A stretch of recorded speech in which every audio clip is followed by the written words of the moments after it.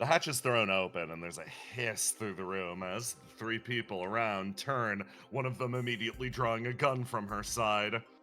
But the person that slides down isn't any of the usuals. After all, they're supposed to be given a multitude of different signals when somebody accesses this safe house. Instead, the person that comes down slides in gear and finery that mismatches his dingy surroundings. He thumps himself to the ground, striking his heel hard on the ground. Ow! Uh, Guns down. Sable? How did you even find this place? Research, investigation, and a fair deal of money. He walks his way forward and looks around. So, this is one of the famous tunnels that's connecting different sections of this city. Fascinating. Genuinely fascinating. Should we No, we don't need to get rid of this one. She sort of turns and looks. How can we help you, Sable? I wanted to know a few things. Specifically, your relations with the various families in this area. Does everything you're doing, everything they're doing, sit right with you? He sits down on the edge of a stool, notices its grime, and then sort of stands up, dusts himself off, and then takes another step off to the left. Her expression remains placid for a moment, flaring up into something more agitated before almost falling away. Believe in everything that they're doing? No. Temporary political alliances are the nature of the day. I hoped, to some extent, that you were at least aware of the nature of Skypoint politics, so mired in it as you are. Yes, of course. I just... know what? I thought with your unique predicament, specifically with the people that you work with.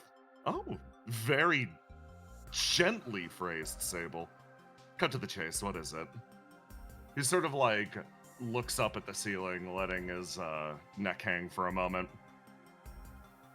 Let's work together. I think we could actually sway things if we had two different people on different sides of the aisle cooperating towards a singular goal. Think about it. For the most part, everything breaks down in partisan lines. With just a little bit of effort, we could maybe overturn this hazy status quo. She lets out a little laugh. I agree, but probably not in the way that you're thinking. Cooperation does sound nice, but loudly pontificating about it won't actually change a thing. Instead, why don't we agree to perhaps support each other through more direct action? She stands up and takes a step forwards. The woman at her back continues to watch her, shakes her head lightly. It's your funeral working with the nobility. He smiles. I thought, considering your unique situation, cooperation would be the only way to do things.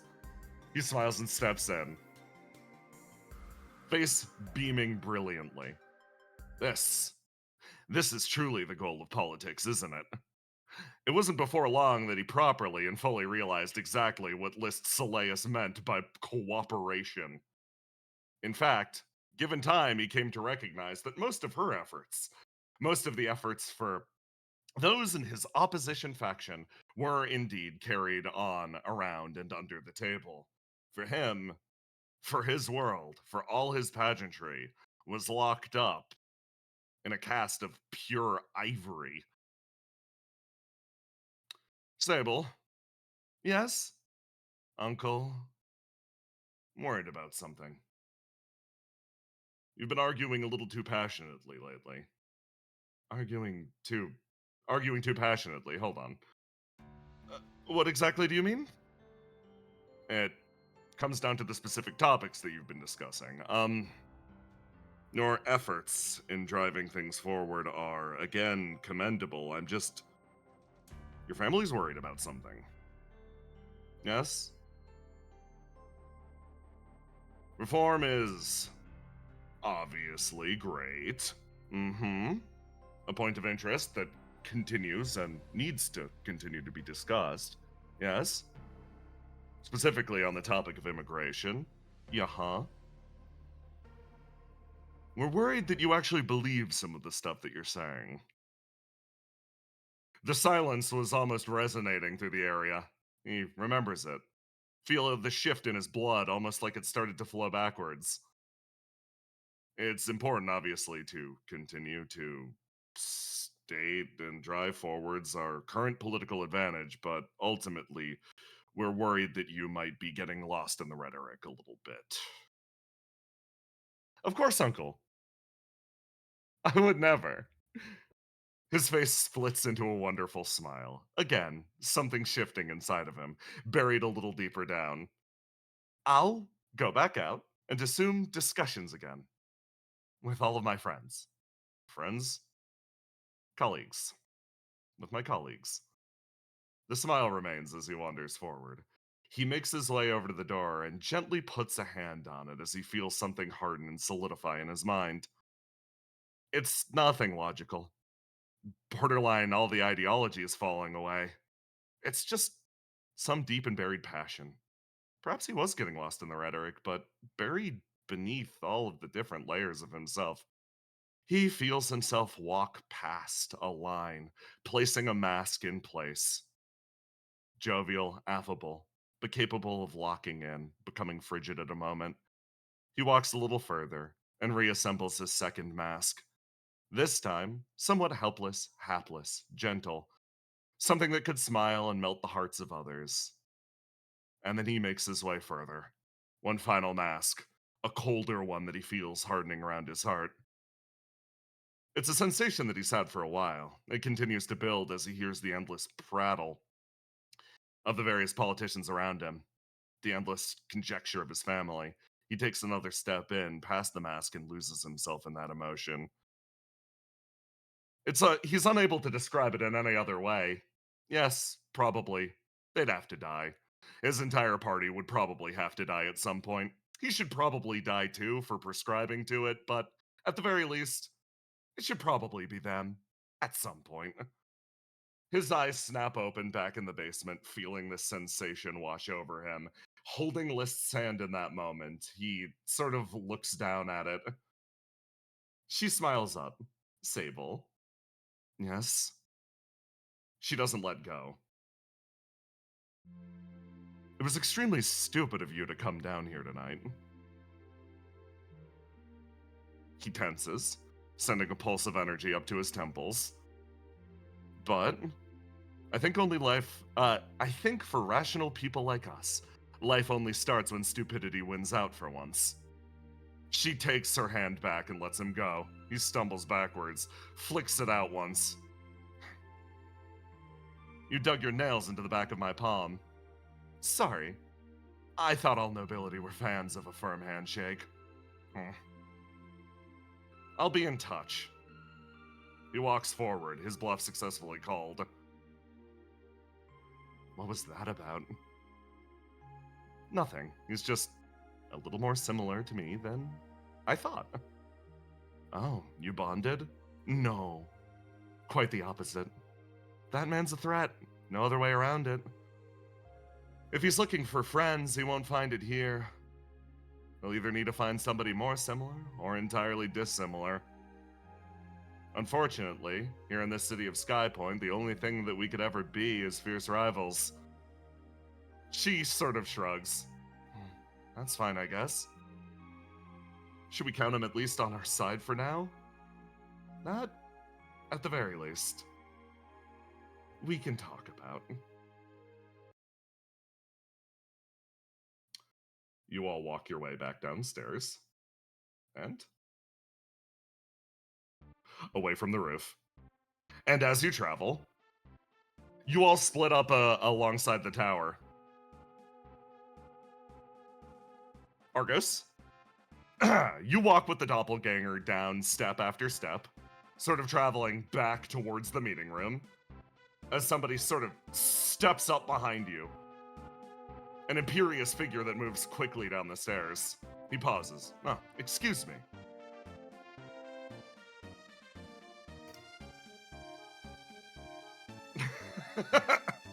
Argos watches closely. You sort of let him past, and he looks over at the doppelganger for a moment, his severe gaze freezes on her as she fidgets backwards. He stops. Thanks. It seems like the doppelgangers created by that previous god's effect have gotten caught up in my magic. This is an unintended effect.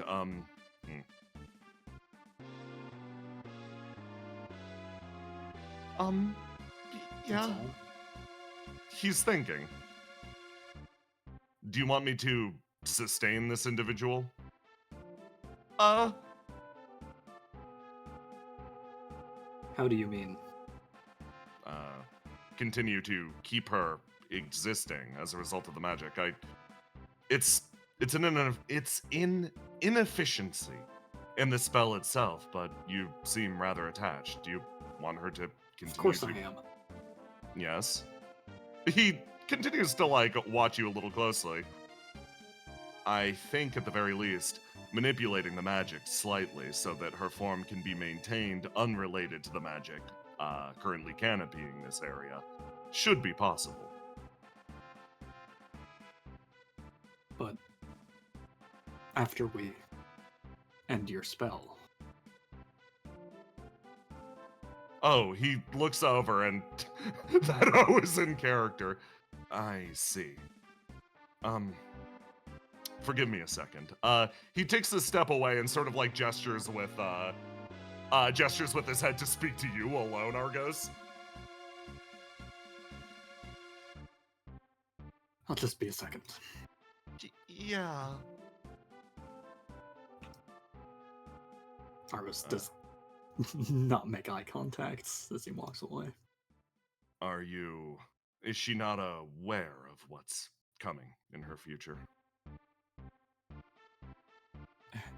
As far as what's going to happen when Yes, the spell ends, I think she knows. I see. All right. In that case, that does. He sort of looks back over at her a little conspiratorially. I understand where you're facing difficulty here. Are you really willing to maintain her? I can maintain her for the foreseeable future. Separate out the specific magic circuit that she's operating on so that she can continue to exist regardless of what happens to the spell for now. But this magic, it is quite literally a global effect. I think if you're looking for a longer-term solution, you'll probably need to look into something in that regard. He's, you see him scratching his chin. He's genuinely giving this a good deal of thought. One way or another, my spell will be ending within the night. So, you're going to be need to look for a flame-rich environment that's capable of being freely manipulated by the wielder or user. I can only guarantee her existence as long as my spell holds an effect, I'm sorry. Yeah, she's not involved in any of this, and I think she deserves more time. So, He nods. please. All right. Wonderful. He sort of looks down. And for your other friends, are there any other doppelgangers that they wish to maintain? I think you need to ask them. It's I see. complicated. Understandable. If they want to stay, will you really allow them to? I can't guarantee their existence beyond the functioning of my spell, but at the very least, I can make sure that they aren't caught in the crossfire of anything, yes. Okay. He sort Thank of you. he sort of nods and takes a look back at her. It's funny. You get a ping of something from your ESP as he walks away. It's a funny sensation, as most of that conversation seemed to be clarifying your opinions on this Mike Doppelganger to him. You get the feeling if he'd seen his own doppelganger, he would have shot that thing on sight, and seeing you express such wonderful care for this one, he's like, he wanted to understand where you were coming from, perhaps. As he sort of walks away, Mike walks up behind you like, is everything okay? Yeah. Yeah. Casting in your ear like, just to you, Argos. Are you okay? Yeah, I'm good. We've got some time. You hear him walk away down the path as he moves to a new area. Walking down the stairs, he stops as thump! Spring is pinned to the wall, and Fate Weaver stares up at her like, hey, what the hell was that? What was what? All of that stuff about destruction having an agenda. You really you're throwing us to the wolves. Now do you understand what he's gonna do? This guy's insane. He's gonna point his big gun at us, too. It felt important to at least establish the truth. I understand you're on the outside living it up, but all of us who have been put away under Desi's rule haven't been so lucky. Calling her Desi now, I'm sorry. I think they rubbed off on me a little bit.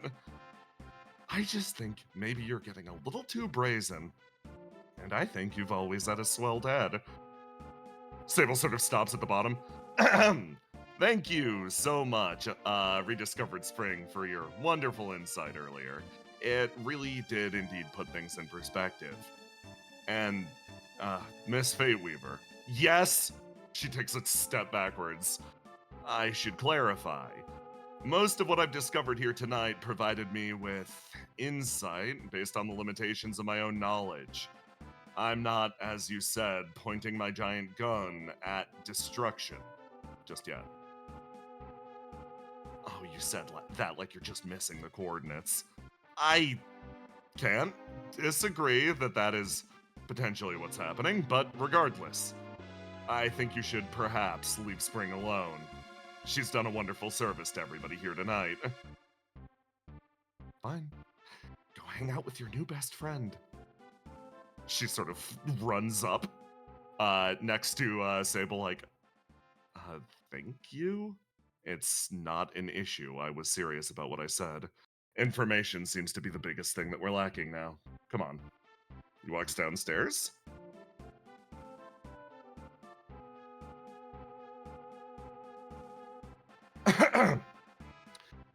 With these two catching up with these two, Spring sort of runs ahead like, oh, Riddle, there you are. Hey, Spring, what's up? Sorry, Fate Weaver kind of jumped me? Really? Why did she do that?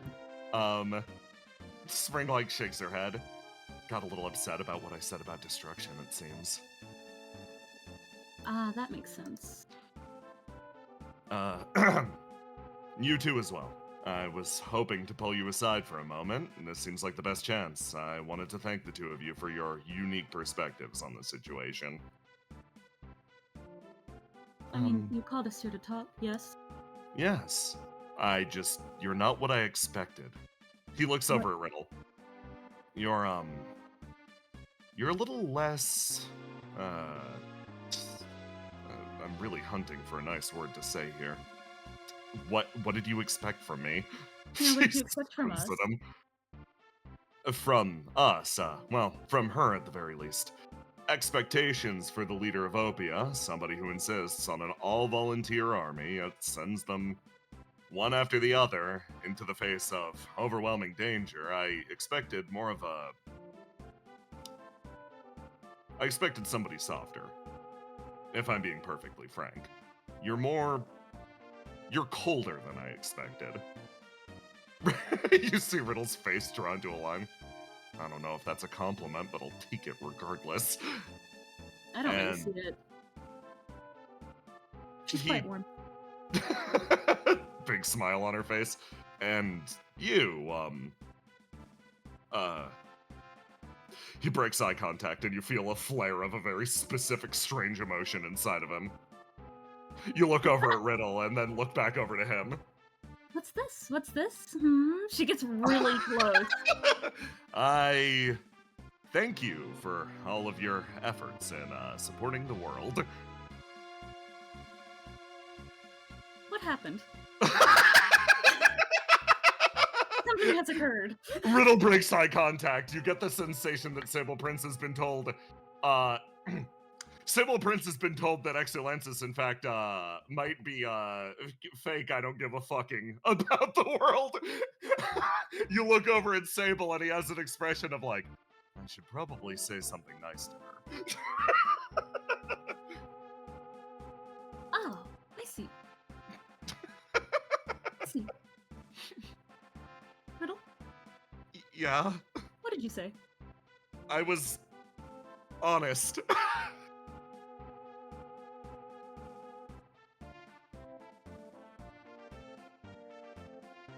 It seemed like a good chance to share the perspective of somebody who maybe understands a different side of Excellensis, you know?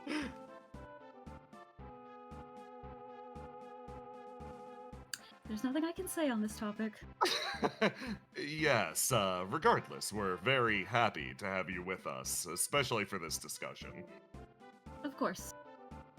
Tell me if there's anything I can do to help. Of course, thank you. He starts to very quickly walk away from that.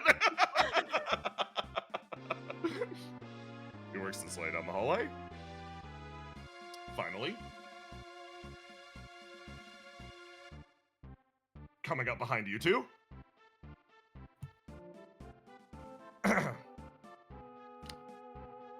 He looks over at you for a second, Basil, just like, things are going better than I expected. I was just about to ask. How's it going for you? He smiles. These people are far more amenable than most of the ones that I've dealt with in the past. They're downright kind. It's different. I'm taking most of them at their word, which is a new experience for me. You'd be surprised. I don't know that they were made for this job, but Yes, they're the people that we have. that's good. I think if they were made for this job, I probably wouldn't get along with them. It might be worse. It would be substantially worse.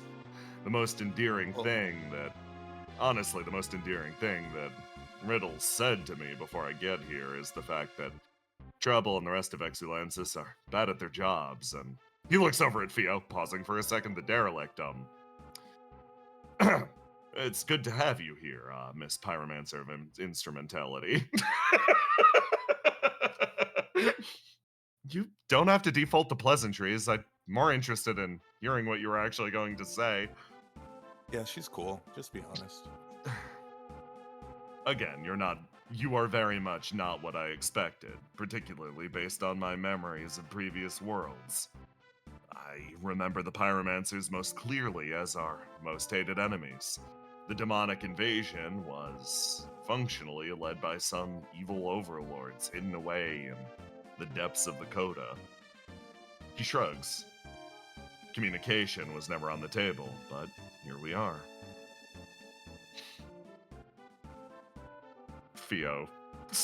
Theo's wings sort of pick up for a second. I can't disagree that that's how things were in the past. I'm sorry for any hardship you might have suffered. Not exactly hunting for an apology right now, but I'll take it just the same. I think you're doing a great job at not making everybody want to kill you. He actually pauses as he lets Theo walk away a little bit more, turns towards you. Oh, really? Yeah, I mean, I'm doing a lot of the heavy lifting here, but you're still doing I- pretty good. Sort of figured. Thank you for your assistance in making this an actual diplomatic meeting and not getting me flayed on the spot. He folds I his can't guarantee arms. that you're not going to get punched in the mouth. I think that much, at the very least, is inevitable. After all, But- Yes? But, I mean, aside from Argos, who's clearly, I don't know, going through something right now. I He think you're coming nods across a pretty little good. bit. I have to say, They've been significantly more reasonable than, again, I ever could have imagined. Makes me wonder what could have happened if I decided to communicate from the beginning. I told you, honesty will go a long way, especially with this group. It just feels think- asinine to look back at it now. I think what you should keep in mind is that I think at the end of the day, we're on the same team. We His eyes might open and he have nods. different means about how we get there. Honestly, I'm not 100% on the means that we're taking, but I recognize that I'm on this team. Hmm. So it's best not to fight it. Team. I've always recognized that we're on the same side.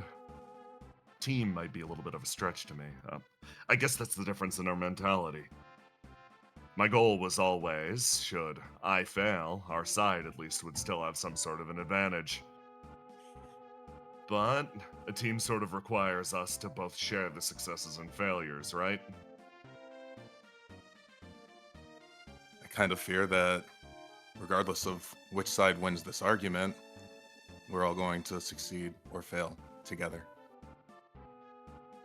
I'll endeavor to look at it your way. He sort of like looks off a little bit, a little frustrated, just like.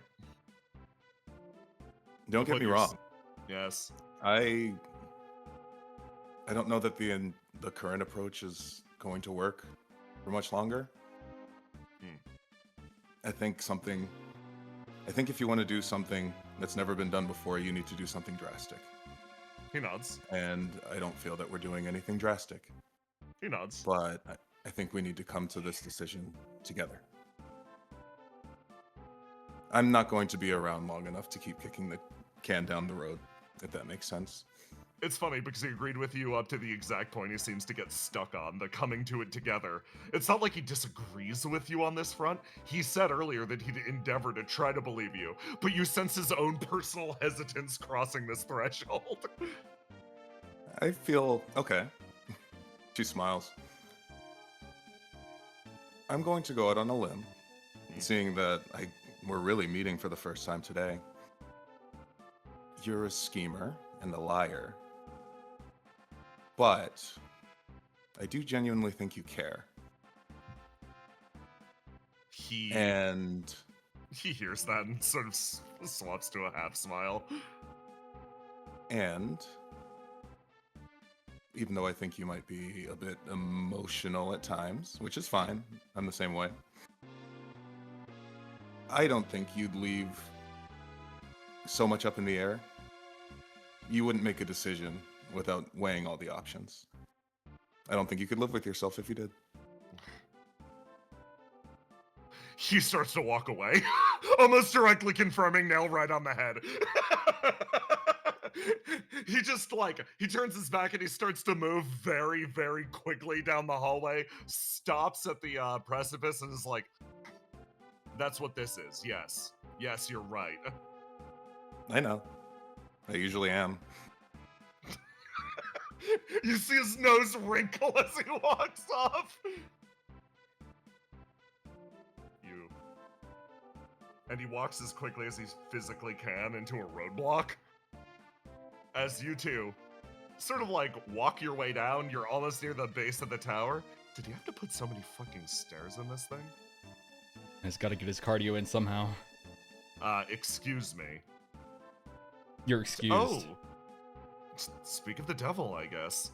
She takes a step backwards and sort of lets him pass and he pauses. He turns over, looks between the two of you. I suppose I should do my best to offer cordialities to you two as well. You really don't have to. Nah, shove it up your ass. Okay. He sort of looks down at List, then looks over at you, Ace.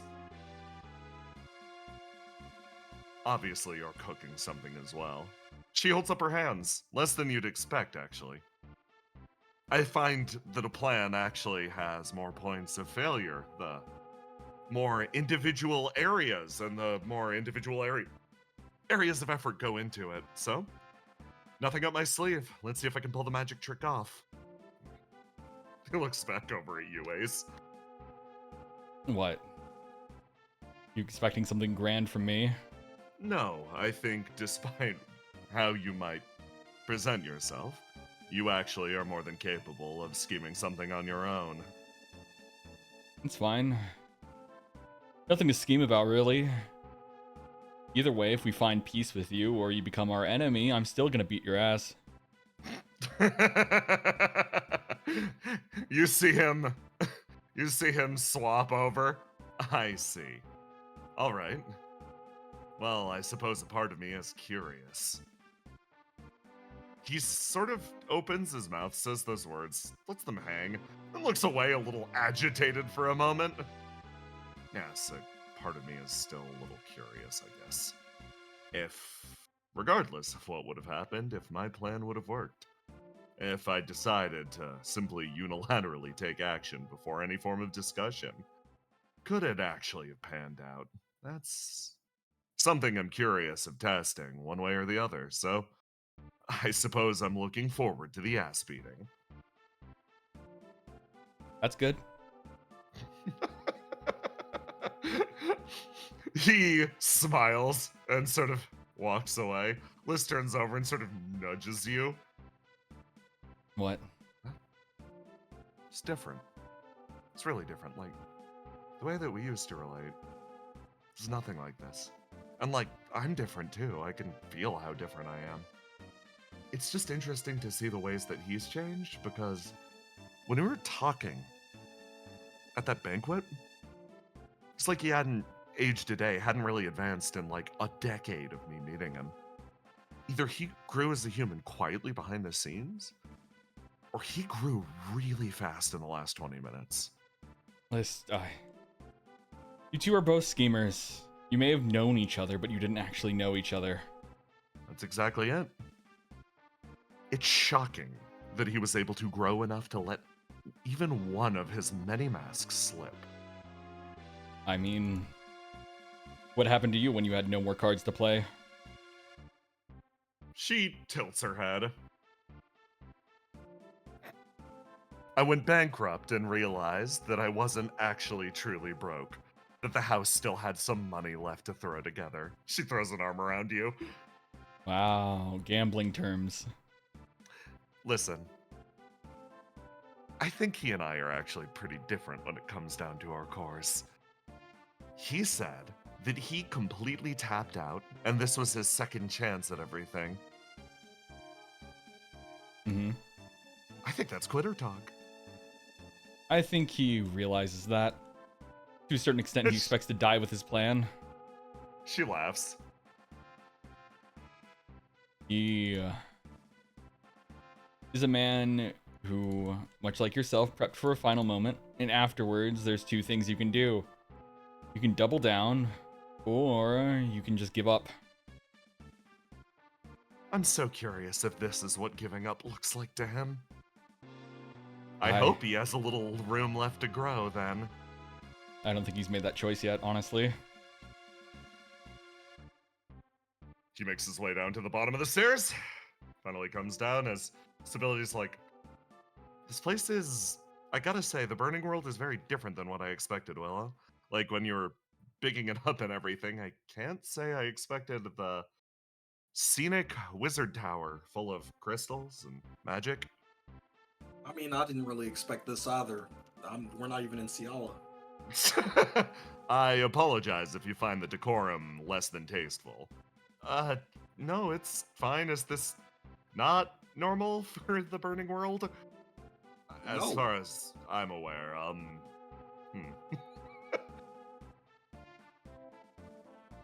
It's very abnormal. Why does it look like this? She kind of like looks over and walks over to the crystal. Would you believe me if I said I thought it looked cool? You know, I believe that. Okay. I expected you to have a wizard tower. For the only most other wizard I know that has one. It's, for the most part, these serve a practical function of focusing magic in different areas around the tower, making the area more amenable to the peace talks to begin with. That isn't That isn't an insinuation that I'm brainwashing you or anything, just that if violence broke out in the center of the tower, well, I would immediately teleport the offending individual away so that they could theoretically cool off. He, like, folds his arms, but no, they don't need to look like crystals or anything in this tower. I just chose this shape because it seemed, aesthetically interesting. Oh, quick question. You're planning to either have us convince you or we're gonna fight, right? If Pretty we do much, choose to yes. fight, Mm. are we fighting in here where the crystals can teleport us? No, we'll be fighting up on the roof in the, again, conveniently designed arena that I made. Ah, I see. So, I yes, need we'll to- need to do this whole long walk once again. I don't mind that. I will have to let you know. You did threaten not just the world, but my family. So I will have to beat your ass. Feels like that's the theme of the night. Well, based on my conversation with Aeseleus just moments ago, I'll repeat the same thing that I said to him. I'm looking forward to... He looks over at you. Are you?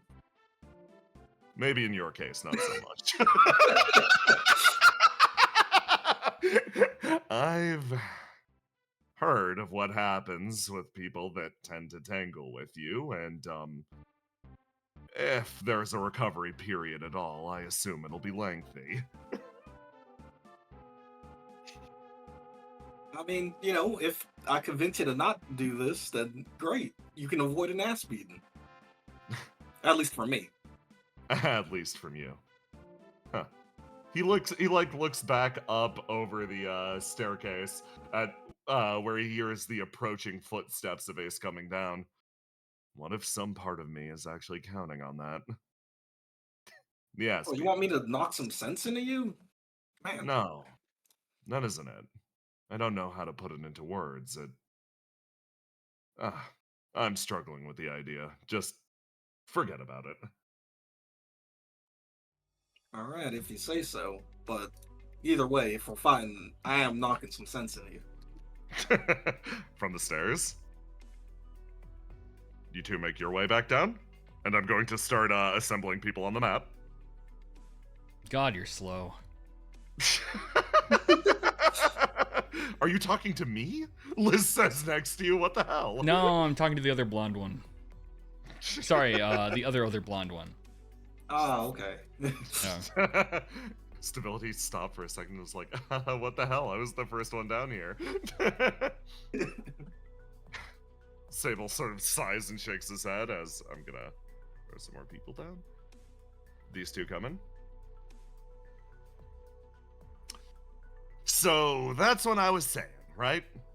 Like, you got that big old god of dreams of yours, but you probably ain't never seen something like this. And then he said, something like what? And then I hit him with the old classic. Dropped a bucket of lava on top of his head. Just one shot from my crossbow, bang! Instantly. And then he started screaming. He started screaming about how he's gonna mess up the paint job on his god. Hysterical. Anyway, I think I'm beefing with Exulansis now. If you could put in a good word for me, that'd be great. He pats you on the back. Oh, Armand. no, it's fine. Armand has a fucking unreadably, well, no, it's very readable. He is horrified. Yeah, so like, yeah, cool. Anyway, sup? Yeah, don't worry. Fuck that Deca guy anyways. Look, if you beef with him, it's fine. I don't think too many people will chase after it. No, he fights with a lot of people. From the stairs. Wait, Jazz, you're beefing with Becca? That's weird. You're both... I don't know. You're both kind of friendly guys. Riddles is walking downstairs. In what fucking universe? Armand slow blinks at that. Riddle. I'm sorry, Deca's the one with the red hair? Yeah. She knows. Yeah, no, he's chill. It's probably Like, I because think if they're. you apologize, it'll be fine. They're probably He will just too probably- similar. What do you mean? He will probably forgive you if you apologize. Yeah. Or he'll have forgotten about it by now, and he'll only remember when he looks at you. Cool. Got to change out my gimp mask, you ass. I still haven't forgiven you for that. Yeah, if the shoe fits. I think it hurts so much because it's correct. That doesn't mean it's not cool. It's just you kind of got to embrace it, right? How do you even embrace being a gimp? I don't know. You're a goon. Yeah. It's kind of an aesthetic. Yeah. I have Yeah. websites about Yeah. it. You're Hey, like boss. very. Mhm. Yes. Am I a goon? No, No. We're allies. We're fighting towards the same cause. Fuck, he didn't even call me his friend. Yeah. Hear this shit? And yeah, do you take orders from him? He does, yes. And do you follow them? I see what you're getting at. I Do think you I'm say- a goon. Do you say yes, boss, after he says it? Jess, you don't have to answer that question. Yes, boss. There we go. I'm sorry you're a goon, but look, it's fine. The Gimp Mask provides like a smooth texture to you, opposed to the other goon who has a more sharper texture. You feel the presence of someone sort of just manifest off, like, next to you. He ports in, sort of like looks over, stares at you. I'm nobody's goon. Ah, He walks around the room. Classic light goon, dark goon moment. Armand actually looks up from. He has a little notebook out. Stability can at least see that there are. It's full of notes from topics that you covered in the last long conversation. He was very quiet during that discussion, and looking at the page, it's because it has things like, humans are trying to make bodies to possess. Question mark, circled, arrow pointing to it. They can do that, and Oh, it's like, this is all stuff Exulances should have known for a while, right? I can, This is the man. This man has not been locked in for millions of years. He is now trying to catch up. I can help go over a lot of these notes. So, Okay. as far as Company 5 goes, can they just possess bodies? No, not really. They need a Ultra-compatible one. It's a big deal that takes a lot of work. There are a few people out here in the world that are functionally, how do I put this? I wouldn't even call them sleeper cells. They're people that can hand over their bodies to individuals inside the city to sort of influence events. But is They're not all Company 5 either. Some are like in other companies. Is it flame based or no? Wait. He kind of like puts a little mark to ask about that one Well, later. Well, Sorry, yeah. I had a question. He looks down the table at this guy. I'm sorry, you're an angel, right? Oh, his wings fully stick up. A point of pride. I'm not. Yet. The feedback of my reflection. He says the word feedback as he looks over to Riddle. As if like, he's like, yes, I'm using the correct term here. Is slowly altering me in that direction. Before too long, I expect myself to become fully an angel, but right now I'm somewhere in between. My body is slowly being replaced by mechanical parts, one piece at a time. Do you want that? Yes, very much so. Oh, may I ask? I had a chance to talk with Jazz, and I think I sort of got his perspective. But may I ask why you're here? Ooh. Jess, sort of like leans his head back. Wow, we're sort of like, the two of us were like the two horsemen of the apocalypse. For me, he gestures with his thumb. I want to guarantee that there's something actually, left behind for the following world. That we leave everything in a slightly better state than how we found it, and this seems to be like the most direct way to go about something like that. But this guy, this guy's in it for all the unsavory as it really is like Goon Dark Goon. He was right. He's more in it for the unsavory aspect behind it. He seems to really enjoy the fact that most of the world, humans alike, are going to be cleansed by purifying flame, and all that's going to be left is the angels and the flame touched. I have nothing against either the human, or I have nothing against the flame touched, and especially nothing against the angels. The idea of the world being reborn in a cleansing fire that leaves the flame touched to a better existence, and all of the angels alive to pursue their own vision of the singularity? Yes, that is my goal. Hey, Sable, you couldn't find anyone fucking better? What do you mean fucking... explain yourself. What do you mean better? Yeah, Armand's eyes have just been quietly widening while this guy talked. Are you listening to what this guy is saying? He's loyal to the agenda to a fault and exceptionally powerful. He felt like an important piece to counteract the sheer strength that not only Opia, but Exulansis was bringing to the table. Mm-hmm. And you had no problem with the things he was just saying? He sort of like opens his eyes. Do you tacitly agree with everything that comes out of the mouths of your colleagues? No, but at least... I don't know. He just kind of looks at this guy. I got a bad feeling about this guy. Armand quietly nodding at you. Jess actually looks over to you, Ace, too, just like, thank you for saying that. Kind of makes sense. It looks like he could only get 2 friends, and this is what his pickings were. No offense, Jess. You're cool. Thumbs up next time, Ohime. Thanks for always keeping it real. Down here, to clarify, we aren't friends. Our goals merely align. And it's also why I'm not as goon either. Yes, indeed. In fact, we are not friends. Our mutually aligned agreement. We are Yes, working let's together. not for involve the time being. mocking. Basil, he can hear you. He can hear you. We're in the nearest seats. I don't have time to care. Triple size. Yeah, he's gonna turn around to Unlike Argos. you, I'm destroying the world for more nuanced Nuanced Themes and such.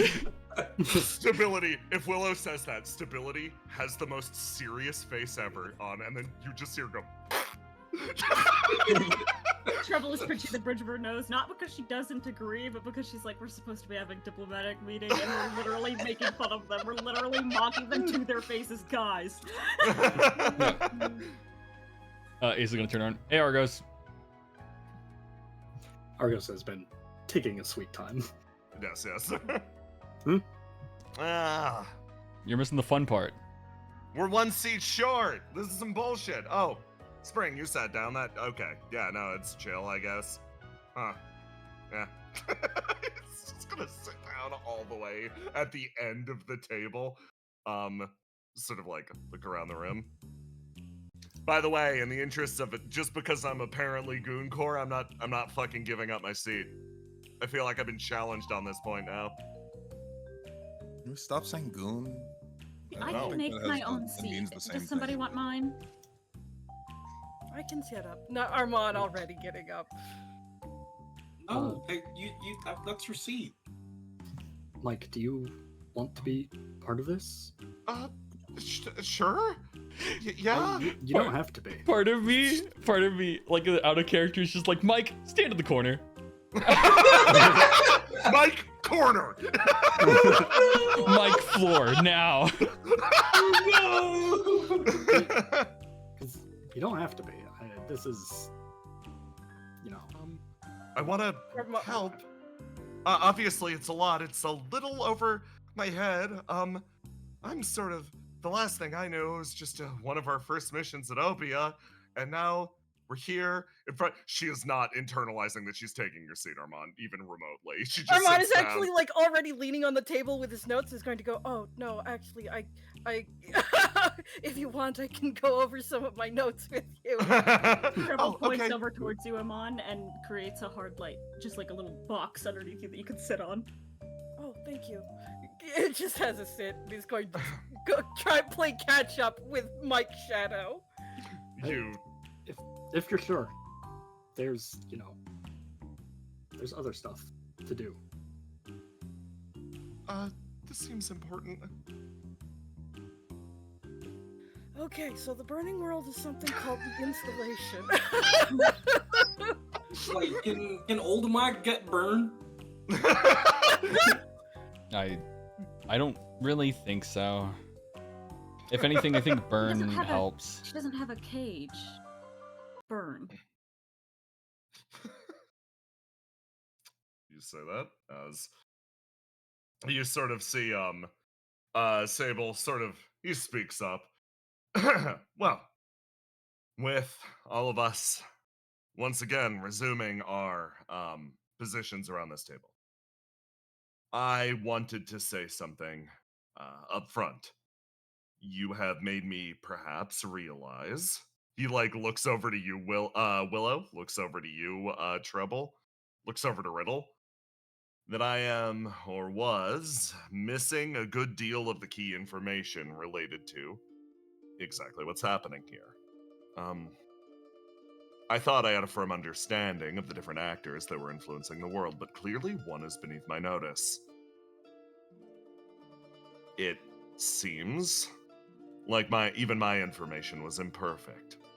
So, I'm going to do my best to impart on you all what the god Upwind conveyed to us, the survivors of Skypoint. He sort of like leans his head backwards. Oscar, like, if he steals my thunder and takes these motherfuckers to tier 4 or 5, I'm about to be really upset. Treble hears I- that, and her entire face lights up.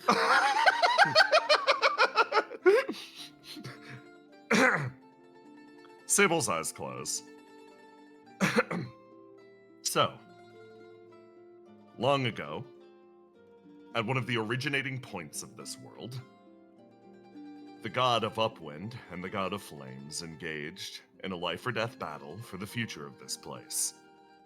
Flames had functionally lost itself to its planned obsolescence unit, a program that exists within every single god that will eventually claim the life and mental faculties of the user. As a result, Flames went on a rampage, burning most of the grounds that he once called his kingdom. This brought him into direct conflict with Upwind, a particularly soft-hearted pilot. He had earned his own role in unique exile from the city, as one of the chief architects of not only the city itself, but the nerve towers, as well as the functioning of the installation. Upwind's tremendous size was built not only to convey, functionally the world's shape, it was to hammer in these different nerve towers and different areas around on the outside, what was the word? The Astral Sea.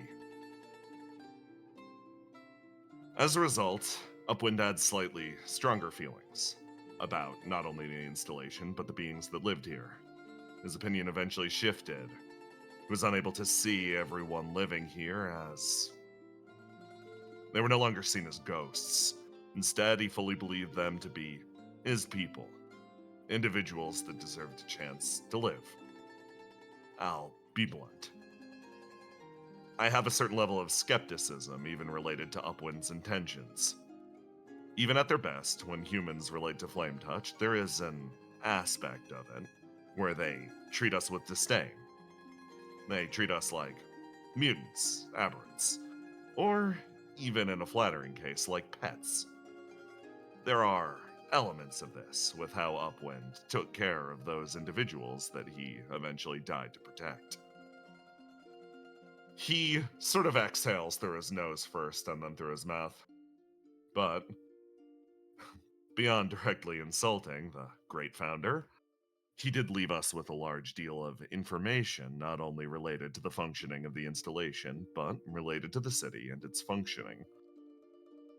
He was, after all, jilted by that location, and as a result, wanted to get no small amount of revenge. No, that's me.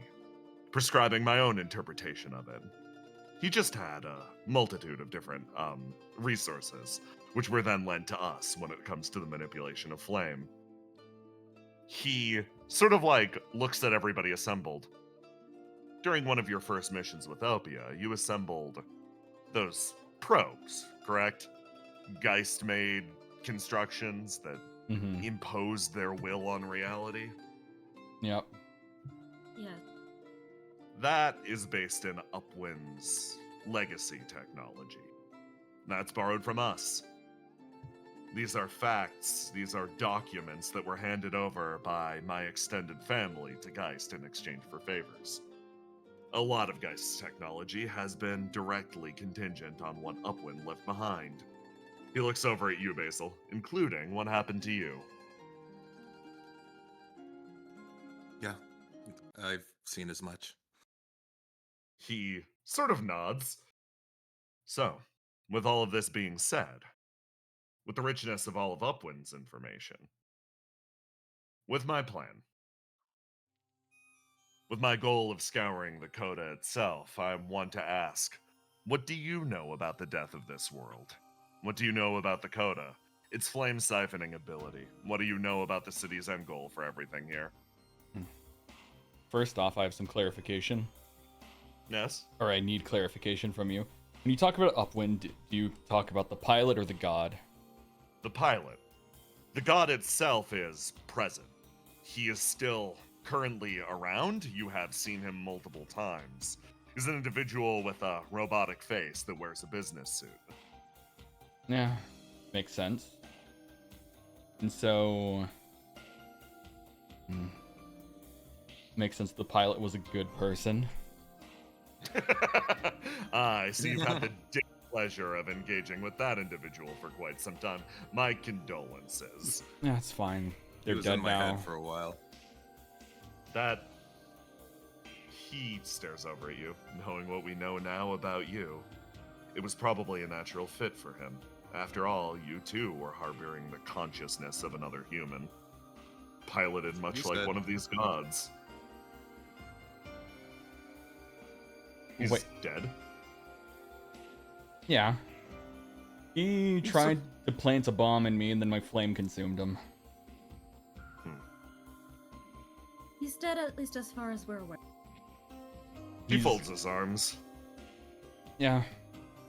That should put him down at least for a while. Flame takes a significant amount of time to fully regenerate when it's only in sparks, particularly when it comes in contact with yours.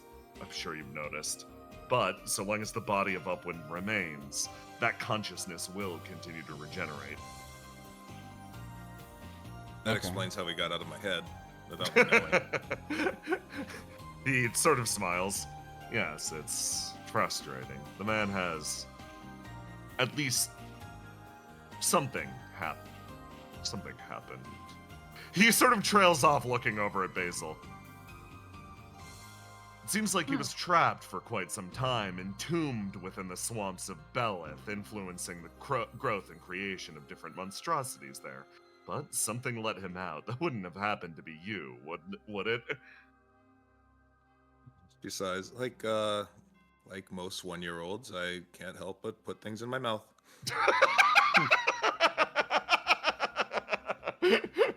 His smile remains as he's like, I see. It seems like for quite some time, this world was spared a lot of his influence. It makes sense that he would immediately ingratiate himself with Geist, this world's control center. He looks over at Willow. Would you qualify the swamps of Belith as a particularly malignant or malicious place? No, I think that place is amazing. I see. Then I suppose his influence hasn't spread very far. Let me give you perspective from a person who wasn't raised there. The swamps are unfeeling. They don't care whether you're good or evil. They consume either way.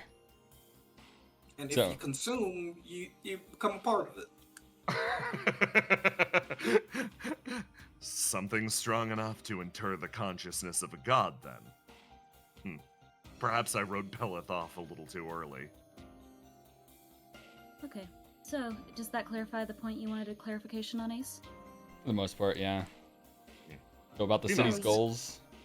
Your question is about the abilities of the Coda, the way that it functions, how the world, burning world, or world all of Earth, she says kind of hesitantly, will end?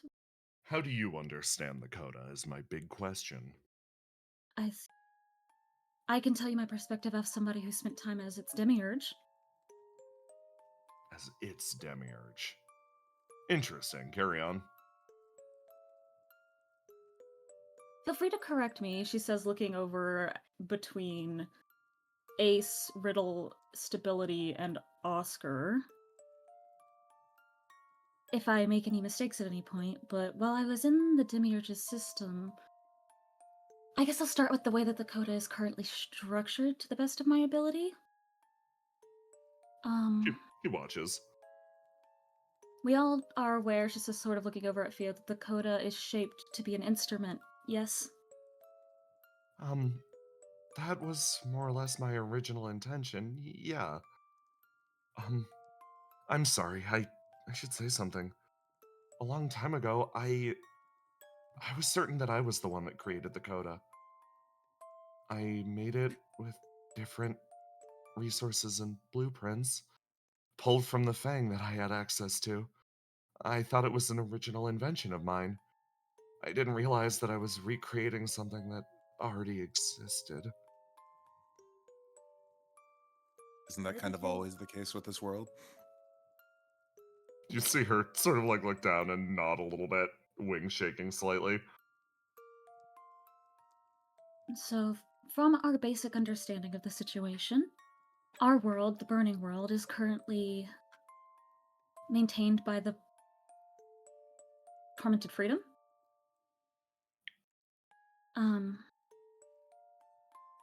And Freedom and the Coda have been somewhat intertwined, used to control each other, used to mediate each other, like an Ouroboros, or I guess Ouroboros would be eating itself.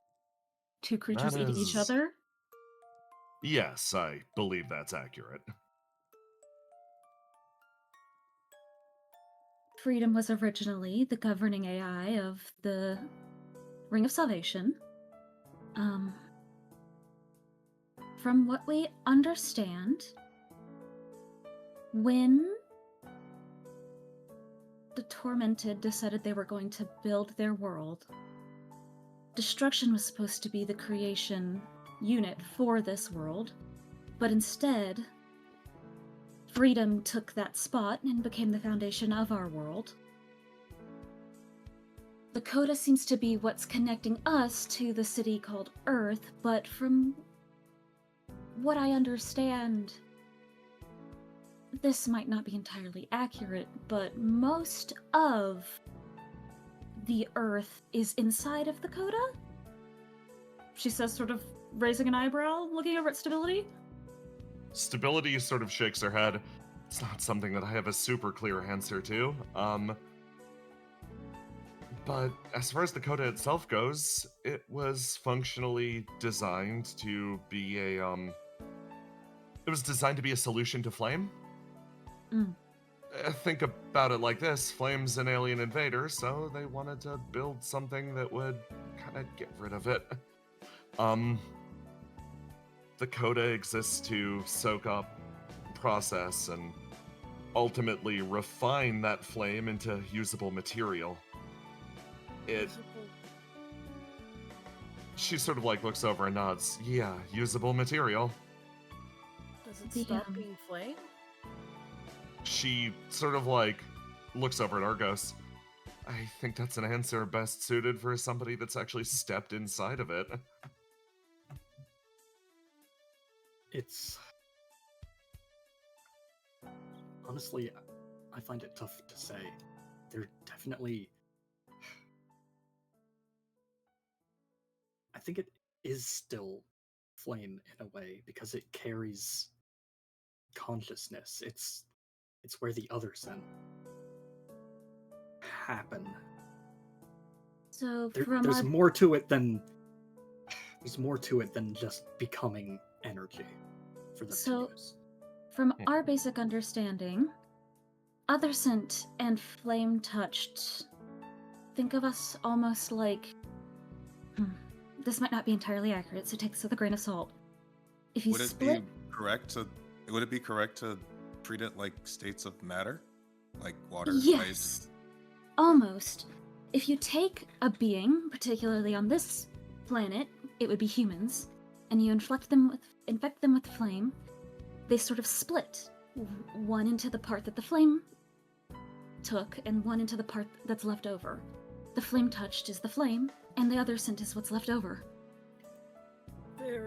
And that's Armand flipping through his notes. Their humanity? Something Yes, about it is. humanity It's not being flame? it's blood. It's why a lot of the time you'll see other scents seeking out flame. They're trying to complete themselves. Wait, what's left over is blood. Yes. Yeah. How'd you know that? It's a very gentle voice from across the table as you feel her staring daggers into you. Because I looked at them with my eyes. How did you look at them with your eyes? They just appear to be piles of goo. I have satellites. Oh, okay. So basically, my reflection uses satellites to manifest a sword that doesn't exist, right? Uh-huh.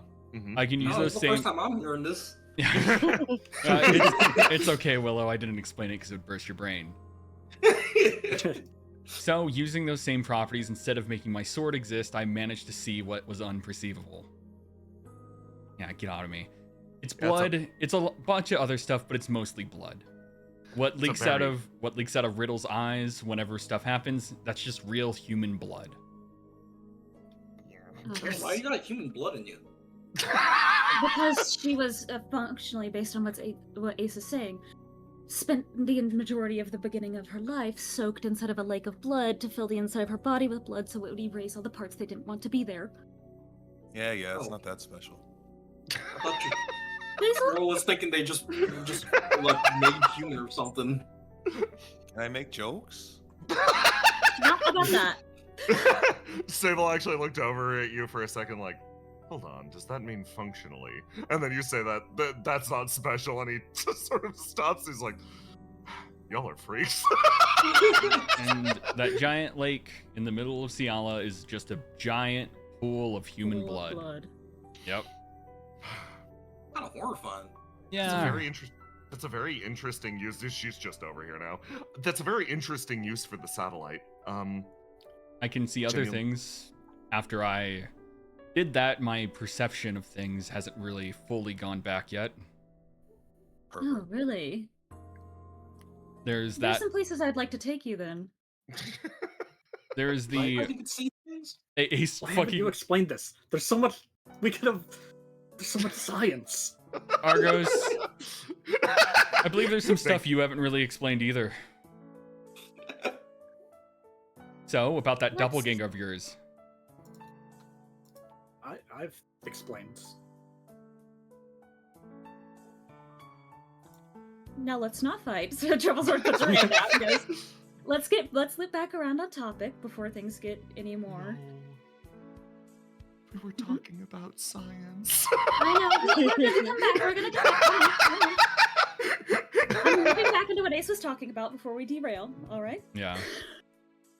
Okay. So, other seem like, well, it might be kind of gross, but when the flame passes through a human, or from what we understand, it's likely that this has occurred on all of the original worlds of the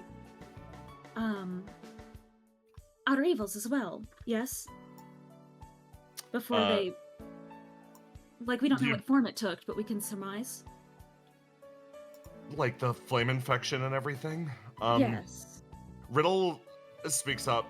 We don't know what form it took. Yeah, more or less, this is the codec functions as an endpoint. Mm. She's thinking and then sort of like just stands up and literally just like walks off and starts pacing. So, the way that outer evils, it seems, my understanding, again, grain of salt, she says, sort of doing some hand gestures, like mimicking, like holding a grain of salt. The outer evils are what the end of the world looks like. So if our world were to end, and the Coda's goal were to come to fruition, right? And it were to evaporate all of the flame, or soak all of the flame into itself, or however it functions, it would then have an impression, an imprint of our world placed onto it, and be the sole surviving existence of our world. Much like how the outer evils seem to be the results of their world trying to wipe flame off of the surface of their planets. Does that mean the Horizon was a coda? Well, whatever her people's equivalent to that was, yes. It's, from what I understand, the outer evils are just what caused the end of the world. People see flame as something that is destroying the world, and they go, we have to get rid of it. But the issue with flame is, like we said, when it sweeps through a human, at least from our observed, it splits them into the parts the flame took and the parts it didn't. And the parts it didn't seem to be mostly biological mass, organic mass, things like blood and all of that, based on what Asa said. For the most part. It doesn't seem to take those things, so think of it almost like we are all inside of elemental cages, yes? Yeah. Imagine if you were to separate your cage and your flame, like what happened to Ace. Yeah. But also but what the others are what happens to a human. Yeah. Also what the flame takes varies. Mm. Sometimes The it other scent. yeah. Go ahead. Sometimes it takes less than you think. That was something like the operator probably exists. We've done some experiments with this. She says, actually looking over at you, Willow, do you remember your limit? We gave you that flame tank that allowed you to defy your limits and use your elemental cage differently? Yeah. Using heavy flame. The current theory we have is that if you were to use heavy flame on an other scent, think of it like this. Humans, if you think about it like a computer, humans are an operating system.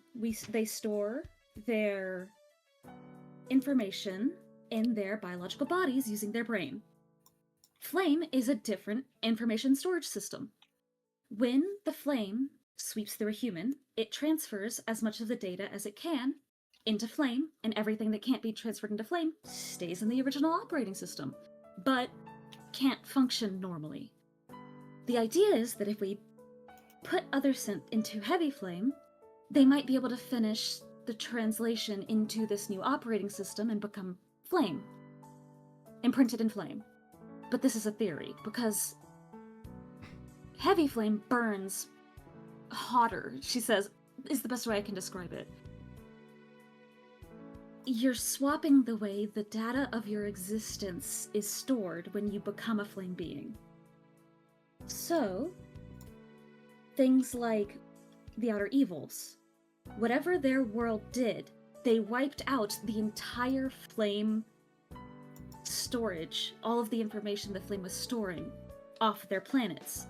Or, from what I see from Horizon, it seems almost like she took all of that data and now has it, and the flame erased everything that existed physically when it was destroyed, because it was the only system left on their planet, functionally. Sable. I Oh, yeah. got a question. Mm. Remember when the Coda almost woke up? What caused it to stir like that? Ah, yes. Now we're getting to the interesting part. He sort of smiles. The main goal behind my plan, I suppose, where my aspirations are driven. We have spoken at length about the future of this world, but it's a point that I want to get back to. After all, talking about everyone dying in a great burst of flame is not exactly palatable discussion He looks at the room. That's the main thing that I want to point my weapon at, what Willow has drawn her attention to. That being that woke up. He actually leans back. That thing's presence, its response, the fact that it's capable of waking up, the fact that it's growing more and more conscious. I want to burn that thing primarily. Why did it wake up? Based on what Upwind said, it has multiple times in the past for short stints of time, before it has been, again, subdued. However, simply everybody crossing the Coda, moving through it, traveling to that city, he looks over at you, Basil, coming face to face with it, caused it to leave its own unconscious state. When everyone was traveling through the Coda, did you feel it looking at you? Could you feel it trying to understand you, wrapping its mind around you? Yeah. It's trying to understand and store your data. More problematically, it's more conscious than it's ever been in the past. Yes. Which means our worlds, this cycling world, only has a very limited amount of time.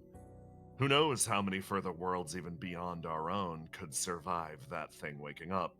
It took all of your combined might and then some to drive it back into an uneasy slumber. But your spell isn't going to be able to destroy it. I believe it can. His Trouble? eyes open. Trouble, you look at him, and you get the sense that he actually does believe this from the bottom of his heart. You get the sense that he actually thinks he is capable of eradicating this thing. My goal is functionally to burn off and then cauterize the wound, this world's death. And this is why I'm acting in such a grandiose and abrupt manner. I see that shadow, and I fear not only for our future, but the future of future worlds. We need May I to share my opinion? He looks over. Can I guess what you were about to say? Yes, We need to leave something for the people who come after us. exactly. This is actually something I agree with. This is actually something I've tried to do for a very long time. But there's something I also have to say, and I think that it's likely where we will disagree. And I don't hold that against you, obviously, she says, putting her hands up. It's a matter of opinion. My goal is... the view I want the people who come after me to see is a world where everyone has a chance to live. And do I totally understand what that means? She does like a so-so hand. I'm still trying to figure out what that looks like, even. But when I look at the Coda, there's something I must understand about her.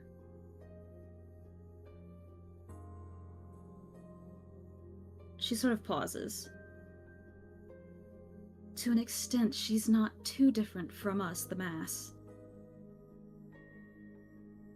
She's doing this because it's what she was made to do, and she doesn't know anything else. Also, the Coda is a being, much like many things in this world, is based off of opposition.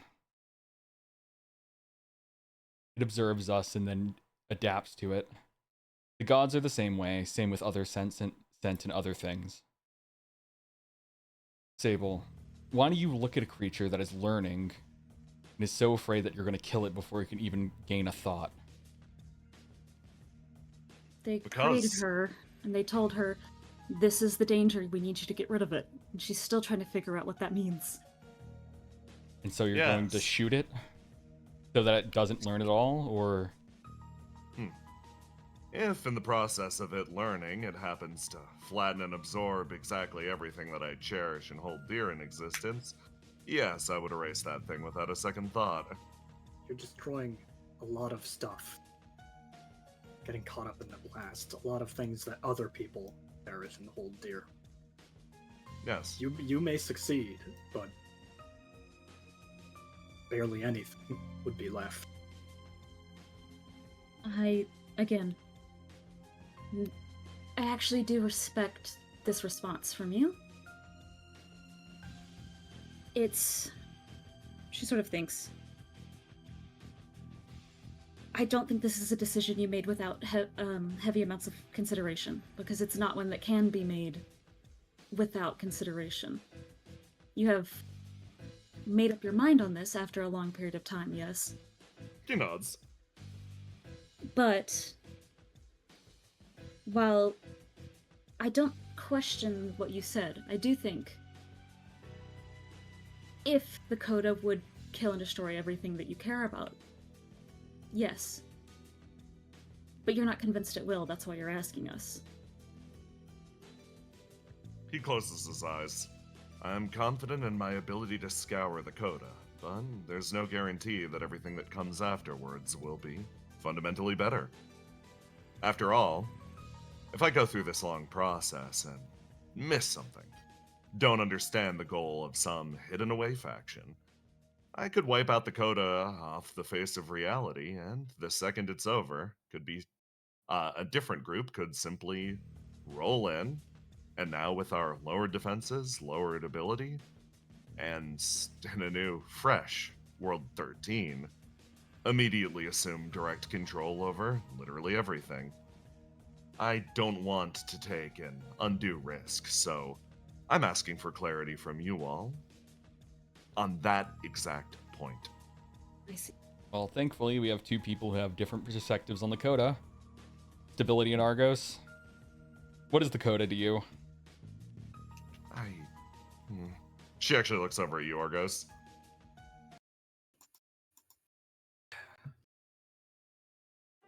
There's definitely truth to the fact that it's in a way, a thinking organism. It's carrying out its programming, but it's capable of more beyond that, and that fact alone is reason enough for me to say that simply destroying it or cutting it off and cauterizing it isn't enough. It can adapt, and the people who created it or control it may be able to help it adapt still. Which is why he has the gun pointed at them too. Yes. He actually smiles. I find that a good deal more persuasive, actually. I'm sorry, as far as sympathy for this being that will fundamentally erase me goes, I'm going to struggle up to summon even a shred of it. Oh, I'm not playing for your sympathy. He nods, and that's why Yes. I'm listening. There are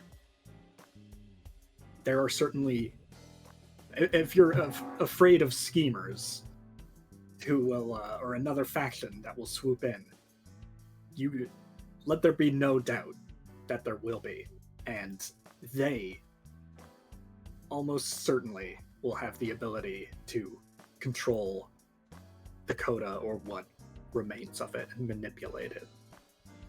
Your plan leaves the angels intact, right? It does, yes. Not all of them have kind views on the Flame Touched. And his eyes slide over to the guy at the end of the table. Trouble sort of speaks up and goes, similarly on Argos's point. That's what I mean when I say the Coda is a growing and learning being. The humans and the people who made it aren't the only ones who can teach it things. It actually seems quite interested in listening if you can talk to it. The issue I ran into is that it simply only speaks English, which seems like something you wouldn't have many issues with. Stability is able to impose her own will to a limited degree Yeah. on the Coda. She snaps out of whatever dark thought was crossing her head. And you can, if it's that doable by a single angel, that's way too much of a risk to allow any other beings or factions to swoop in. It is distressingly easy to manipulate, even if it's beyond our capabilities. I Angels suppose are the existence of the one- nerve towers actually corroborates this point too. And angels are only one example of people we know would still be aware of the situation and able to influence it. That would not. We don't know everyone that's out there. There was also something else I wanted to point out. There was actually another factor, I'm sure you are aware of him now, that has been wiped off the board by Opia and the combined forces of Opia and the Derelict, which is when we fought Eternity. I actually don't inherently disagree with the basis of your plan. Having this kind of gun we can hold at people who could cause an issue isn't inherently bad. It's just identifying who is actually the issue. Again, I think the Coda can actually be reasoned with. I think there are a lot of people like that. It's why I actually respect you a lot for coming and asking if we know of anyone. He This- drums his fingers on the table. This situation requires a scalpel, and you're coming in with a grenade in the hopes that another soldier won't arrive when the explosion goes off. He seems to find this point persuasive. He does pause there. And sort of like he opens his mouth to carry on, and weirdly somebody's voice cuts through the middle. She's been sitting over here on the steps, just like quietly, like, huh. Sorry, I feel like we moved past the point actually pretty quickly. Stability, what do you think? Riddle actually sort Oh. of speaks up, and Stability's like, me? Yeah, you've been mostly staying quiet on everything related to the Coda. Just, you had a look on your face. It's clearly something. Yeah, go. She sort of gestures from the stairs. Everybody sort of turns over and stares at Stability for a moment.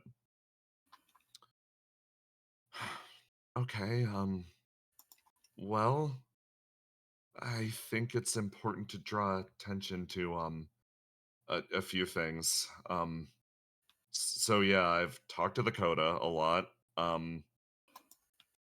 But it's not just the Coda's voice in there. She sort of says, like, looking over at you, Orgos. You talked to somebody on the inside, right? Yeah, the Thessalian. It's full of lives. Every life that it seems to have consumed. I lull the Coda back to sleep. But as it lives and as it absorbs more and more worlds, it takes that data, like you guys said, and she stores it inside of herself. And in doing so, she grows more and more close to complete. The shock for me, at the very least, was that stuff isn't just gone. It's like an entire world in there. It's like an arc itself. It reminds me of how it seems like similar to Horizon's Golden City.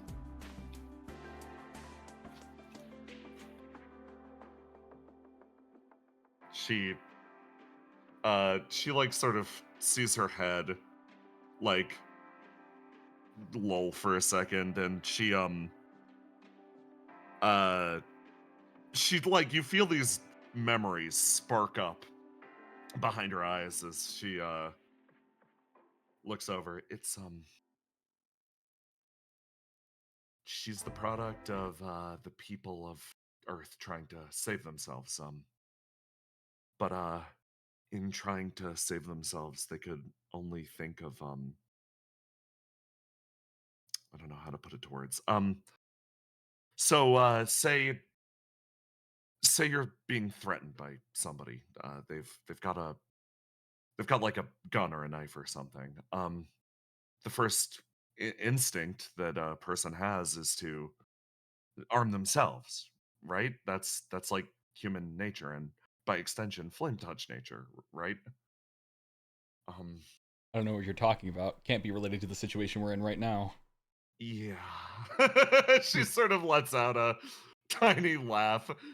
Um, Sort of think about it like that.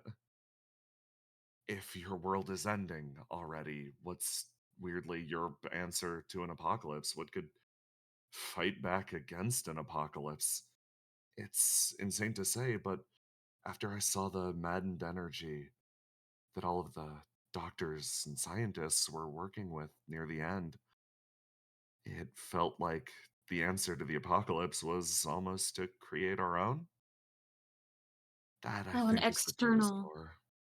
an external apocalypse answered by an internal one.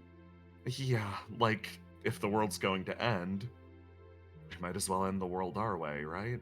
Like, their vision of a continued world weirdly looked almost identical to the apocalypse that they were trying to stop. I'm That's sorry for not speaking up earlier, but more or less what you're suggesting, Mr. Prince, is very in line with that.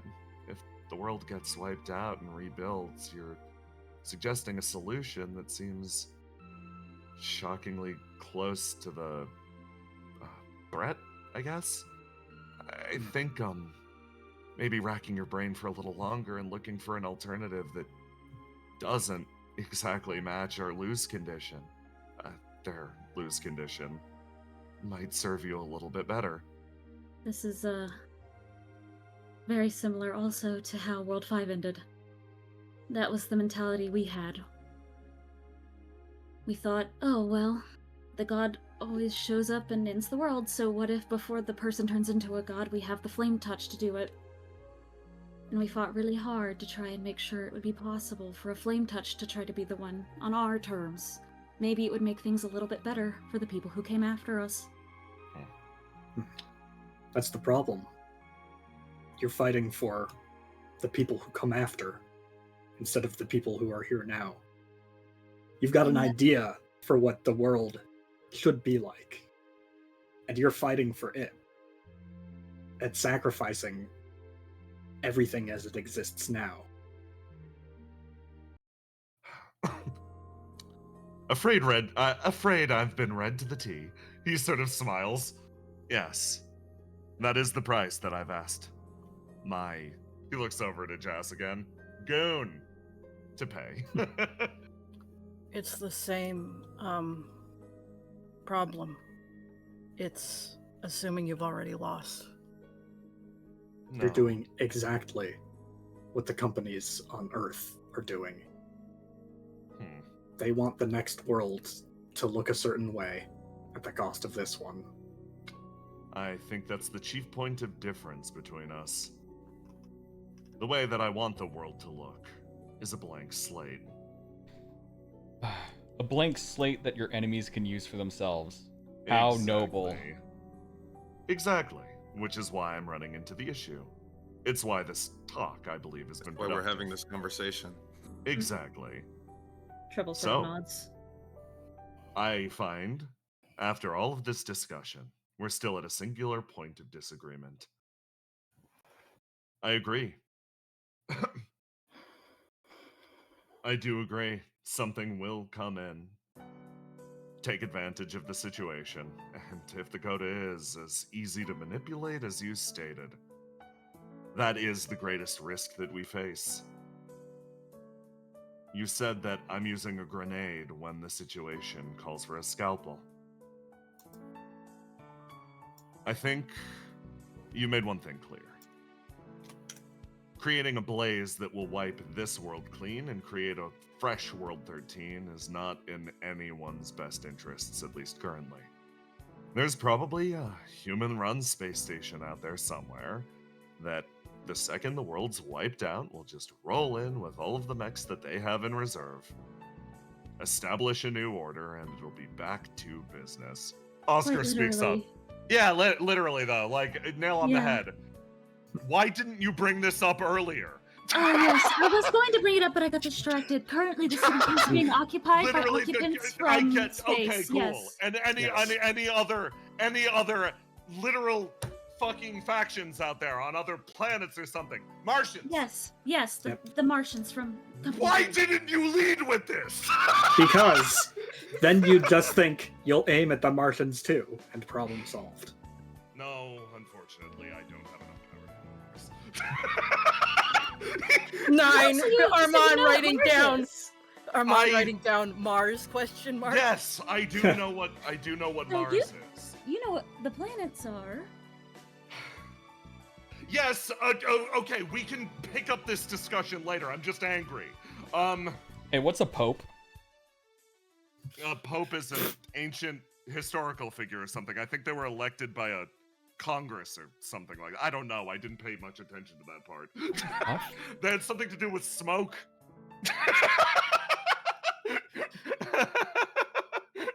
Stability just sighs. Regardless, I think you've made your point abundantly clear, at least on this segment. There is still one remaining point that I do disagree on, however. I won't wipe out World 12.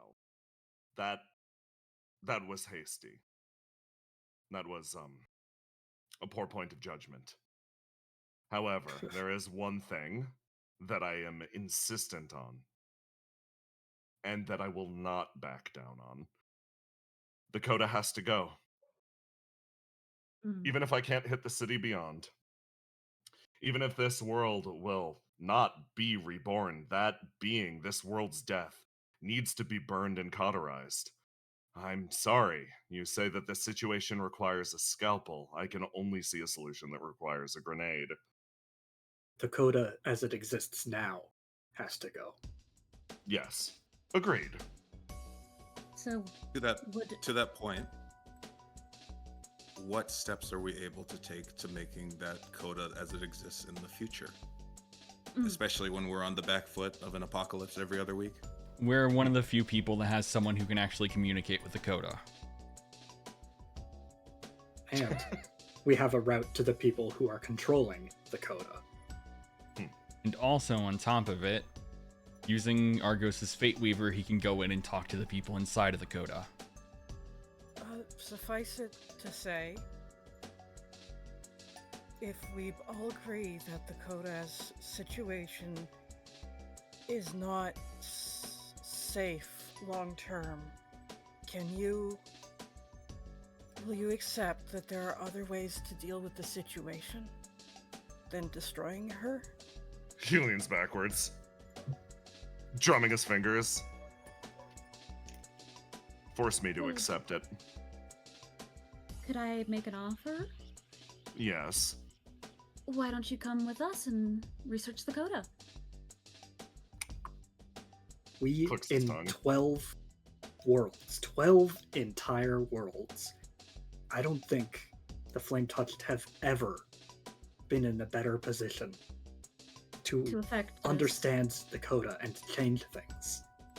As we are now, everything has come together on multiple fronts, in multiple ways, for us to be able to affect the thing that brought about all the other apocalypses. This is the critical moment, and we have the tools. Don't come in here and throw all that potential away. Sable, You're right. Yes. before we came to this shindig, I spoke to everyone here, and I asked them to consider not killing you and destroying everything you built. Appreciated. No, not for your sake. Because of the fact that it could be used. I think senselessly destroying something this powerful, it doesn't help us. I kind of feel like, and mind you, I don't know how much more we have to sacrifice to allow this coda to awaken, but simply destroying it without trying to use that power to help us, it's irresponsible. And I don't think somebody who cares would make that decision. He sort of stays, looks between everybody at the table, exhales. How about this? My current goal has shifted slightly. It's pretty straightforward, ill thought out. The consequences of which, again, are impulsive and not fully considered. My current plan is to condense absolutely all of the flame that we've got, create a thin little barrier on the top of the coda, and then blast that thing with enough flame to scour it from existence. You are right, this is the critical juncture. We have never been at a better moment to understand. We've never been at a better moment to comprehend exactly how it operates. But also similarly, we have never been at a better moment to burn the absolute ever-loving shit out of it. He closes his eyes. So, it falls on you all then. Stop me from doing exactly that. Ace walks up behind Sable, Yes. grabs the back of his head. The promised ass beating. Delightful. I'm surprised you managed to hold off for this much of the conversation. It's fine. I'm reading the situation. Understood. Ace is gonna slam his head into the table. You give me a roll to do. Fuck. Nice. You Let's love go. it. I love it. As he's like, yes, I believe I'm understanding the situation. As you sort of stand up, Jas actually leans over to List. I think this is the part where things get good. What do you mean? I think the man was looking for any excuse. Like, look at him. Dresses all nice, talks a big game, but ultimately, at the end of the day, you all are the ones rolling up and talking to him for the solution that doesn't require him to just fucking smash something that he doesn't understand. I thought you were supposed to be on his side. Believe me, I actually am. I happen to agree with the point, but no other way things could go. Look at that idiot, pretending to act a politician. Ultimately, this is what he wanted from the very beginning. You reach back, you grab his hair, and you swing his head down, full force between the table. And then, Willow, you look as one of the crystals off behind you starts to flare to life, and you look at the expression on Sable's face. No other way around it, no other way to understand. From the bottom of his heart, the man is smiling. The moment before the impact, his forehead hits the table, the runes pop off, and you all vanish, sent to the arena far, far above. It was a hard effort making it to this point. First, you fought all of those bastards, those arranged spectral electronic ghosts within the nerve tower. Then you went on to fight Sir Geist in a battle that ultimately ended in the appearance of a new creature, your third encounter, an outer evil sprung in a moment of desperation and ingenuity. Then a new boss was crafted from the nothingness. A being born from the joined bodies of the two wisps. A being that dwarfed the heavens. And finally, you had to confront with the realities of love and future. All of this carries you to the end of your journey here in Skypoint and the end of your journey here with Geist. A confrontation at the absolute pinnacle of the world to fight for a life that threatens you all. Everybody, get ready for the final battle. Take 5. Yay! Me giggling and laughing. Yay! Hooray, yay, hooray. We can be healed. Congratulations! Diplomacy succeeded. Now you know he just wants to fight because he's a big busy baby. I knew it all along. Yep. Yes. Listen, he's angry and he wants to fight someone about it. Yeah, Tiny. I'm putting an image in voice. This is Sable Prince. Let me see this shit.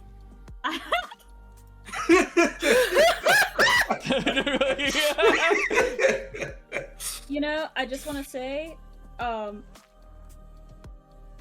far we've come. That Treble goes, I don't think we should kill Dakota, even though it's super evil and going to kill all of us, because I want to make a world where even people like that can live. And instead of Ace going, you're fucking stupid, he's like, I mean, as long as Sable's wrong. Like, look, I'm joking. I know. I'm just saying what Argo said was based. Which part? Yeah. All of it. All like True. the bit about everyone leaving everything after instead of focusing on this. Yeah. Kind of based.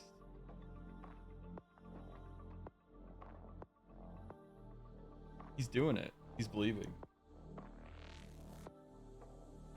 I have to convince myself to stand up and get water, but I simply don't want to. I'm so tired. Stand up now. I know, I'm standing up.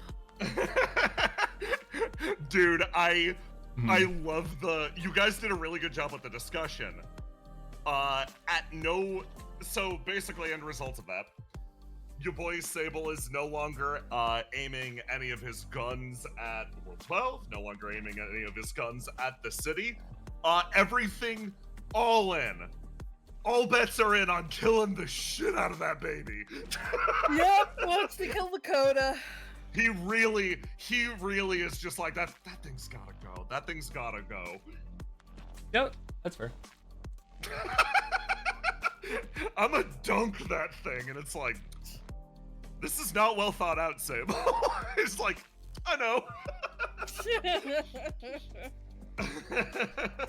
Sable like, listen, I came here to kill something. I have all of this power. I am shooting something. Bro, shoot Willow, you won't. He knows it won't work. He's scared. Yeah. Bro's sweating. Sable smiling when the fight is up against one attribute ace, not realizing the ominous Willow across the room.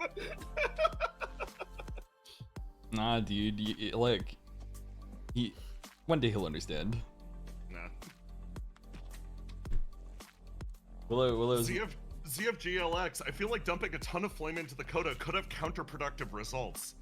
It seems like he is confident in his ability to conjure enough firepower to actually kill this thing. Yeah. And like you saw with Horizon, these things can bleed. Yep. They're just really, really resilient.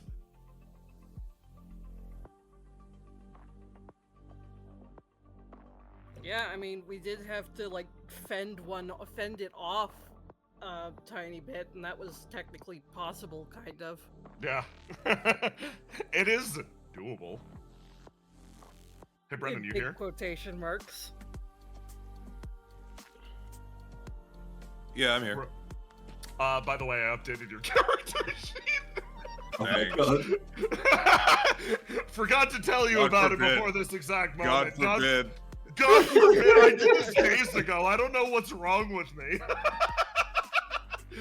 By the God way, for- Willow was like, this plan was not gonna work for killing the Coda, because what it's gonna do is probably the Coda's going to absorb the information of the attack, and now it knows violence. You've taught the baby how to use a nuke. Listen, I am confident in my ability to nuke the living shit out of this baby. There's only two outcomes. The baby will wake up for real and we will die, or the baby will learn how to nuke. and go back to sleep. We have to sleep. We have to fucking live knowing it knows how to nuke everything now. There's also possibly a civilization living inside the baby. Yeah, that's the Yeah, part get where rid it's of. like Armand is like, wait, there's people in there? I love it because Sable heard, oh, there's people in there, and he's like, eh. And then Argus was like, oh no, there's a shadow civilization in there that will take control. He's like, base, good point. Yeah. I didn't even try to argue the ethics of No. killing, genociding humans and all that. All the people in the burning world that he'll wind up Yeah. killing. Yeah. No. Yeah, This no, guy's an Sable's asshole. not interested in the ethics of it. He wants No, he is practicality. not. Yeah. Kind of out of him. Respect. No, Inky, Armand does not. Well, Armand might know what a planet is, but only vaguely. Man. I was so thrown off when early on Gregor got to see Jesus Christ. What's up? I'm out of sorts today. It's all at Minecraft. Gregor got to see Jesus Christ. We all constantly turn happens to you, in TI. Jackson. We all turn to you, Jackson, and go, you should play more video games, you should relax more, you should chill more. And then you play one once and you're like, No, I would say it was the this is second proof time. He needs to do it more often. He's Yeah. not built for it. He needs to build Need to up acclimate. tolerance. you're not built for partying this hard, parentheses, 2 hours of Minecraft. Argos got Yes, to see a planet so early on.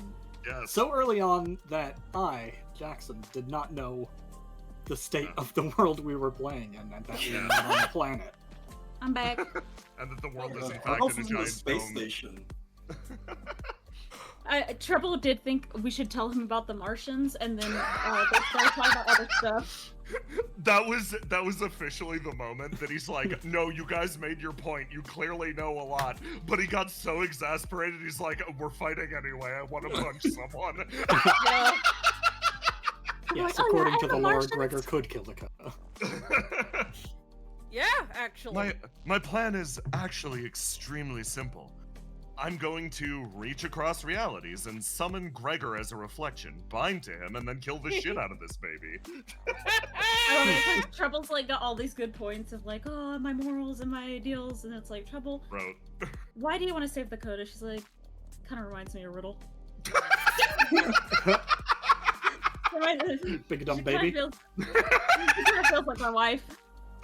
Riddle sitting on the steps behind you like, what was that? No, bold move. Sitting on the stairs, Wonderful, Riddle. all-consuming life. Bro, Ace told Riddle about what the satellites could do, and then she's like, they got it, they got this discussion, I gotta go over here and I gotta think. Because it kinda changed her perspective on everything. Yeah. Can't believe you've been keeping this from the science nerds. From Oh, yeah, poor I sweet know. Riddle. If, So if only we knew underfed. that there were people in Lakota. Hey, Argos talked about encountering stuff. Yeah, I encountered some stuff. Encountering stuff. Yeah. Yeah, encountering people. I love that, like, nobody tells anybody anything, and Willow's Okay. like, this is the first time I'm hearing literally Yeah, anything. it's just like- No, Treble In tries to universe, tell you guys as much as she can when she can tell you. I'm gonna What be do you real. mean they're made of human He's like, blood? yeah, like, I okay, have okay. a satellite that can make a sword. here- And Willow's here's like, the what? thing. Here's the in thing. universe, the thing with Argos happened like 3 hours ago. Yeah, in universe, the thing happened to Argos 3 hours ago.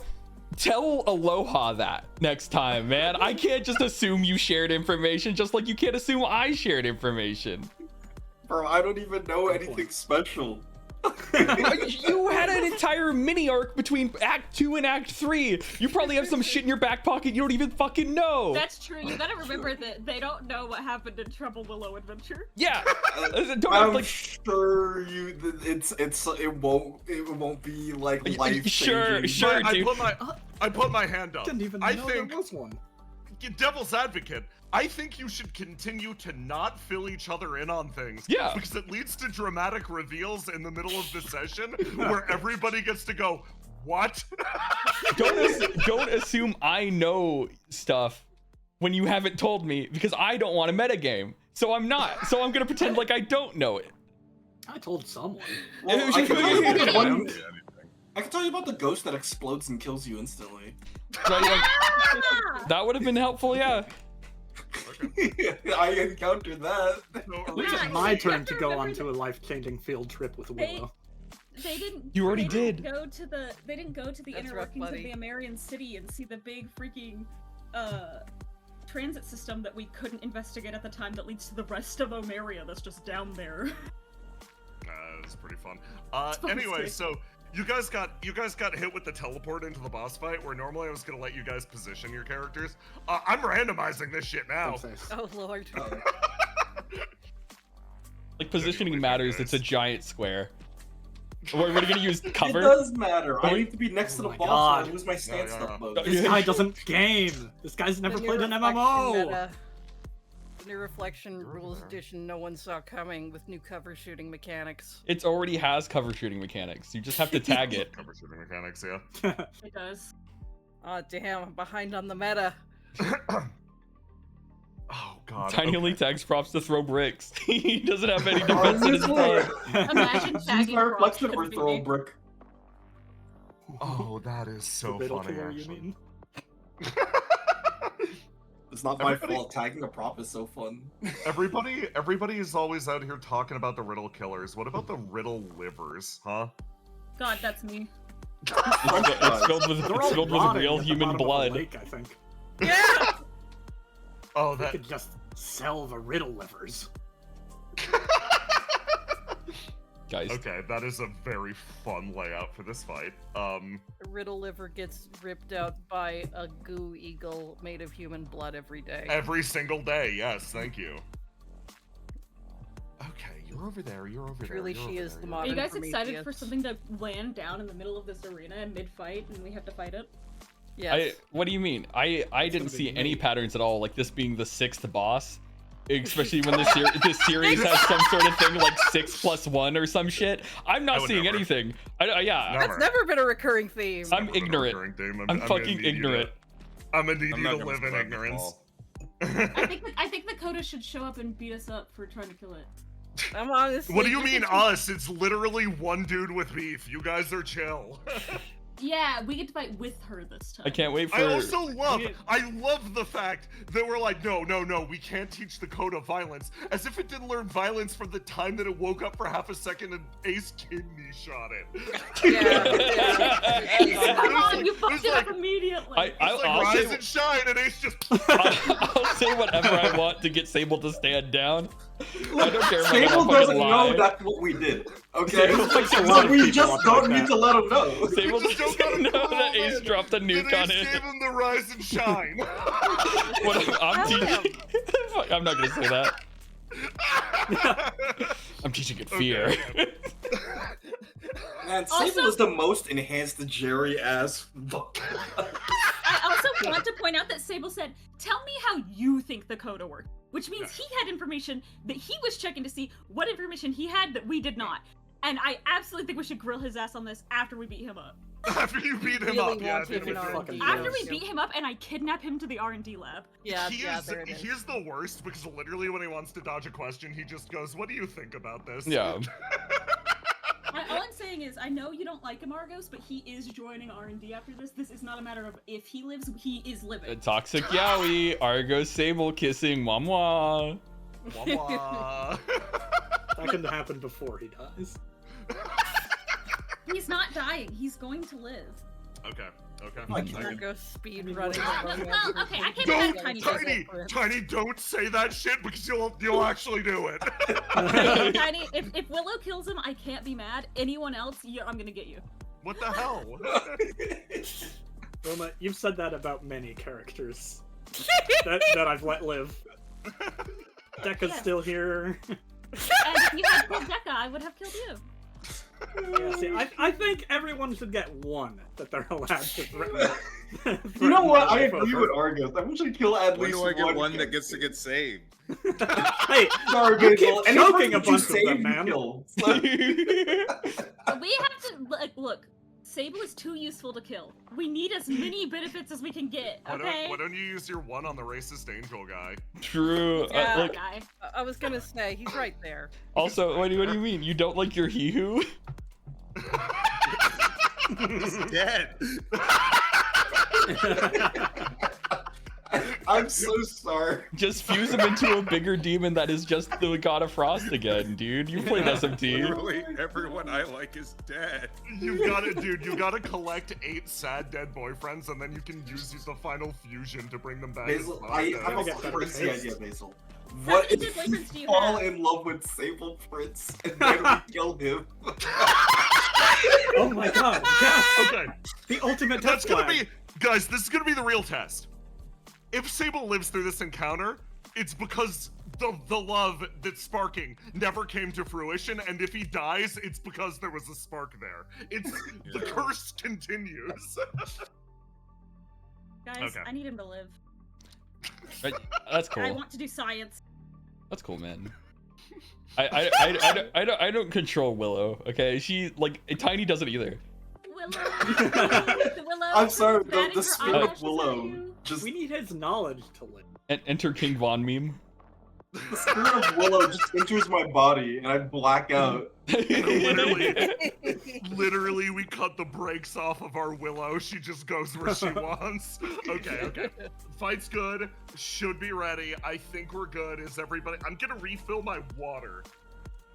Alright. What is Argos's beef with Sable? Why does he want him dead so bad? Not necessarily. He's just. It wouldn't be a tragedy. It's because He is trying to genocide people and destroy most of the world. also I don't think Argos has ever been like cordial with anyone who's been like, I'm gonna blow up the world, fuck you. it's also Sable is the exact opposite of Argos in every way. Yeah. So true. Literally, yeah. Oh, that's so true. Literally, like logic and emotion kind of presented in equal and opposites. It's interesting. Yeah. Sable acts logically, eh? Yeah, no, look at this man. This man is entirely emotionally motivated. Yeah, exactly. Okay. It's that kind of thing where I feel like Argos would be less mad if Sable just pulled the trigger. Like, if he didn't try to talk about it. Yeah. Okay. This is what toxic masculinity does to a culture. What part? I like that you could just throw that into a room like a grenade and shut the door. Much like Sable Prince. Much like Sable Prince can do to this child unless you protect them. I'm just I love this. I love this because I spent all of this time attempting to be very reasonable about this, to try to meet common ground, and it's evolved into me just desperately wanting this child dead. Okay, here we go.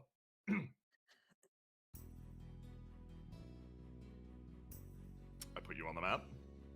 Familiarize yourself with your randomized positions. Oh, I should probably. See, I got the best seat in the house. Yeah, I ported you two together. You did get a 1. Okay, Wait a second. Where's No. Mike? right Oh, next to you. trouble with her Where's wife. Dragon Mike?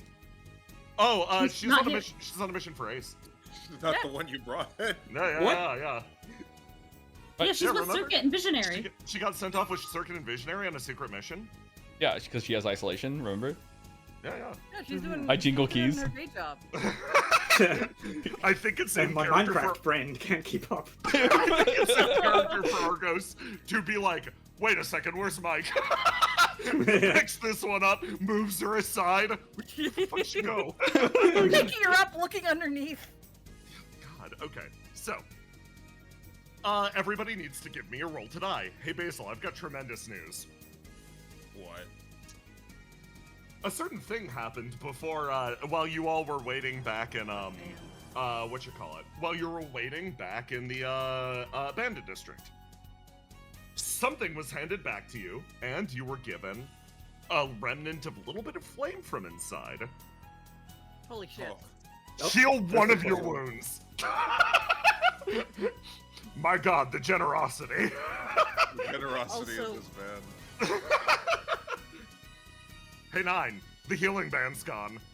Yes! Also, it's really late. I realized I should have done this mechanically later.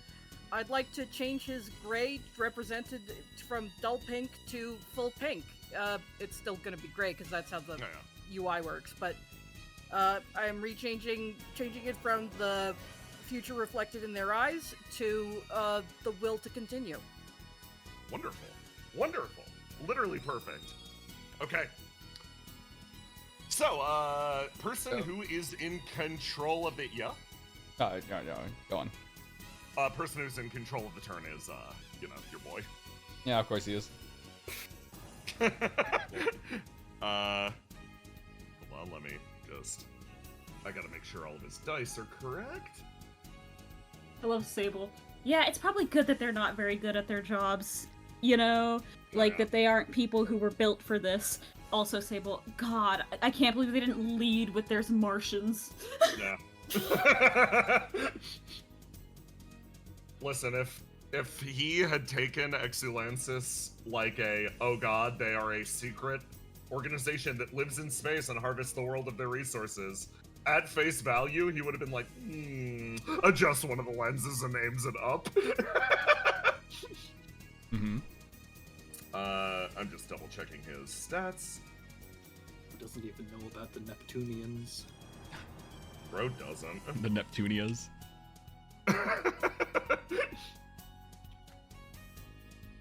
Which Nine's of the planets do you mechanics, I think see.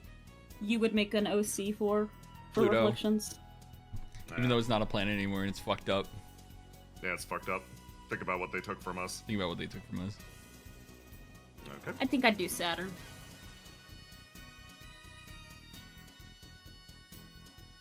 Okay, so, start of the turn, I'm going to reveal Sable Prince's fun little mechanic.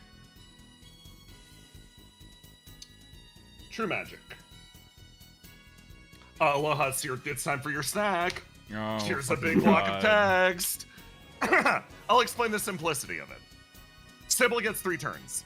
During each of those turns, he will lock in a different dice. Combinations of different dice across all 3 of those turns will result in bigger and more dramatic spells. You can interrupt him at any point by taking away his swing while he's moving through his various turns, and he will finish and cast whatever spell is currently set on him. Right now, the dice that he is going to lock in, and I have to reveal the very first dice to you, is going to be a red. So he's going to lock in red, turn 1, and start his turn. He holds up his hands and is going to summon something from the skies. Oh. Oh! Ooh. Sword of Brilliant Light. All creatures within 20 feet of the sword either sustain or heal 1d20 damage at the start of their turn. If it overheals you, you wound as you turn into moss. If it wounds you from damage, you wound. Damage, wounds caused by the Sword of Light cannot be healed until you receive proper medical attention. So just keep that in mind. He's smacking this down. On top of all you guys. I can change it to the foreground layer. Wait, so Just so putting it can either hurt or heal. Uh-huh. But if And- it overheals, Yeah, Then it wounds. but it hurts and Yep. heals at the same time, or is it just? You flip a coin. Oh, okay. Run, one for And hurt, 2 overcame for me. heal. Yeah, true. Question. Does Yeah. Armand count as proper medical attention? No, this is like Damn it. surgery-ass surgery. Nah, I fucking got I the think you cancer could make sword. a case. Yeah, you could make a case for like I'm going to do the surgery, do it live, spend an action on it, and then I'd have you roll against the DC. I think that's fair. All right. it's my Guess what? giant space laser. No. surgery. I'm Thank sorry, you. in your own words, this requires a scalpel, not a space laser. I'm just saying whatever I can to get this guy to back down. Listen, I say a lot of words. Okay. So, yeah, he's gonna summon that, immediately end his turn, and pass it over to, let's give it to... He doesn't want to pass it to his gang yet. He'll go with, person who rolled next highest, Trouble. Treble. Yep. Oh boy, Treble, what you doing? Yeah. He immediately put down the... How is Argos and Willow looking HP-wise? Would the healing over? Is there a chance of the healing overhealing We them? don't know how much it's gonna hit. If Willow? the healing would Oh, 1d20. exact heal me. If Uh, it- So Willow, you are at 1 wound right now, due to fighting before. I believe you need to do your roll to recover to determine your exact amount of health. roll to recover.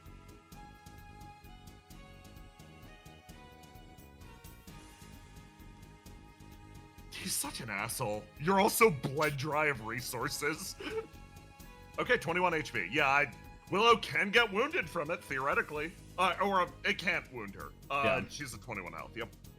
Exactly. Nice. It, And Argos?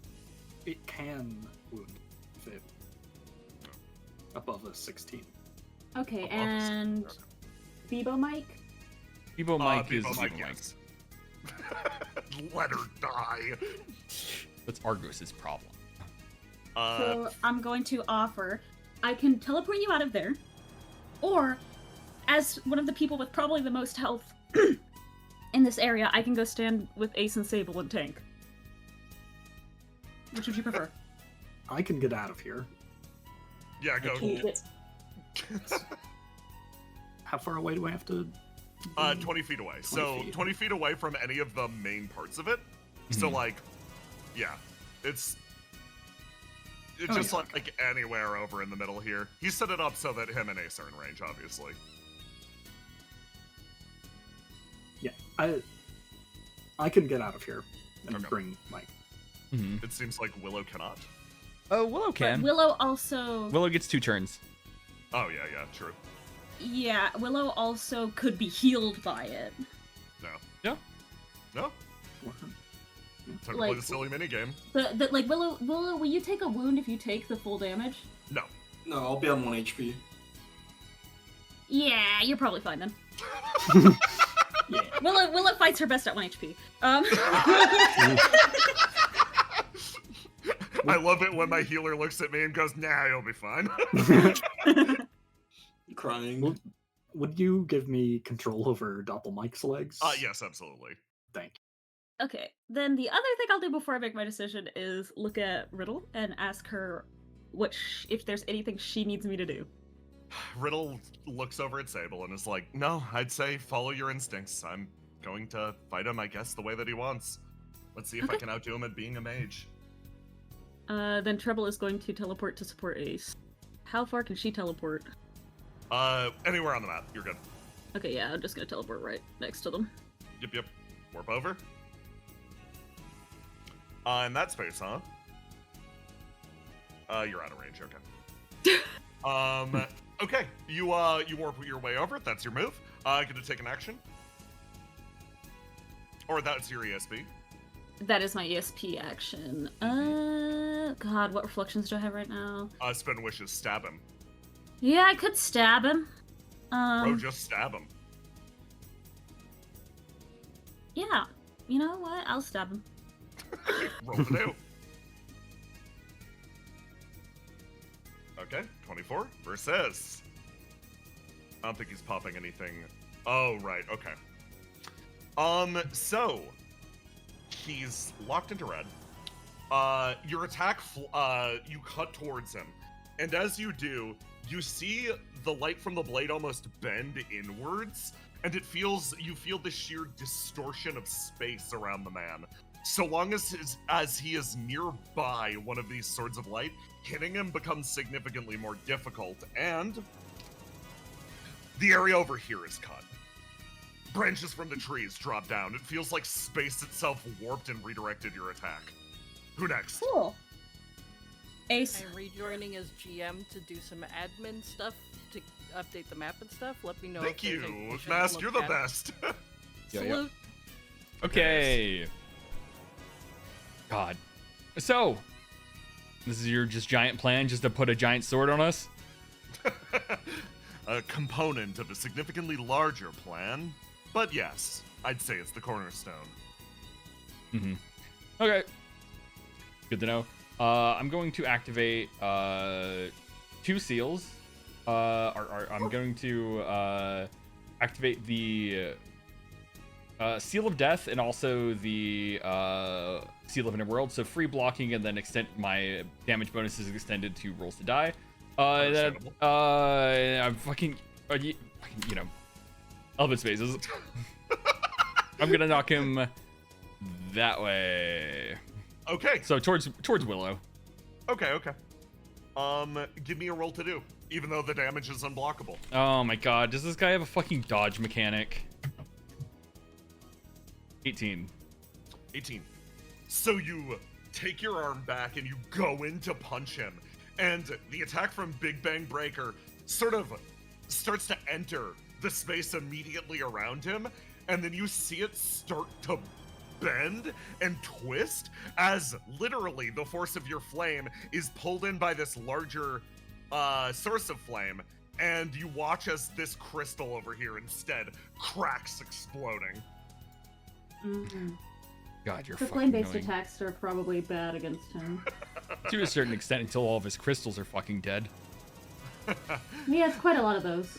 I'm afraid not to lead you down the wrong path. The crystal, that thing being popped, was purely incidental. That one's decorative. God, he's been charging them for years. Ace is gonna back up here, and I think this is out of the range of the sword. Yes, you are. Okay, I'm gonna pass it to Stability. Shoot that fucking man. Oh yeah, no. Stability's pulls out her bench pistol and is gonna make do like fucking Paragon and shoot this man in the back. So My queen. Bonuses against Angel Supremacists. Based! bench pistol, roll to do, lock out to fire around that deals 1d6 damage or wounds on an unaware creature. She pops out from behind the crystal. He doesn't know she's there. She'll lock in this one and take the shot. Okay, Lun. Does he get shot? She'll fucking lock out for this. Bang! A shot hits him in the lower back as he takes an instant wound. What? Just jumps back as square as he... Who was that? Oh, I'm sorry. I'm sorry for getting... My queen, I'm sorry for getting in the way of your bullet. As many as you need. Based. She's going to pass the turn over to Theo. Theo is going to turn and hop into the middle of the arena that was clearly set up for an area where you'd have to infight the man before you randomly teleported up here. Runs over past Spring, just like, it's really brave of you to square up in the center of the arena, Spring. Spring like, huh, what? She runs over, jumps, lands here, is gonna, locks out for that, and decides to, save her action. Passes over to List. List, runs up. Locks out, runs, jumps, lands, sprints up and is going to make it over here. Pause, and she skids to a halt and is like, I saw what happened with his attacks earlier. It seems like so long as he's nearby these swords, he's somehow distorting or rearranging space. Maybe it's the pull of them or they're linked to its flame or something. What if I just saturation fire into the area that he's around? She's going to lock out and shoot like crazy. 1. Queen. 2.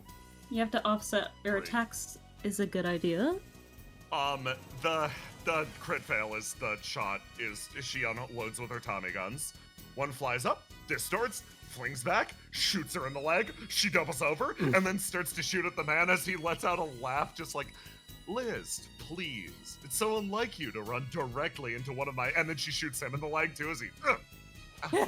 Okay, the saturation fire does seem to be working. She passes over to Armand. Please get some healing out here. Yeah, who am I pointing at? Everyone needs Basil it, looks but like at- treble. Basil looks at Armand like this.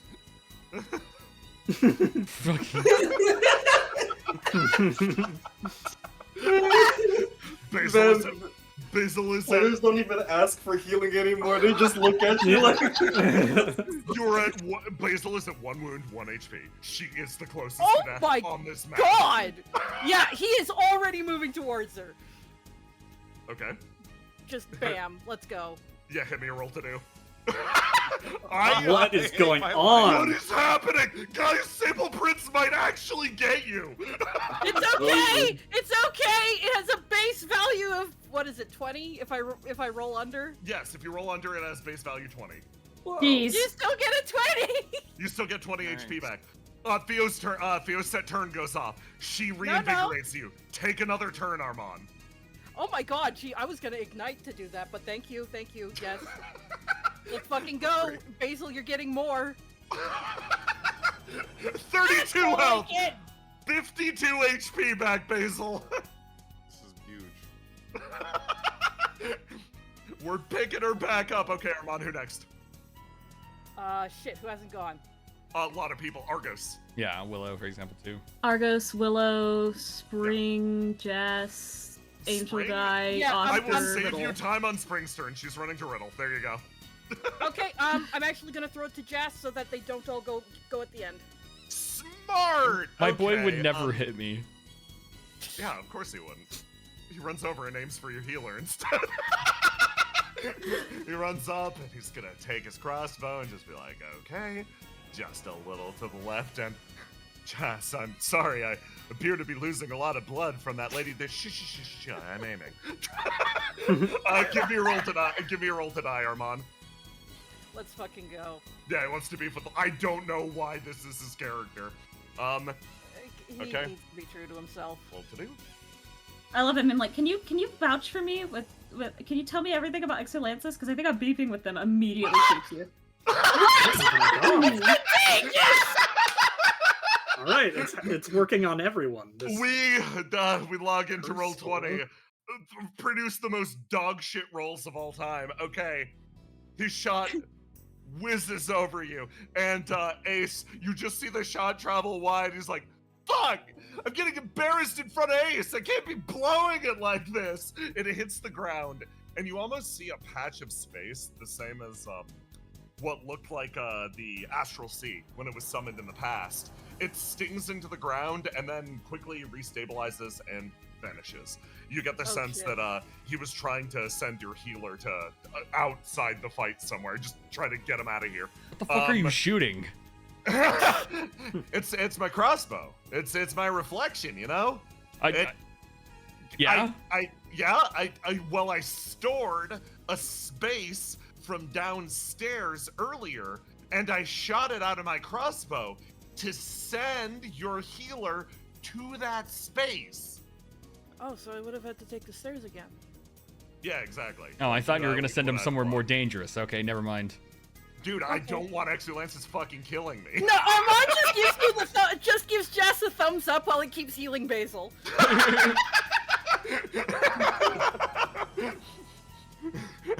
Just like, I keep this up, and I'm probably, I keep this up, and I keep hearing rumors that Exulances is recruiting for the next world. Think they'd pick me? Helmet back on. I think they already have a gimp. Graham, like, undress me. Triple, like, wait, who? What's this joke even about? It's about Dekka's, Dekka's helmet. Pass your turn. Wait, Jess is what? gonna pass over to, he'll pass it over to Kaylin. Kaylin is not going to attack the angel in the room. He's instead going to Oh my god. not draw his weapon, warp over here. No, he can actually teleport anywhere on the map. He's gonna teleport into the clusterfuck over here, put himself down, and then you just watch as he makes it over to you, and maintaining perfect eye contact, just heals himself. Thanks. He runs up to your face, to a drowning man, and just heals himself, and then he draws his sword. Yeah, because he can't heal himself once he takes the sword out. Exactly. And once he's, it's back and forth. Once he's healed himself, he can draw a sword. Once he's dealt damage, he can put his sword away. Roma, you already know this fucking reflection. I do. He regains the lost wound. He is now at 1 HP. Then he is going to pass over to Argos. Okay. Argos scoops up Doppelmite. Okay. God damn it! Why is she here? Where? Huh? No, There we go. run out. You go up there. It's got enough movement. You fly over. You get her out of here, and you feel... So you get her out, and she looks over, confused. You... are you jumping to the middle platform, or, I just assumed it was a Spider-Man. If you're just gonna make it over here, what's the plan? Well, I can make it far enough out of the... Oh, yeah. The range of the Boop! thing. You wind up at the edge of the platform. Mike looks up at you with those big, watery eyes. Like, I'm so sorry. She doesn't need to be involved with this. This isn't her fight. It's okay. I want to fight alongside you. Sable actually... You don't have to! Sable turns over and actually pauses. He holds up his hand in the middle of the fight, and you see him... You see sort of like a twist of magic around his palm as he focuses in, and it's like, oh, yes, of course. What we agreed upon before the fight. I hereby send you to the lower levels of the tower. You'll be maintained by the magic just the same. And she... No, I want to stay! Mike. It's okay. You can... I want to... You can do whatever... Go and... You don't have to be resigned to fighting just because we are. Give me a roll today. Oh, 1! Argus. Mike, if he does, if you don't go, Mike, if you don't go, then Argos is going to spend the rest of this fight protecting you, and that's going to leave us at a distinct disadvantage. You say that, and you see her little face screw up. Basil, you remember a time in your life where Mike admitted to something. There was a time in your life where she didn't like you very much. You could... It's so weird! This might be from that era. As you see her face screw up, and she sort of sets in, and Argos, you feel a pang travel through your body. You've been here before. You've seen this happen. This has happened. In the depths of the derelict to your partner. You saw her go off and face again and again the same horrors as she saw and did things that she frankly should never have had to. You reconnected with Circuit, particularly lately, but you remember, there was a time when Mike held all the power in the world, same as Sable Prince. She had the ability in this place to turn off the various machines, to maybe liberate her sister's soul from the device. But she didn't use the crown then. She held it close to herself, remained determined and carried on, unwilling to risk the mission, unwilling to risk everyone's future. She swallowed the death of one of her family members, and she carried on. You've seen Mike pick up scar after scar after scar traveling down this path, and you've sort of... How much, actually, have you been able to do for her? You pause looking at this being. With a 1, your emotions are going out of control. As Mike, she looks over. It's okay. We've got this. This isn't your fight. I wanna... This guy's like risking the world, right? I wanna make a difference. I wanna do everything I can. There's always someone threatening the world. We got ourselves in this deep. And we're gonna beat this guy. But I don't want you to... You don't have to go through this. You sort of wince it out through clenched teeth as she fidgets back and forth, not fully understanding the situation, not understanding what's happening here. As she sort of like, but you got yourself into this situation. Even if you did, I want to stand alongside you because I'm your partner.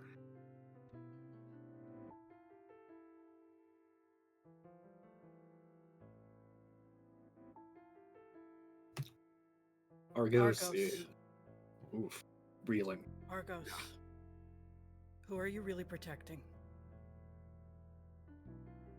Turbo sort of speaks up.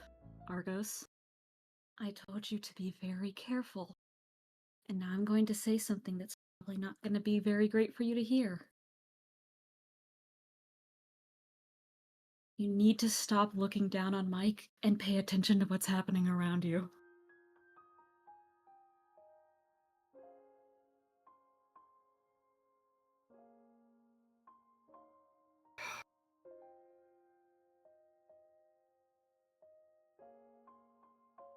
Argos sighs. I mean, despite the big battle going around, he takes as long a moment as he can.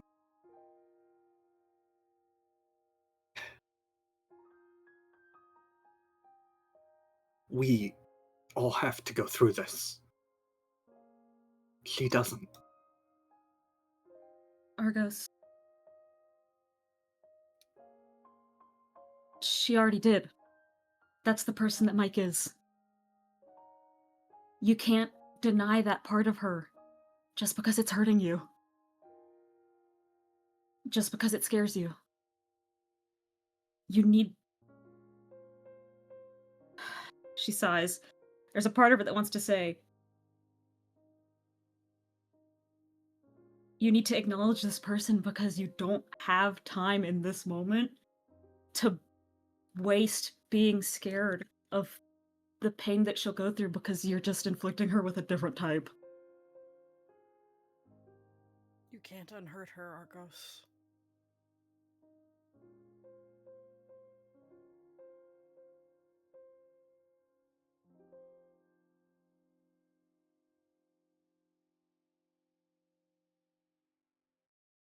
You're right. Mike, I'm sorry. Will you fight with me? Yeah, absolutely. She resets herself as you feel something crack inside your head. It's all of the pain that's been built up, everything that you focused in on this person up to this point, every bit of agony that she's carried with her as the world is cracked and fallen around her, fallen around you. If one person could be spared the pain, yes, it would be this one, but you look over at her, and your heart almost freezes as you come to a second realization. She's faced it along with you up to this point. She's faced it on her own. All you can do right now is fight with her. Argos has, like, tears running down his cheeks, but all the same, he, well, first of all, he turns on his ESP. Yeah. And he's going to summon Single-Handed Savior as a grenade launcher. And classic. yeah, Yeah. he's going to shoot a grenade right at Treble. Oh, damn. She's like, I deserve this. Dog staring at the sunset meme. So yeah, obviously a healing grenade for those people he likes. Hurting grenade for those he doesn't. Trouble, like, it's gonna heal me, right? I know I just have to say something a little harsh, but it's gonna heal me, right? Okay. Argos also has that thing that the minimum healing. doesn't let him roll a 5.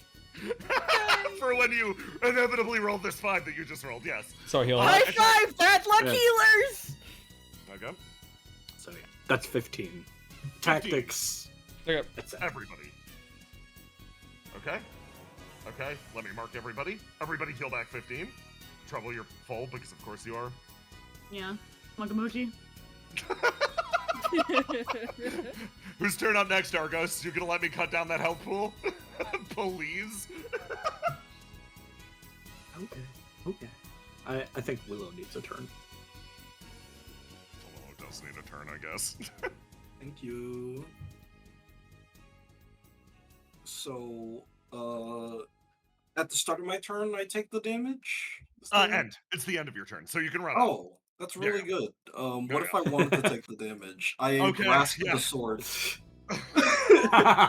said it's a sword. I'm grasping it. Oh yeah, I guess you still have grasp, right? Yeah, you still have grasp. Yeah. Table Fuck, Prince, okay. you idiot. Give me a roll to do. Its DC ain't even hard. Yeah, you beat the 15 required. As you pick up the sword, that'll be your action for this turn. Fucking. All right, my next action. Yeah.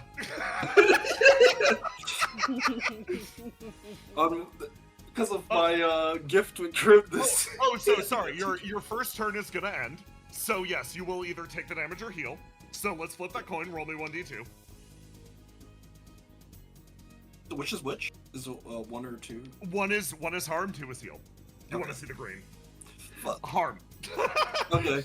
That's not 20. fair. Of course, we're gonna roll damage. Oh my god. Oh god.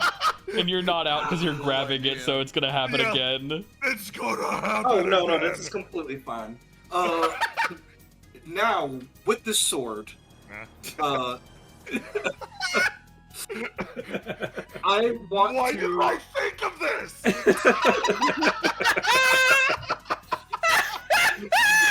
Why did I think of this? It only says Sable's abilities are enhanced while on the sword. Yes. The sword can still hurt him, right? So I'm going to swing my sword at him. It's just your sword now. Life is beautiful, gang. Life is fucking beautiful. I'm whatever. And then I'm going to ignite. To do what? To mix. I'm exhausting a dice. Okay. The dice I used to make the sword. That's my goat. Okay. Why he's the goat? So, this is why he's the goat. You're gonna. So, just tell me, how are you exhausting this dice again? Just Willow swings the sword so hard it breaks. Fucking yeah, toss me 1d6.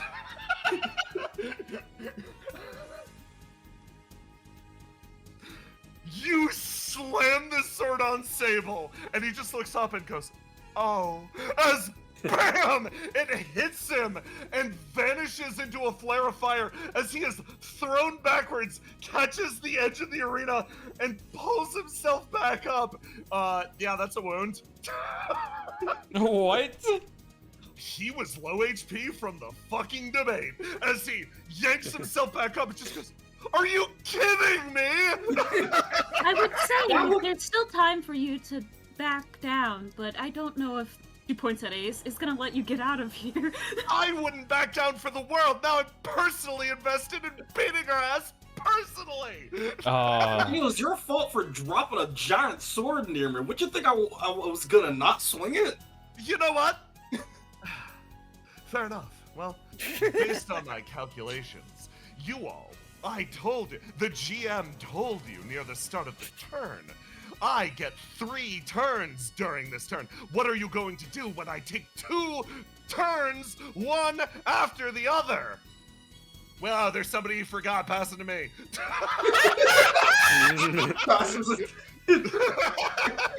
Okay, I'm gonna set an action for between your 2 turns. Carry on. Oh my I god. didn't go either. Table.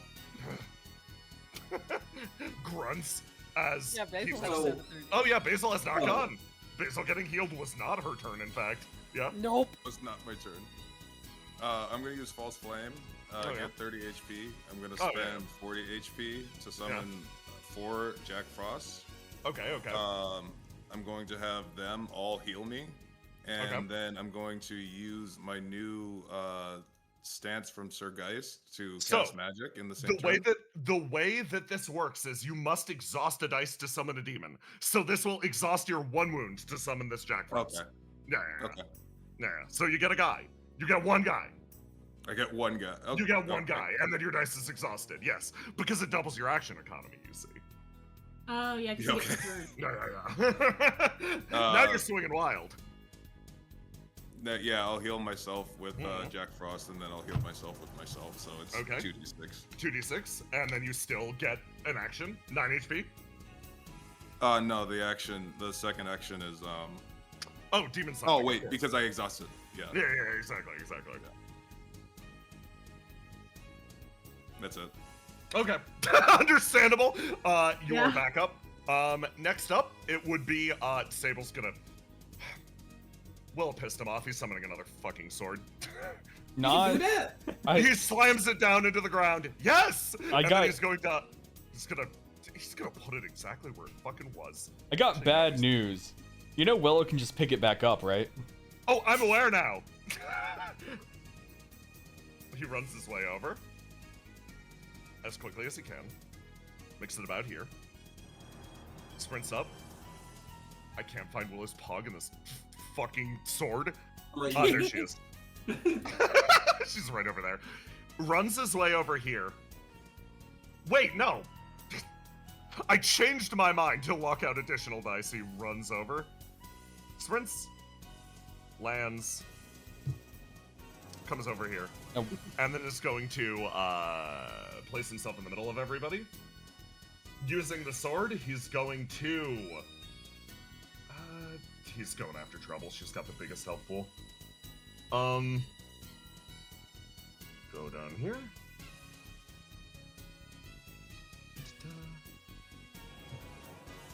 I hate this boss.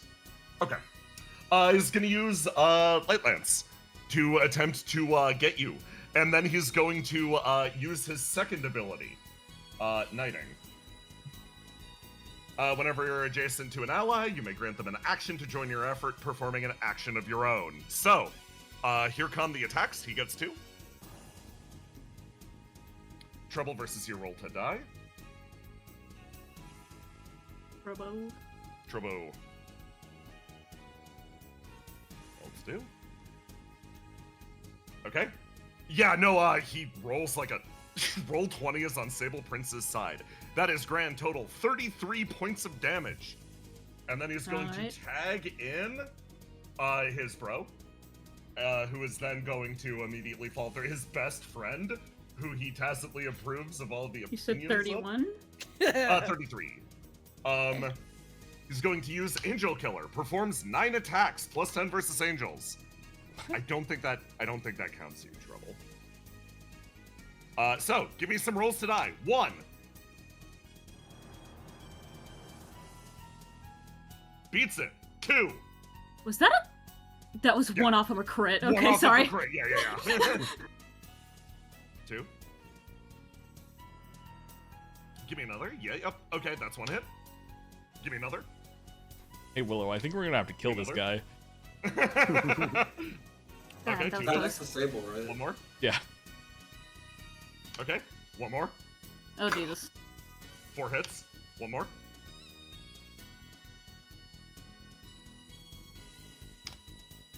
One more. That is 5 hits. Okay. I that dodged is- most of those, and I'm still about to take a metric shit ton of damage. Yes, but you don't actually wound. That is grand total, I think. I'm just gonna fucking quick math it. That is... I think it's 55? Yeah, it's 55 points of damage. I got 11 HP left, baby! As all of those attacks slice through, and then the two of them kind of bend, he sheathes his sword and swaps back to open palmed style again. Okay, but she did not die, shockingly. End of the turn, he completes his spell, or he would if Oscar wasn't going to try to take the shot. He's going to take a guess at what dice Sable has locked in after the first attack, because he's moving through and attempting to cast his spell. Also, Riddle gets a go, I forgot. Who? He is going to aim down. Oscar, we are locking in. We're gonna take a bet on... I gotta go with the highest one. It's blue. He shoots, attempts to clash. Misses, fails, spell completes. He holds his hand up And that is, he moved through red, purple, or no, red, blue, yellow. Okay. Everything freezes. The entire world pauses. The red, blue, yellow spell comes to fruition. Time stop. Sable Prince takes 3 more actions. He sets down. He's going in. He's stabbing you again, Treble. Give me another roll to die. Please. 2. Do I clash with him because I'm blue and he's purple? Right now he is. Sorry, I locked in his purple. That's me being slightly deceitful. He's yellow right now. Oh. Yes, yeah. Probably not messing with that guy over there. So. I did show up here to tank, and I'm doing yes. it. Give me another roll to die, Trouble. Okay. 1 hit, 1 fail. That is 12 points of damage. Wound. I wound, yeah. Tags his ally in, lay on hands himself, gets the lost wound back. Is going to turn and shift focus over to not Ace. He's not fucking with you. 1 more. List, roll to die. Passes. Hey, Jay, Yeah. am I crazy? Yeah. Time stop doesn't work on me, right? Or was that only Eternities? So, fun thing about this time stop. Riddle's frozen over here. Yeah. Everybody is, okay. it's global paralysis, not a Oh, true yeah, time yeah, stop. okay. So yes, everybody is indeed frozen in space. That is good He's information, going to yeah. go in, Wait a sec. stab a few times. Global paralysis, you say? Global paralysis, yes. I would like to use my tactics, pop them, to cleanse my allies shit. over there. On who? Ace, Treble, and List. Yo, it's peak actually. He freezes time, stabs the shit out of Treble, goes to stab in on List, and you go, nah, cleanse them, come in. Ace, I'm down to let you fucking dive in the way. List is too. She takes a step backwards. Yeah, one of Nine's abilities that he has written down is Purify, remove Yes. status. Requires an action. You are currently paralyzed too. So Damn, I thought Yeah, that. exactly. Yeah, Yep. figured. But Argos's does not require an action, so you can pop. Redirects the attack to you. Ace, take an action. Take an action? Okay. What Ace Tell is me going... how you parry him from the stop time first. So what happens is, Sable Prince has a sword, right? He does. He has a cane, actually. He has a cane. So Yeah, he's beating the shit out of you with the cane. as Sable Prince like reels back to do like a downward slice, his back is turned to Ace, and Ace is just going to grab the cane. Yeah. You don't want to do that. Catches it. Liz takes sort of a step backwards. You get the action. And what he's Come on, going Liz, Why to didn't you do that for me? Really, Mar- you should be asking yourself, why did Nargos do that for you? truly, that's what I was gonna say. Thank you. And so what Ace DM is going didn't tell me. what Ace is going to do is he's going to try to disarm him of the cane as a justification to lock out a dice. Oh, okay, fair. Gonna try to get rid of that? Yeah. Okay. Yep, you grab his cane. That'll lock his yellow. He still gets 1 more. Yeah. Ace is going for you. Okay. Hold on. Swinging wild.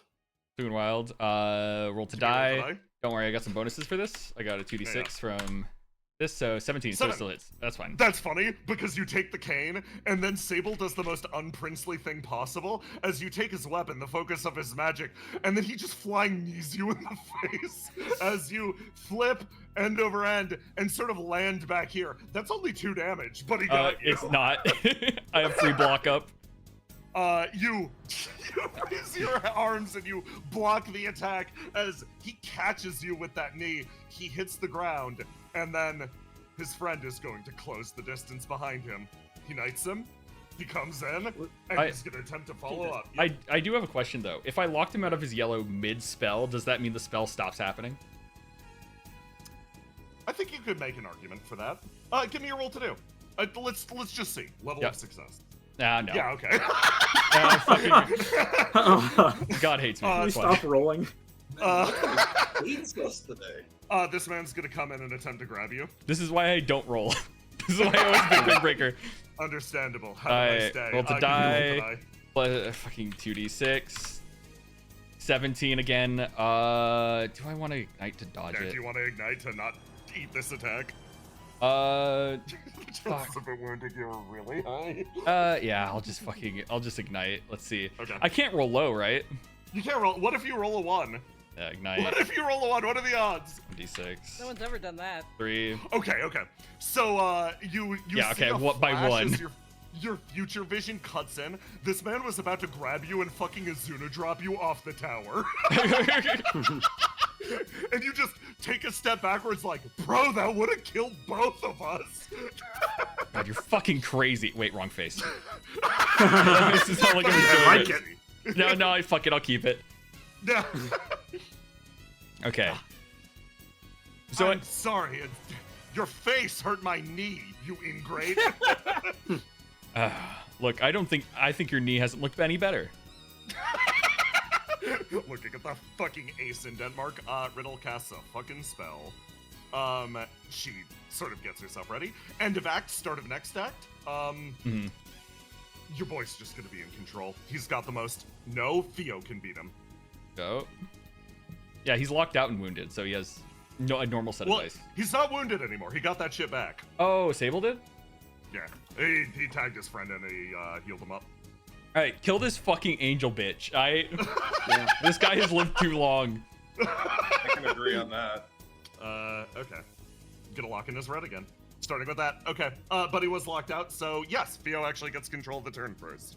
My God. She is going to be a champ and set her fucking action. She passes to Basil. Okay, Basil's gonna run up to this guy in Angel Face. No. Yeah. Along with Jack Frost, yeah. Yeah, of course. And I'm going to simply, I'm going to take my stance and I'm going to punch him. Of course. And I should unlock. It's been long enough. Oh, if you unlock, he goes away. This is your exchange for the good action economy, basically. Okay, I'll keep it. Yeah.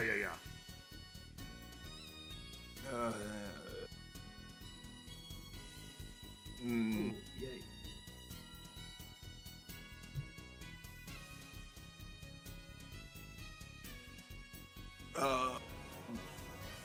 Sorry, I'm trying to lock it again. Oh yeah. It's fine. There you go. Okay. I'm gonna punch him. Yes. Okay. Man over here. Rolls. Okay, you actually managed to connect. You sink a fist in. It hits him hard as you see him squirm, re-wounded from the stability wound. Cool. I'm gonna use Galvano Vampirism to heal 1d6 from that. You get some more health back. Okay. Heal up 1d6. 4. Take Cool. 4 back. Then Jack Frost is gonna use Bufu. Rolling 1d20 plus 1d6 plus your attribute level, which, yep, pretty good roll, actually. I think it's funny you put all of your power into this Jack Frost. Yeah. Plus 1d6. That is a grand total of, actually really good damage. 14 damage as you freeze him and you see him, you see his body start to give way a little bit. He's also now slowed. Yes. This can factor in. If he's not teleporting, I'll mark him. And sorry, I was just given my sheet. 5 seconds. Yeah, some guy just gave you your sheet. Yeah. Oh, sorry. Can I retroactively pay 20 HP to add more damage to my physical attack? Of course. to double and or more the effects of the attack. Correct. Of course. Yes, so you enhance your attack using your Kingsfield stance, and then boot him really fucking hard in the head. You do the You do the demi-fiend overarm punch. Just roll up and BAM! And you see cracks start to form through his face, and he starts to bleed.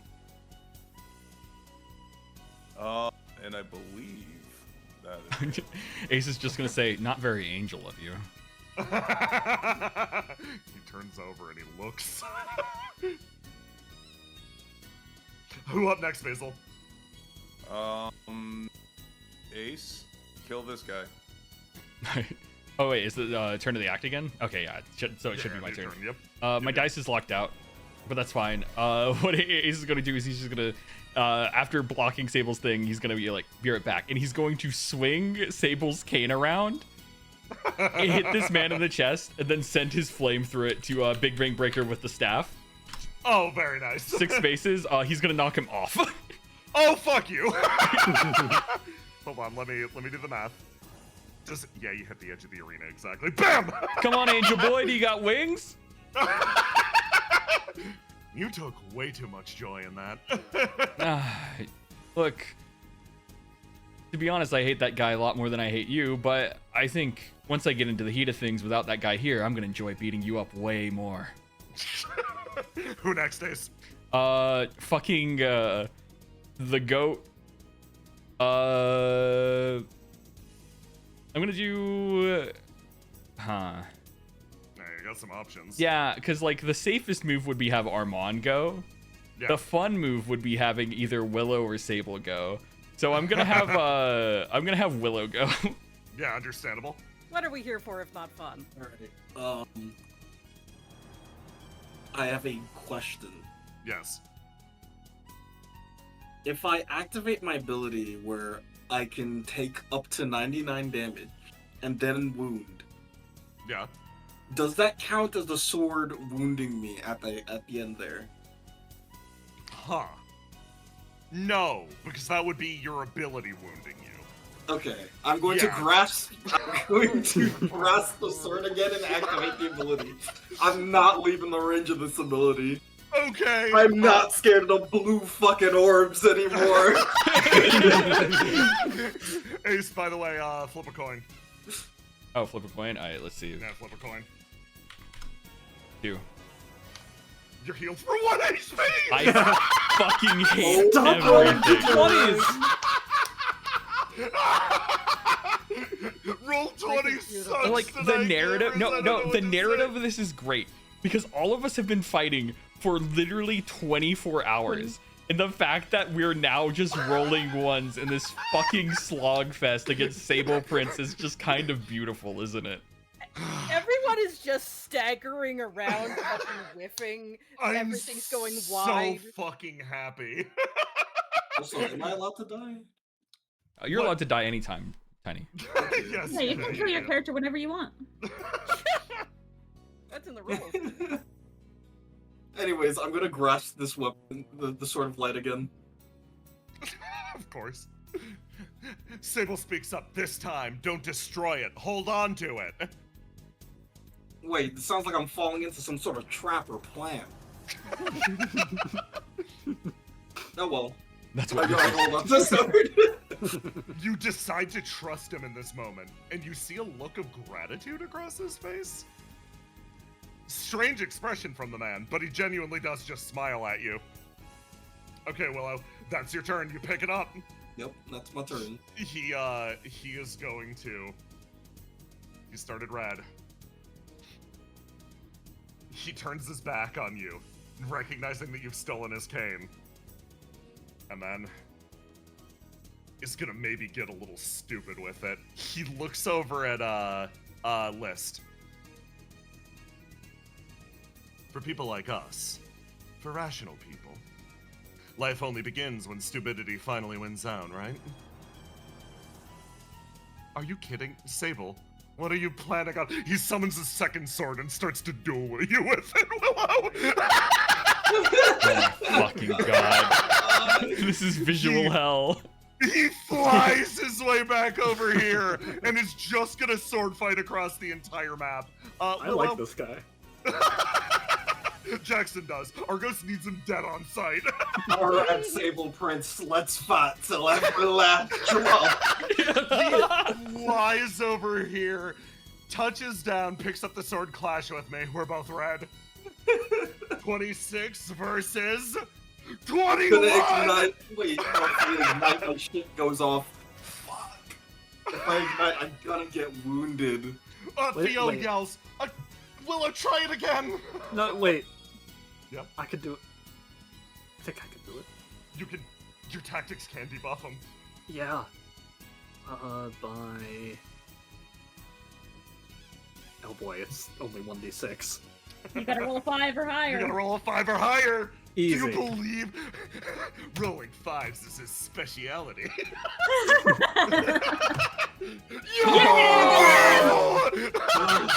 Clang!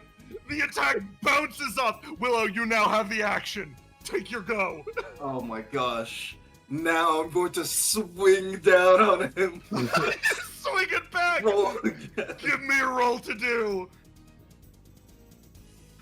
No! He looks down. Also, I've realized something.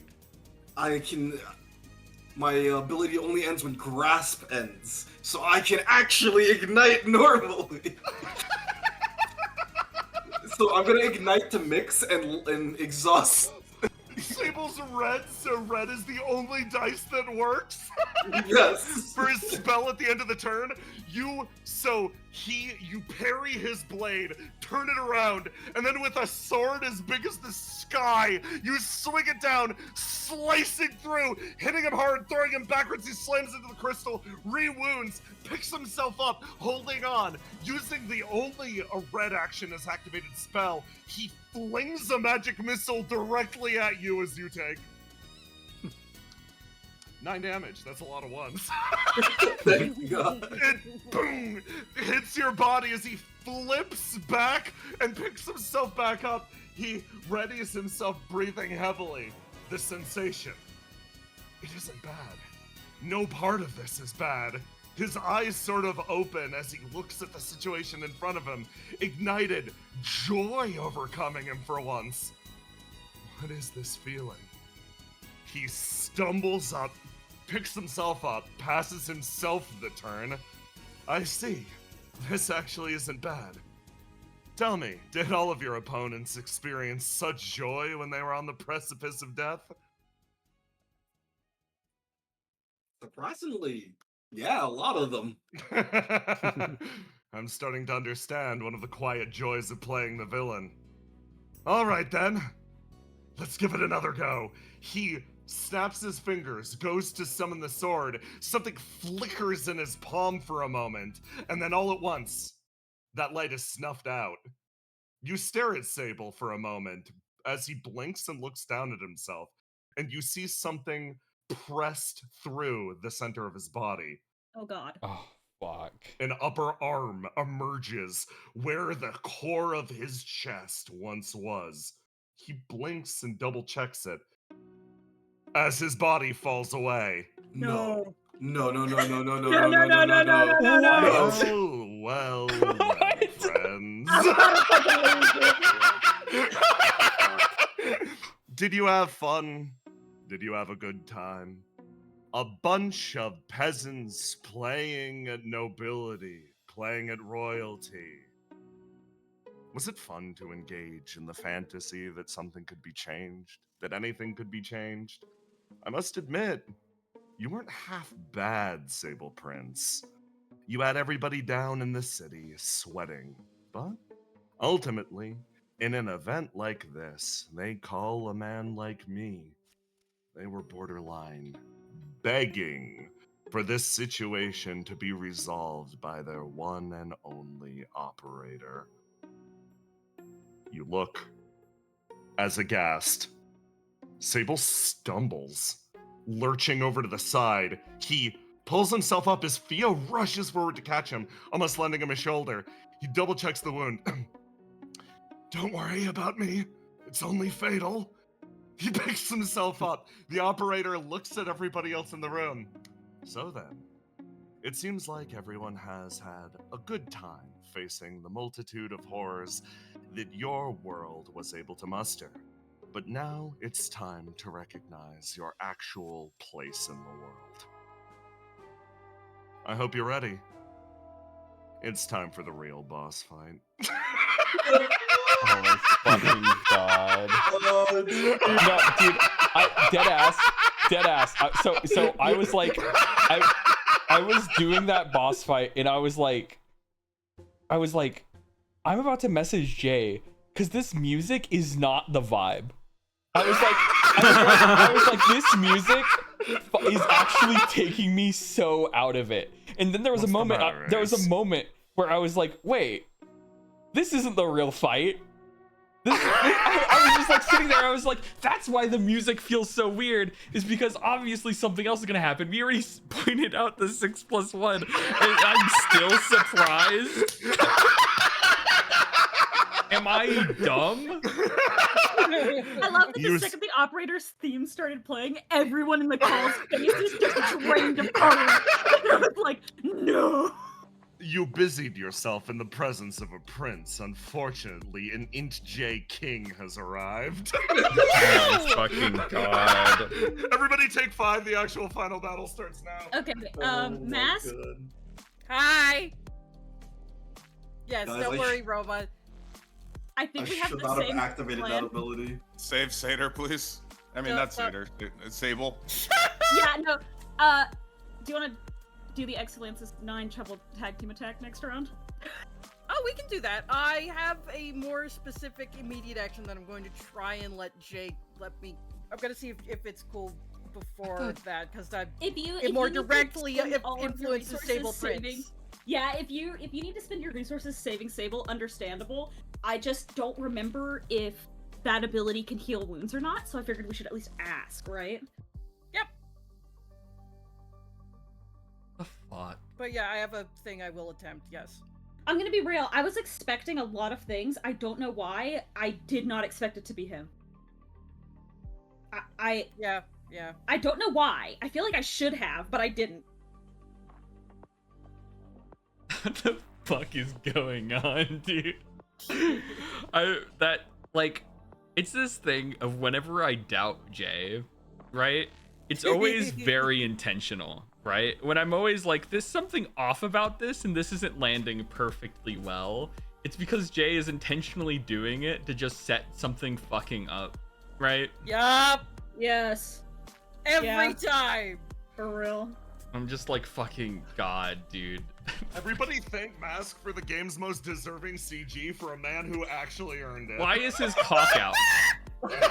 I mean, I don't think he does. I think he's like the like perfect man of like no he's a Ken doll, right? But like it's better wind resistance. It's literally we're in the middle of the reflection opening and then operator just stops it and goes, no. Okay, I have a question. I was asking what's up? before. The 9 and treble dual attack, the team attack they have together, does that heal wounds? I don't remember. No, not because it's it's a big AoE. it's a big AoE. Yeah, heal, it's a group heal. Okay, Yep. then yeah, I will wait on that. You should have Sable Prince. I will try a thing when we get in. I will try a thing when we get in. Yeah. I just couldn't remember if it healed wounds or not, because I'm like, if it heals wounds, we should definitely do that. Okay. Hey, so for everybody's case. I hope y'all were studying when Tiny fought this motherfucker the first time, because now it's time for the test. Oh, don't worry, I know. Past and future, man. That's what it's about. Call me Batman, man. I got things prepped.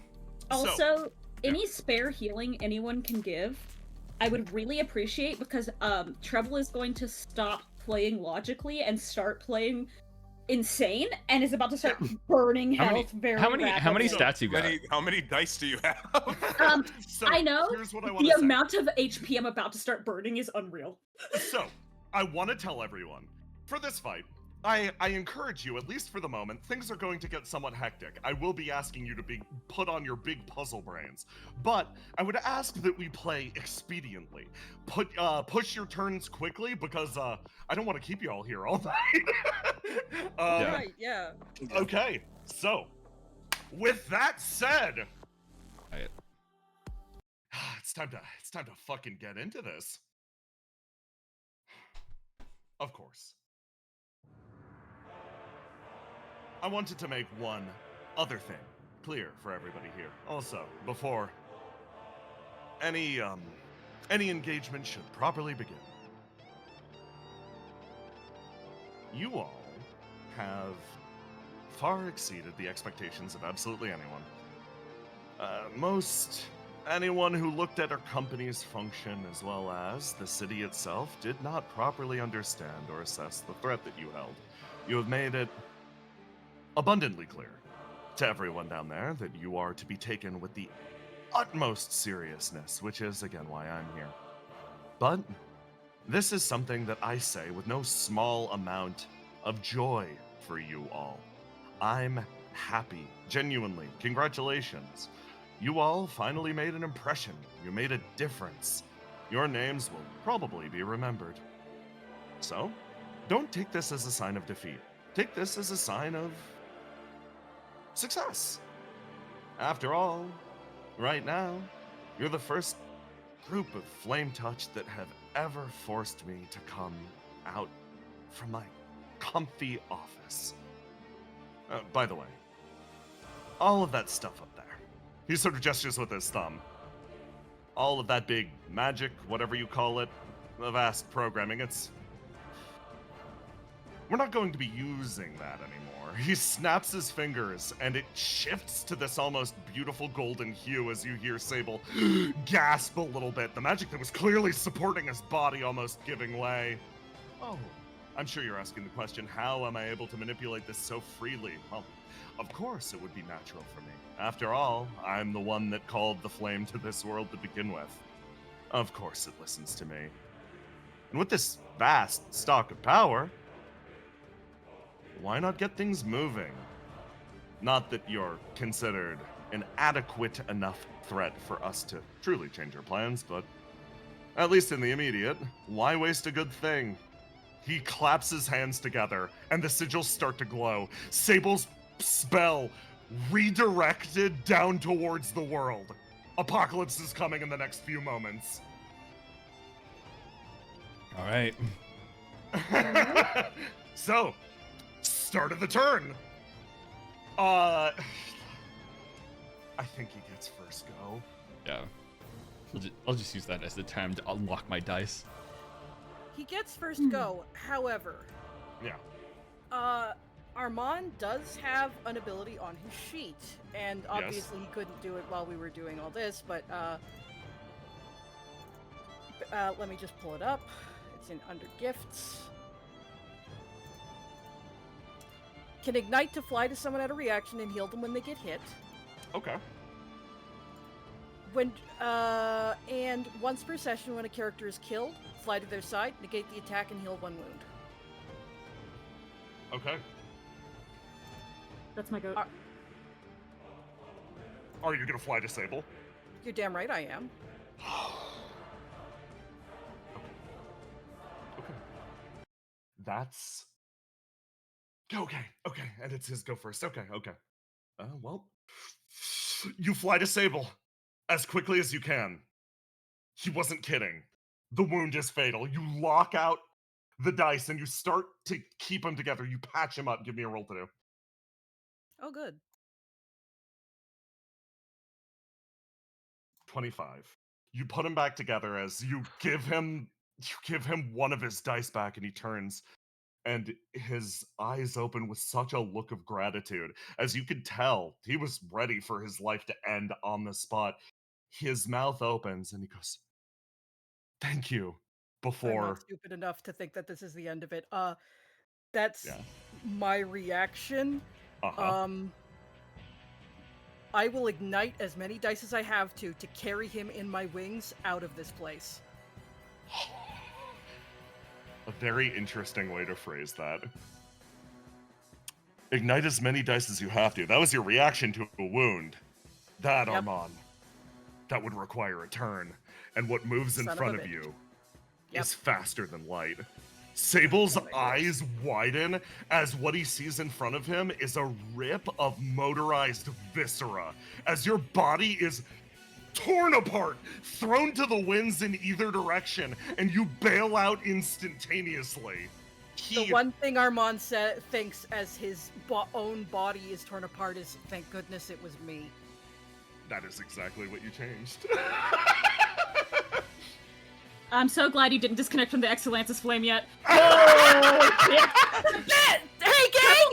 That's Armand's in a fucking simulacrum. His real body's on Excellansis. Rebel was like, when this is all over, I need to sit Armand down and be like, hey, I get wanting to leave Excellansis. Just take advantage of this. Like, don't disconnect. hey, I'm gonna show off this mechanic. What a good chance to show up what the operator is capable of. So, let me post it. Past and future.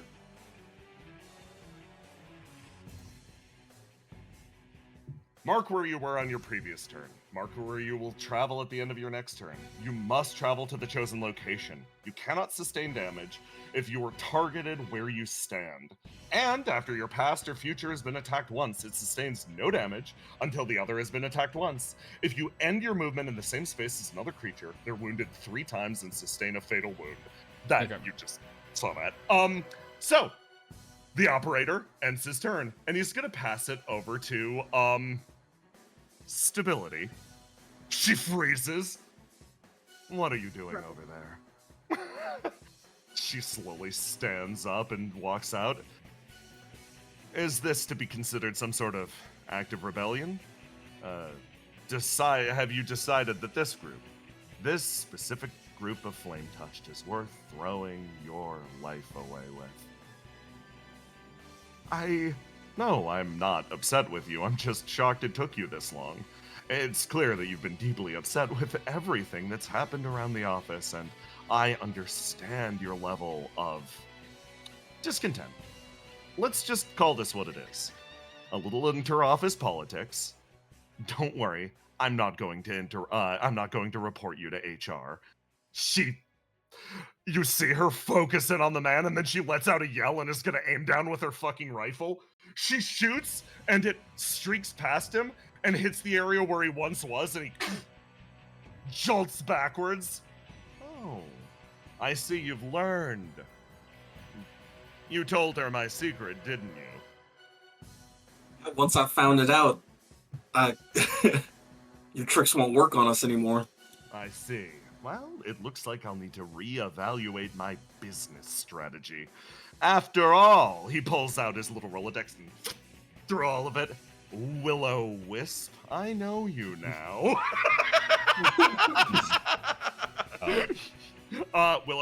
Willow, you're up next. All right. Can I go? Because I actually have a plan to set this up. Oh, Stability, yeah, Stability will happily pass it over to you, Ace. Because this guy actually is countered by all of us. No?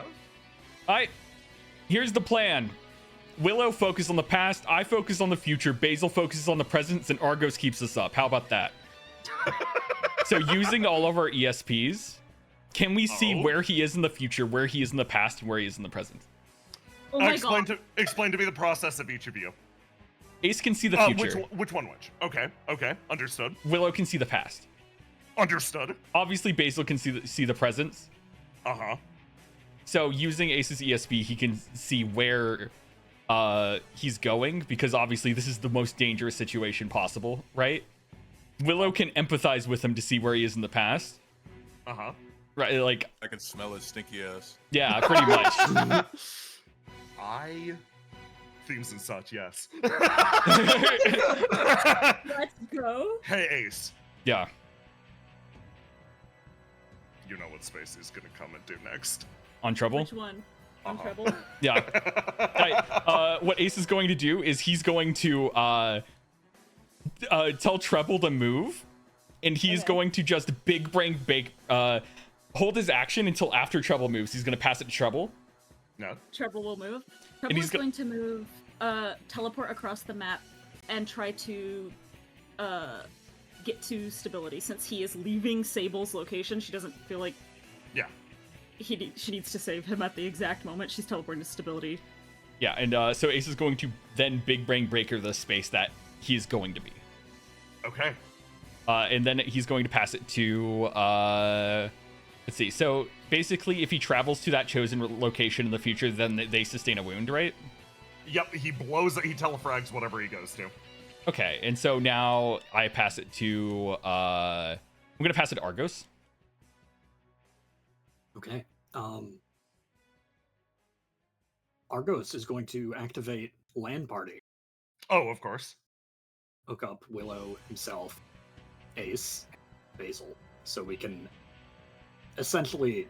I want us to be able to share this information between us perfectly. In response to this, he's going to activate counter strategy. I see you coming up with a plan over there. Calculating something between yourselves. That last hit, that actually hurt me. It means that you're capable of grasping the future, understanding the direction that I'm moving towards, enabling this on any level, especially if I can attack the brain correctly, immediately, directly. That's in my best interests. He points at you and begins his counter strategy. Argos? Roll me 1d3. 1d3? I'm going to need you to lock in. I'm going to need you to lock the fuck I'm going to have you remember the Flash games you played when you were young. 3. Okay. Hold on. I gotta pull up some different music, and the search function is not working. It's very important. I hunt this up. I think it's really funny that if it was any other person than Trouble, you would have just kicked them out of the way instead of asking. I was really expecting that. Okay, Argos. Well, right now it's time for a minigame. So, here's how this works. How many coins do I have to invest? You play Papa's Pizzeria. Argos. God damn. There are 3 objects placed in front of you. I am going to delete 2 of them. I'm going to look away from my monitor for about 10 to 15 seconds. I'm going to delete 2 of them. You should be able to control your character with the movement keys, and you should be able to hide behind one of these. I delete 2 of them. If I find you, he is jumping your ass and your ability will not trigger. So, gamer boy! wait, I gotta find Jackson and DMs. I have an idea. Yeah, you're not looking at your computer, right? I'm looking away. I'm looking away right now. I'm leaving the room. I'll be back in a minute. Yeah. Oh, yeah. Like. No! Doesn't count. Okay. Oh. yeah. Actually. Yeah. We can count that. Can you wait? Press down. Can you move back down? It's fine. We'll just. Yeah, okay. Okay. Okay, I'm coming back. Time does not wait for the operator. He walks his way over. Okay, are you ready? Yep. I don't see a revealed Argos. Okay. Well, knowing what type of person Argos is, he's got to be some sort of a diamond individual. Nothing there. I would never endeavor to call Argos a square. So, the last remaining one is the circle! Hold on. Nice try. I see you hiding just off the corner of the map. Actually, this guy sucks. He forgot to add collision data. That was immediately after checking the locations, and I am as good as my word. Carry on, gamer.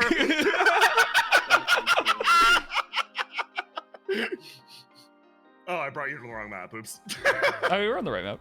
No. Oh, sorry. Yeah, the gold version. Yeah. Yeah. Got the fucking god rays. Yeah. Okay. Carry on, Argos. Take your turn. Holy moly, guys. I mean, connecting everybody was my turn. Yeah, of course. Yeah. No, Totally get you managed to connect everybody up. Let me grab the song again. Here we go. All right. Okay. So you share this information. and more or less source where he is. Hi, this is another boss that gets multiple turns. Yeah. Just FYI. I will reveal him where he was. Yeah, does my like Big Bang Breaker go off immediately, or? Yeah, you hit him with it. Or Yeah. if you want to wait, you can wait. But yes, you do. Is hit there him with benefit to waiting? No, not really. Yeah, so TV6. Nothing can stop his inevitable course of action. Because Ace is gonna this way. No. Yeah, and 4 damage when it does happen. So yeah. Okay. Wonderful. Mhm. Who next? Argus. Let's get it to Basil. Don't do me. I'm trying to figure out what I'm gonna do. Fair. Okay. How about... Pass it to me. I have a little bit of a plan. Okay, Trobo. Trobo, because she isn't included in the past, present, future. She looks over at stability and goes, okay. First of all, I wanted to run an idea by you. He just got a lot of flame and he's gonna use it against us, right? Yeah, without a doubt. Okay. He seems calm, but I think this is the most upset I've ever seen him. Okay. It's not great. This plan is not great, which is why I wanted to ask your opinion about it. She's gonna lean in and whisper something into Stability's ears, and I'm gonna DM you. Yeah.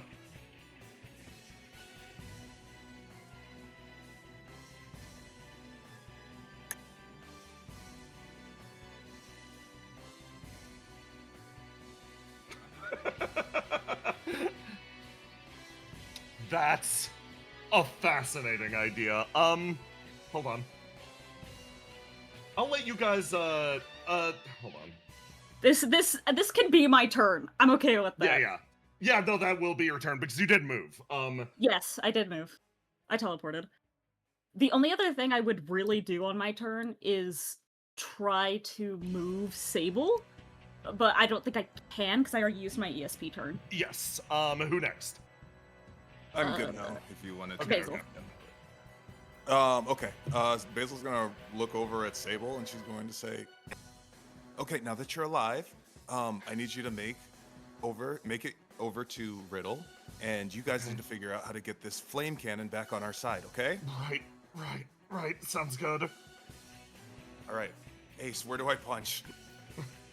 So can we mark which one is the future, which one is the past, which one is the present?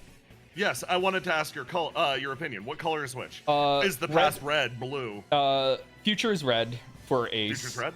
Okay. Past is not green, but whatever color represents Willow, and then the present will be just normal, nothing. Okay. So yeah, I'll go like this. There you go.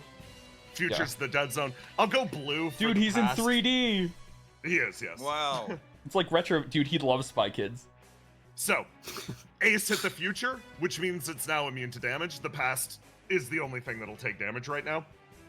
Wasn't the past shot by stability, or does it just go back and forth? Yeah. It goes back and forth, yeah. Okay. So once you hit the past, now you gotta hit the future, now you gotta hit the past, and you gotta bounce between the two of them to actually deal damage to this guy. And is the present just like immune to damage, or what? Present is completely immune, yep. Okay. Then... God, but I don't trust that he doesn't have abilities. So either you can punch the past or the present. The present is immune, but at least you could keep him busy potentially. Or just yap at him. He's immune to damage, but his stats can still be affected. He's playing the system. Kill him. I'm gonna unlock my red. Okay. Or Jack goes back into you. And Jack. Yeah. Doesn't seem to be. Then I will roll to die.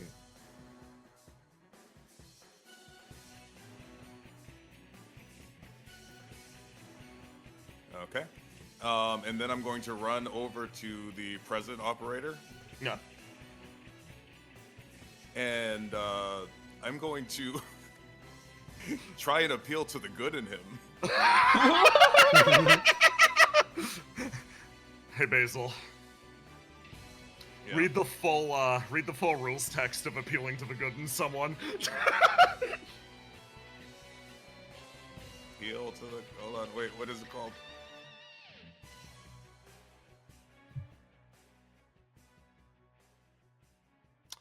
It is called Shadow Boy once was. When you roll and a part of your effort is dedicated specifically to appealing to or seeing the good in someone, gain a 1d6 of the effort. Oh. Sorry, I wasn't able to read it all. Yeah, read that second part for me. Note that few exceptionally rare individuals are too vile in the bonus. I love how he gave you a gift knowing that you try to use it in this fight just to throw it back in your face. I can't use any of these, honestly. Like, Get neared. I'm sorry, part of my kit involves fucking with the rules text and then bleeping the shit out of you live on stream. Give me that roll to do. Wait, I was like doing stuff in DMs. What just happened? Don't worry about it. It's fine. Christ! Oh my god. I'm sorry, again, roll 20 is my biggest glazer. You tell me how you appeal to the good in him. Well, she was gonna try and say that at some point, some part of him was probably trying to do this for the good of humanity or the good of something, but whatever. Why? With a crit one, he turns, he looks at you, and you see his lip curl, and then you feel something that weirdly unlocks like a deep, unabiding rage in you. Prima materia, huh? Never really was a fan of your films. A little too dramatic for my tastes.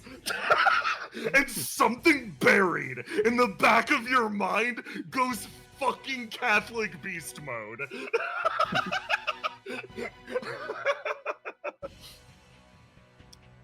He hears that. Who next, Basil? He gets another turn, right? He does. He gets, yeah, he's got 2 more. Go for it. End of turn. Warping over here. He appears in front of you, Ace. Yeah. Does the knockback go off? You hit him with the knockback, and then turn ends. He flies 4 spaces this way. Boom! And slides across the ground. And then he looks around, and he sort of, like, stares between everyone here. Oh. Who's actually within reach? He, like, looks over at, Willow. A little too far in your case. Turns over and looks at List. And then sort of nods. And you see him click his briefcase once. He lock releases once.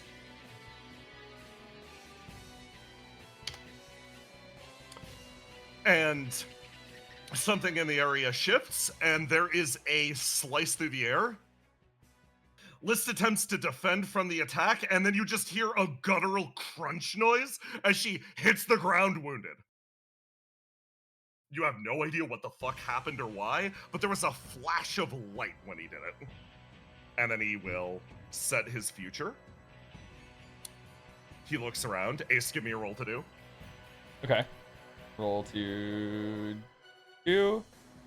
16. Trying to keep track of him. You have no idea where he's gone or where he will be going. Okay. You got into it now.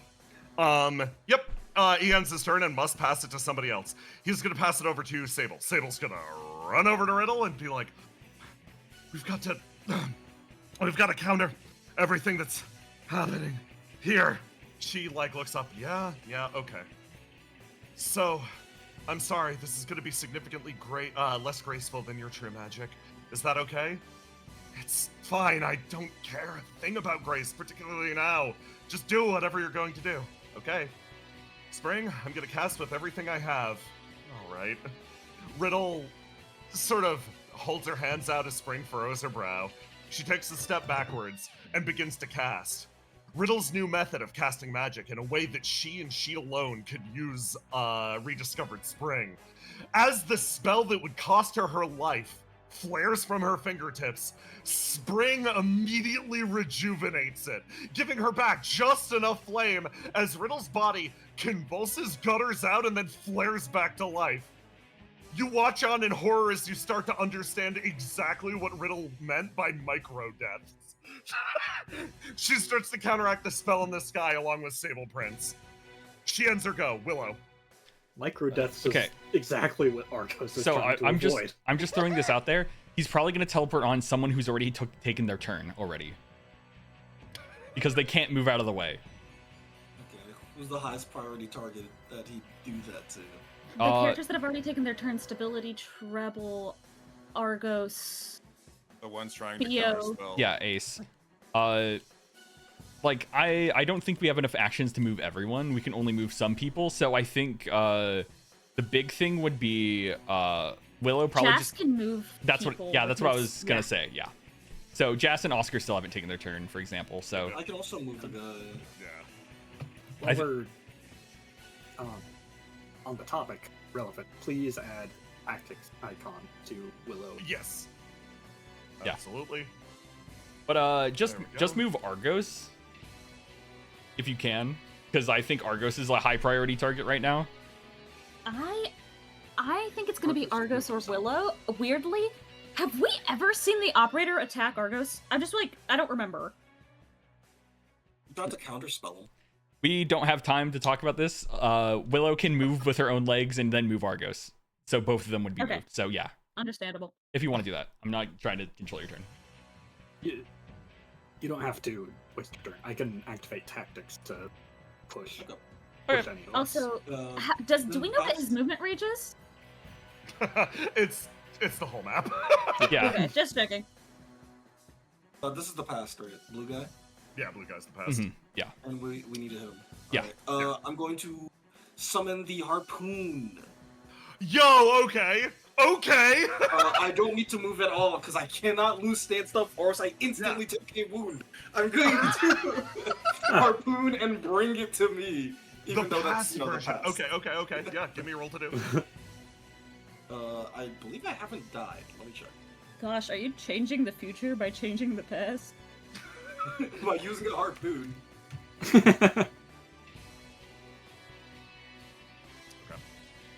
You strike the past. The harpoon hits him, and he slides on over to you, hitting in the space next to you as he visibly takes damage in the present, and you see the harpoon wound appear in his chest as he moves his way all the way up here. And I'm going to do something very stupid. Yes. I'm going to lock out and make a ghost. Oh. Hold your action and hit anyone in range Oh, God. if the operator is near them. Hit anyone in range that. Okay, that makes sense. Okay, that's your go. Who's next? Yep. It won't pull the person out of the way from the operator, but hopefully it will pull the ghost into the way and maybe he gets teleported instead. Who's next? Yeah. Who hasn't gone? Jas, Oscar, Jas, Oh, Oscar, Jas. Theo. yeah, And list. list. Jas is gonna look around. Who do you want me to move? Probably Theo's already gone, right? Theo has not. Theo's not gone. Okay. And then just move Trouble. Move Trouble. Okay. He's gonna just displace Trouble like this over to the other side because that should be enough to dodge.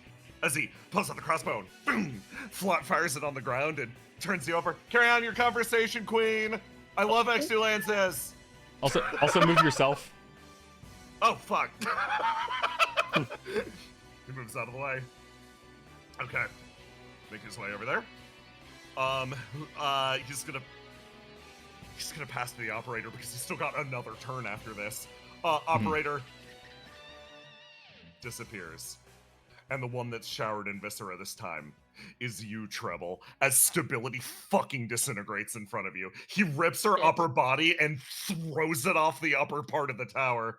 And that's another company disagreement dealt with. By the way, Demiurge, it's been quite some time. Rebel has that moment where she's like, I see. Are you upset? Upset? Me? Why would I possibly be upset? Everything has gone completely according to plan. You are. Hey, give me a roll to do. Roll to do. Okay. Keep track of this guy. I'll roll the die just to get a dice back in. Mhm. Let's see. Roll the die. 6. Lock it in. That'll help me so fucking much. Roll to do.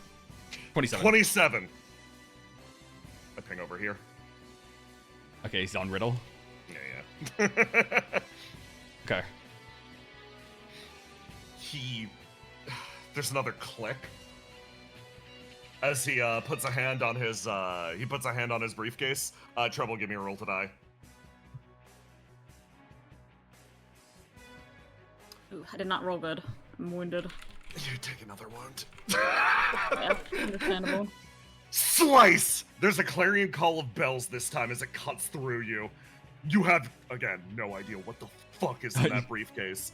Mike actually speaks up. It feels familiar. I don't know how to put it. Okay, who next? Well, it's his go. Yeah? Do we not benefit from being clumped up together so that he's not teleporting in and out of our ranges? But being clumped up together means that he has a better imagine it like Battleship, right?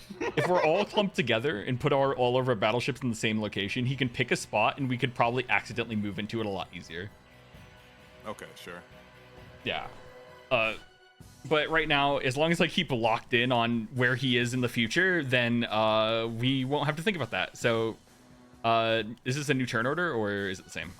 No, there's still a few. He still gets another go. He gets another one. What Ace is gonna do? Hey, operator! Yes? You realize Oscar's behind you, right? What? Hold on, I'm erasing in the future him. His future self is directly underneath him now. As he literally turns around and sees Oscar, he's like, oh, you're fucking dead to me, Ace. And then Oscar's gonna take his turn, and literally looking at the operator's shocked face, he's just gonna, you guys attack the past last, so, Treble, I'm sorry. Let's do it. He throws the C4 packet and detonates it. It slides across the ground. He's just like, hold on. Treble, roll to die for me.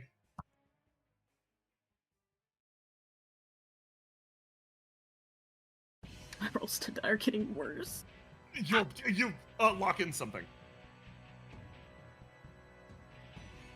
24. You actually do manage to get out of the way of this as it detonates under his feet and there's a flare of fire as you like reform over here, like close. The operator quietly burns in shock. What are you doing here, Oscar? I could ask the same thing about you. Get sick of the cushy office job? Hey, Oscar! What's his real name? He sort of like turns and looks over. He takes one step forwards. You wouldn't dare. You know what? I ain't losing my leverage yet. You keep fucking with people, I'll tell them. And then he takes one step backwards out of the way. Theo's gonna take her turn, and then take one step and set her action. Start of the new turn order. Treble. Argos. Yes. You guys were cooking something. Do you want to act first? Oh. Is stability getting popped is bad for us. Yeah. Popped. Her upper torso just got thrown off the tower. That can maybe be salvaged. Recovered. Okay. Yeah, let me act. I'm going to get it. Okay.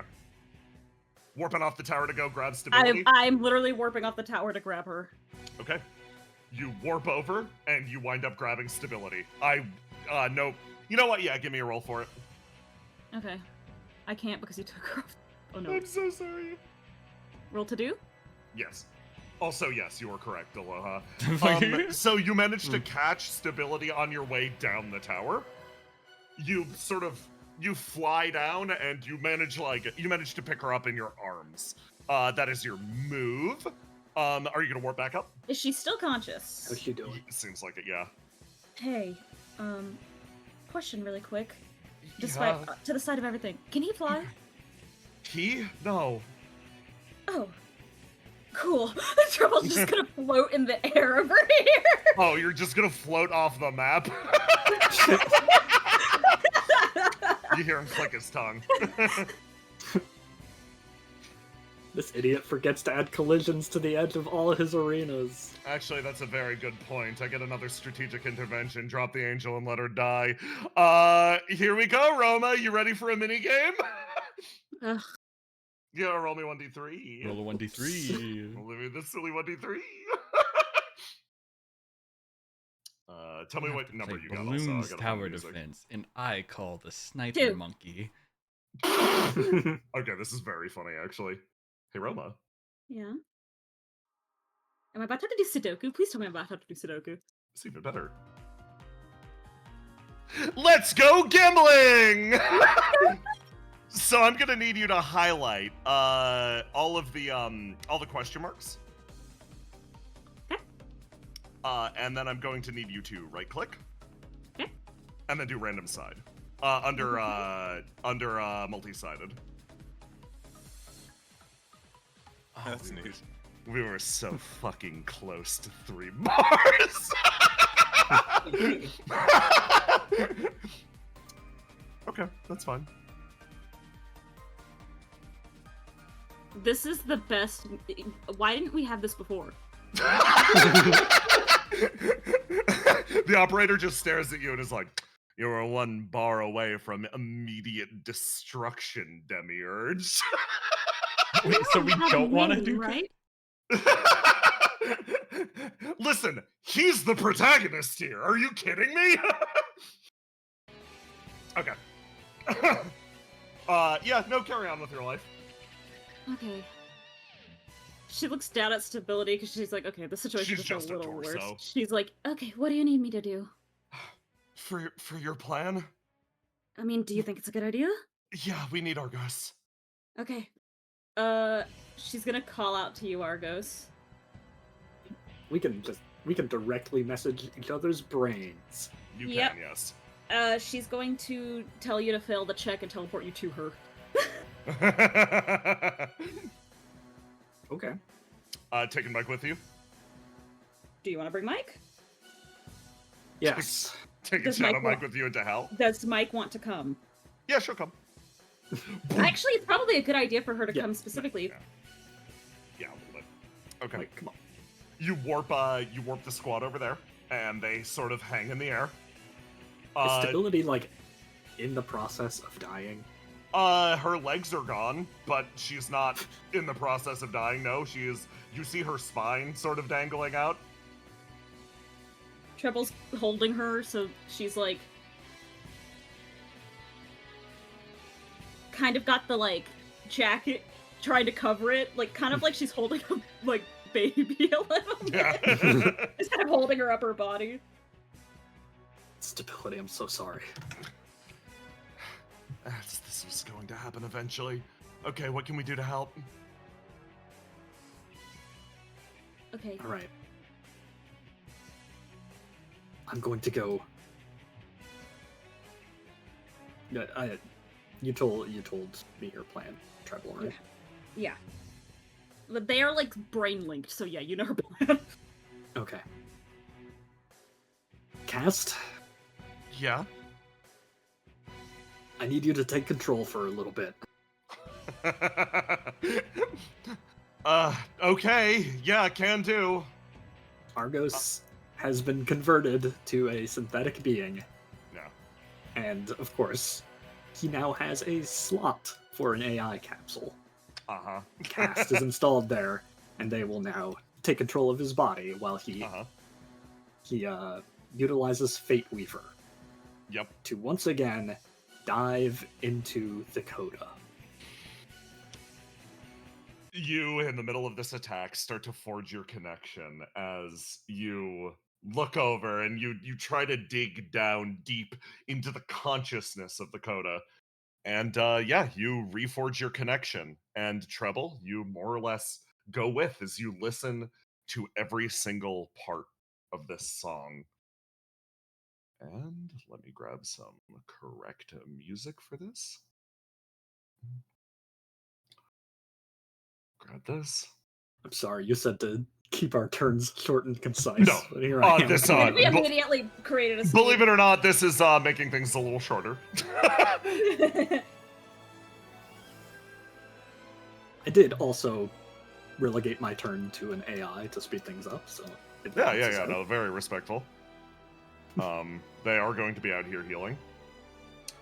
Let me go back in the map order.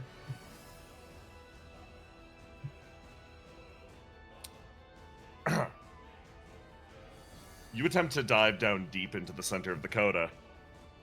Your connection brings you back to the very first floor of it, and then deeper still to the very edge, this abyssal maw that still hangs open at the bottom of the world. And then you dance further down into a realm beyond realms as you functionally combine yourself with the coda and emerge.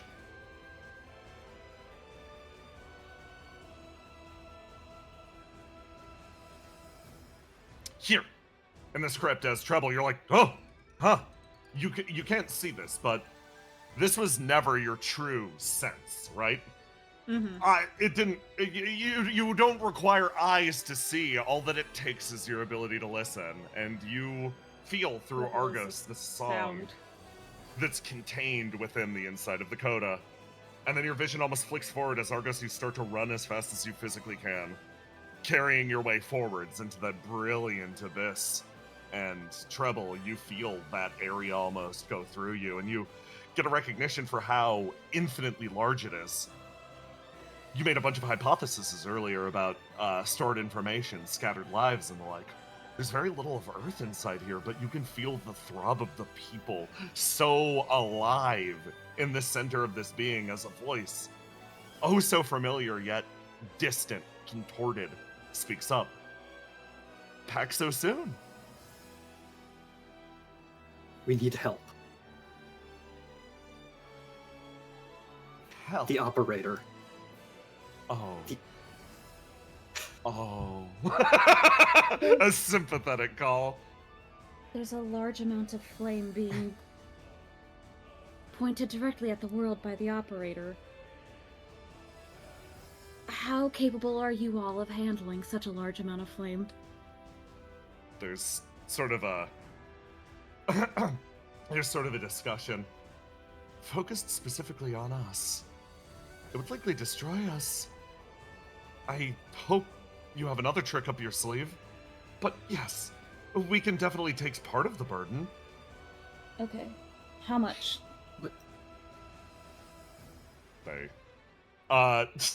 There's a moment, a pulse travels through the area, a shift as at the very roof of the coda, in the area where this being fell, it starts to rise and pull itself free as it lets out a roar. It picks itself up and points its maw upwards. Over here. Sable whispers something over to Riddle.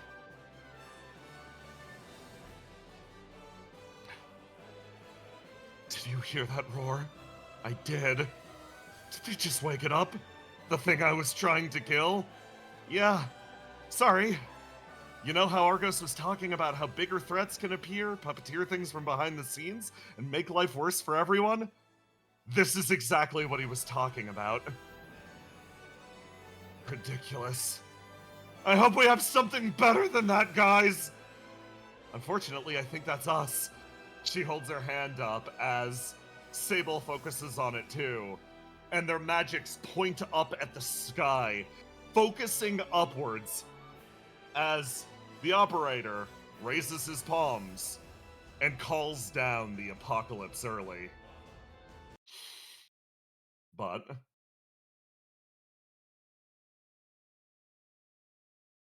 it flies downwards, inwards, connecting up to the maw of the coda. And for the very first time, the roar that spreads out from within it exists not to harvest flame from the world, but instead to redirect this purgating fire downwards and inwards. Stability's voice whispers out through you. It'll be okay. It'll be okay. It'll all be okay. She offers reassuring words as her own life force fades, and she deactivates. But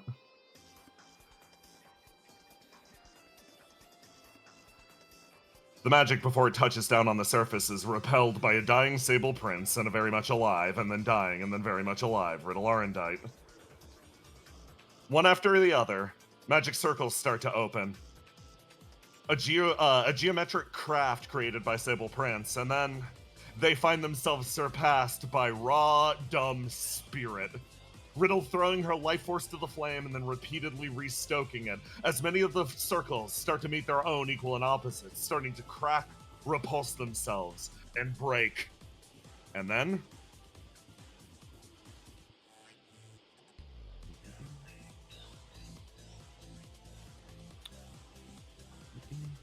in a different area. So, this is the spot, yeah? Yes, indeed! Siegfried Maximum sort of stumbles his way forwards. As far as your eyes can see, our brilliant tunnel network connects different parts of this world, awaiting the flame of destruction. Okay, we gotta hope that this thing works. Say, yes? You're gonna put yourself at the center of this. You're about to get a whole lot of flame, and based on where it's headed, probably better that it goes to you than literally anyone else. Yeah. Mike sort of like moves over and throws an arm around her. Take it as a blank check. A true real time where you can spend all of that excess flame on whatever your heart desires. Yeah, you have all the flame in the world. What are you gonna spend it on? You all are far too generous. What have I done to deserve such a reward? Nothing. You're just about to be the person that saves the world. All right then. She sort of stands up. I'll move myself to the center of the device. God of Flames? Yes, a booming voice echoes from up above.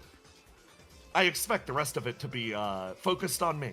Not a single drop of flame gets to go elsewhere. Do you understand me? Affirmative. Understood. He stands on the surface of the world, staring up through the blizzard as the operator's repurposed magic starts to find its goal. And from all of your perspectives,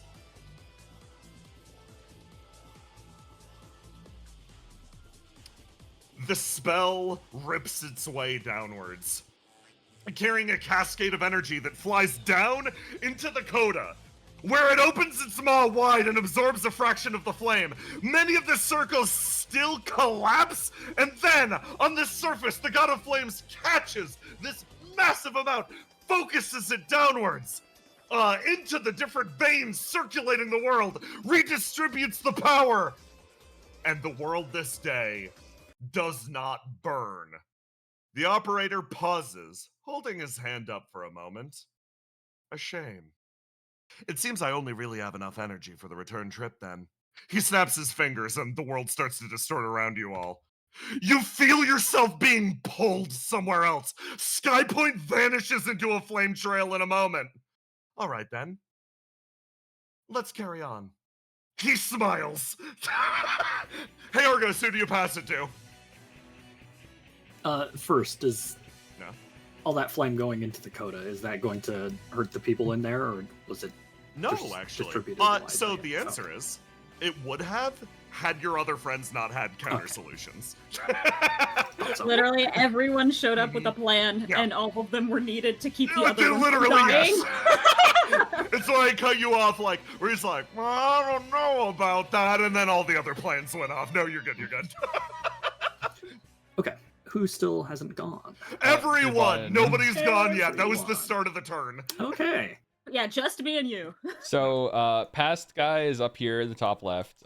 Present and future are like right here, because he got sunlocked. So yeah, it's anyone's go really. Okay. Yeah. I mean, does Cast get a turn? Cast? On this turn, no. And a Okay, future yeah. turn, yes. Sorry, you averted the end of the world. Action economy-wise, I think you're good. Yeah. Fine. Okay. Let's give it to Ace. Do you want it? Sure. What was the last one hit? Last one hit was future. Was future, so it's that one. So now Yeah, it's one of these two, so it's past. It's past right there. List, Okay. List is not gone yet. She can just unload on past. Yeah. It is right there. Yeah, I'll just let Liz do it because she has ranged options. She's been setting her action to just respond to the situation. It's fucking Tommy guns time. She's got this wide kit, but like, why do you need anything else when you got fucking Tommy guns? Hold on, she got wounded. 1, 2, 3. Shots travel out, hit his body. You know what? Actually, Liz is gonna be smart about this. One tap him. Yeah. Mm-hmm. One tap down here, firing through both of them. One tap him. Bang, bang, bang, bang, bang. Good DPS. She puts the guns down. Okay, so it's back on him. Yes. Okay, I probably don't want to take my turn yet, so passing it to Willow will probably be the best option. Willow, Wilbert, Wisp. Okay. Get him the fuck up. I think I'm gonna spend some time to defend a little bit. What? Yes.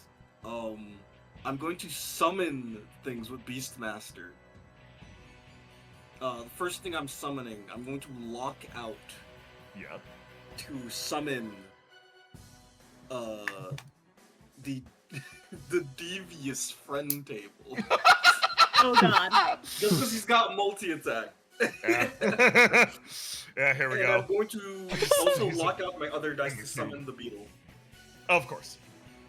That's actually very good. And then I'm gonna order my harpoon guy to stand in the middle of the arena. I like it that Roll20 decided it needs to be in a cube now for some reason. It's been so long that I forgot it was transparent. So long, they sent him to the fucking cube. I mean, action economy-wise, the devious end table will spend his turn loading his gun. Okay. That is my turn. All of my dice are locked. Okay, who are you passing it to? Remember, you just need to take a turn. I'll give it to him. He takes his turn. And during it, seeing as how the fight has evolved, she's going to mark out, all right, stability, you are in Trouble's arms, dead, well, deactivated. Brainstem still intact. He activates, your present destroyed. Hi guys, shit's about to get a lot harder. Now you two are playing the game. You must decide now where you're going on your next turn and you don't have a choice. The operator is aware of every single place that you've gone, and your past and present, or your past and future are now equivalently vulnerable to him. So, from everybody else's turn from here on, you gotta keep that in mind, and he does indeed take a step forward and ends his turn. He is going to pass over to Theo. I will not spend time marking out where the NPCs are going to be moving, because that will make the game take forever. Just worry about it for the players. Yeah. So, Theo's going to take her turn. She, at the end of her last one, is just gonna pass it to List and do same old 3 shots. And then she's gonna take her turn, move, end her turn, and then she needs to decide this turn where she's headed. She's going to move back over here, and I'm going to mark her with red. Okay? Oh, right. Just an example of what you guys have to do. Not doing that for NPCs from here on. Yeah. Smile. Basil. I'm also going to pass the list so that she can do it again. Oh. I also choose this guy's wife. List fires 3 times as she speaks up. Sable, you still with me? Yes, I am still here. I am still conscious. I'm focusing on counteracting whatever spell he has. Do you want to know what I did to counteract your plan? What? Nothing. I went outside and I checked my messages. What do you mean? You tried to change the world exclusively through just a sheer display of might, sheer force. I came to a secondary realization. My phone has been blowing up all night. I thought I lost control of my army, that my officers had gone rogue. This is correct, but ultimately, it made me recognize something. This world might have outgrown us. In the depths of Fuse City, 4 people have made their way through the facility, and they're actually on their way out waiting for a tram. They stand there and sort of like sit. The opiate guy turns over. This is a little awkward. What? We received explicit instructions that we shouldn't do anything to directly counteract Geist. That it wasn't supposed to be an opiate effort. Oh, and yet you're here anyway. Interesting.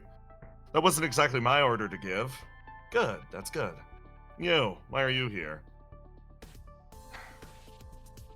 This lady walks forward and sort of shakes her head. I thought maybe a member of Geist would still defend their aspirations to the last. She shrugs.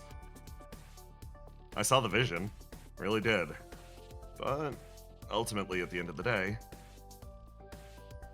they might have bet on the wrong horse. What do you mean? Well, one of the reasons I'm out here planning C4 charges with you guys is because Geist wanted to create a World 13 that was born by the wishes of one of us, like a flame touched. They put as many people as they could in arcs, and I thought that that was a good idea. If the trip's doomed from the start, might as well save whatever you can. Especially if it could seize back power from the people that are making our decisions for us. And yet you're still here, with us, planting bombs? Yeah. I met the girl that they were expecting to do it. They put all their eggs in that basket. All these secondary plans, the plan Bs and the like, they all pale in comparison to the first one. They don't like the same gravity. You disappointed in her? She sort of like picks her chin up. I worked alongside her during my short stint at Opia. I think at the end of the day, you won't find anybody more ordinary than her. Got the same issues, emotions, desires. She wasn't very godly or anything. So, here I am, blowing the place up. Veron actually laughs. Knowing her, I think she'd be happy to hear that. You aren't in trouble either. That's good. That's great. She scratches her chin. And picks up her phone. Sybil looks over. As Riddle tries to maintain the spell, micro-dying yet again. And her phone picks up and she braces it open with her shoulder like, Verona, hi, hey. Riddle? Yeah? Just until the end of the day. I wanted to give you permission. You're not my boss anymore. Permission to do whatever you want. Trust me, until the end of the day, just do whatever your little heart desires. I'll take responsibility for it. Our organization's already pretty much doing that. Seems like List is as well. Riddle blinks. Really? This isn't some kind of trick? No. Do what you want. Go apeshit. The phone clicks as Riddle like stares up. Okay. No idea what that means, but let's get these guys. Her eyes open up, flaring as she, a smile sort of crosses her face. And she summons something out. A portal rips its way open as from the center of the arena, thump, a man touches down first, like, in the middle of literal, like, you have no idea where you are, Nanda. Our savior. My God! My God! What the fuck? Based. What the fuck? 8 picks you up and puts you back on your feet as your reinforcements appear. Okay, we got the signal. It I looks don't around. know why. Donda feels like the perfect hard counter for the operator, and I don't know why. She picks you up Who and the puts you fuck back is that down. guy? I don't know. We getting this guy? Yeah. Riddle gives you the thumbs up. Okay, cool. They all give a thumbs up as they join the encounter. That was Basil's go. Hey, Basil. Where you headed next? You gotta decide now. Yeah, I'm gonna get to them over here. Okay. What space? Do me a favor. Move this second red Basil to it. There you go. You're gonna run your way over there next turn. Okay, understandable. Good. Who next? Who needs to go? The new people? New people gotta go. God, Ace needs to go still. Yeah. You want to go, Ace? Yeah, I can go. So, right now we gotta mark our future, right? Do we have to state what action we're doing in the future, or just move there? You need to. No, it's how you're gonna spend your move next turn. Oh, okay. Yeah, you don't gotta decide your action right now, just your move. Yeah. But can I still move this turn, or is it just like... Yes. It's Okay. from the end of this turn onwards. Okay, so gonna 1, 2, 3, 4, 5, 6. So, operator. He turns. I'm starting to regret answering this question every time it's asked. What? I happened to stumble upon your lab. The old one with the portal. Oh shit, you say that and hey Treble, that sounds familiar. Anyway, you Treble say that speaks and he stumbled upon my what? I saw the old you. I saw the old Oscar. I saw the old Say Miscellany too. Interesting. His attention is focused entirely on you. So,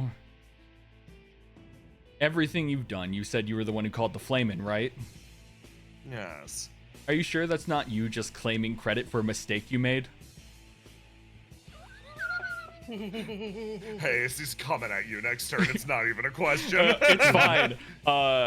At the end of this turn, Ace hits 90 burn. Yeah, King! I think it's a very professional thing to call a blunder a success. Turn corporate credit, right? He's watching you so closely. So, Corporate credit. you're not denying it, though. As if I had any higher-ups left to please.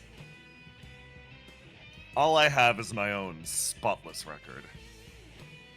A spotless record because you thought no one was there to witness your mistakes?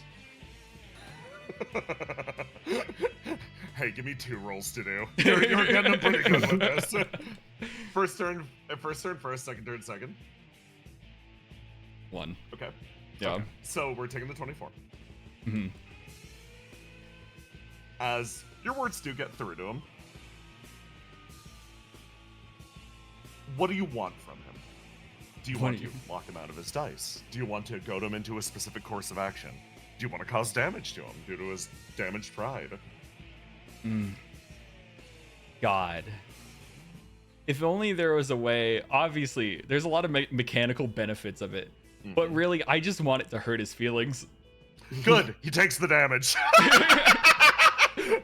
Hold on. That is 12 damage. He takes a wound from that. Let's go. Let's be honest. That was a pinprick compared to your wife shooting him about 30 times. Yeah. But it really just is the salt in the wound that pushes him over. I'll have you know. Ace has finally truly weaponized being a dick to someone. He does it every time, though. But if I could see your mistakes, if I could see the past, the present, and the future like that, then who else could? Who else could come out of the woodworks? Maybe Oscar? Maybe Say? Your record isn't looking so spotless anymore, is it? What is that? Sort of speaks up in the background. Was it a big room, big round portal, lots of computers? Yeah. Oh, I remember that room. A specific pathetic man behind the console setting Oscar in? Yeah. Before you said another word. Play my fucking mini games. And yes, I will be zooming my camera out, so the same trick won't work twice, Ace Saleus, you bitch. Okay. Okay, hold on. I gotta turn on the music. I'm gonna message. So, Jay, are you gonna look away? Are you gonna stand up again? Yes. I am going to walk away. I'm going to give you a minute starting now. Be right back. Oh, wait. Don't do it yet. Yeah, I gotta make sure you're sent it back. There you go. Now take a minute. Now Aloha. take a minute. Yeah. Aloha. Delete your pog. No. Yeah, I was gonna say that. Kill yourself now. That's fine. I don't need to cheat. He can still see me, right? Oh no, he can't. It's clear. Clear. He cheating? Cheating. Can you send your tokens back? I mean I can't send my token back. I'll I just. can. I'm on the wrong map. Give me a sec. I mean it's clear though. It's like the thing of like the. It's transparent. It's transparent. Hold on. Let me help you Is out. Let me this help you out. intentional? Hold on. I have a plan. Mask. I need you to send this to back. Are you escaping my maze? Very quickly, I need you to send this to back.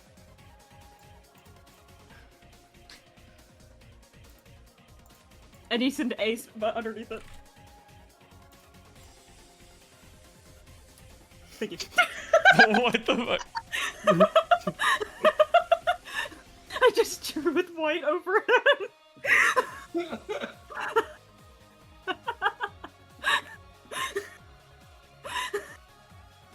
my god. No one say anything. No one say anything.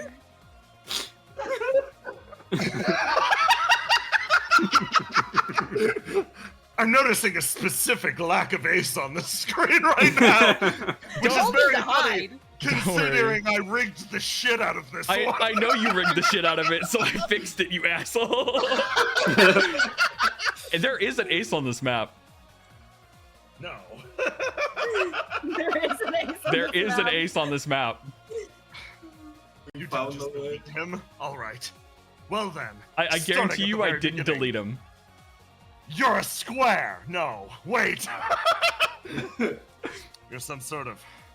I could never call you a diamond, so you must be this rounded object! What's your secret, boy? His instincts were correct. The operator was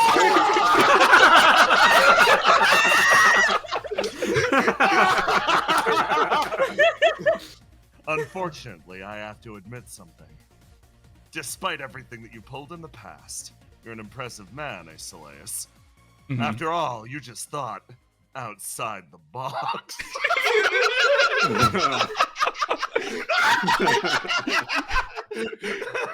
So, what I'm going to do...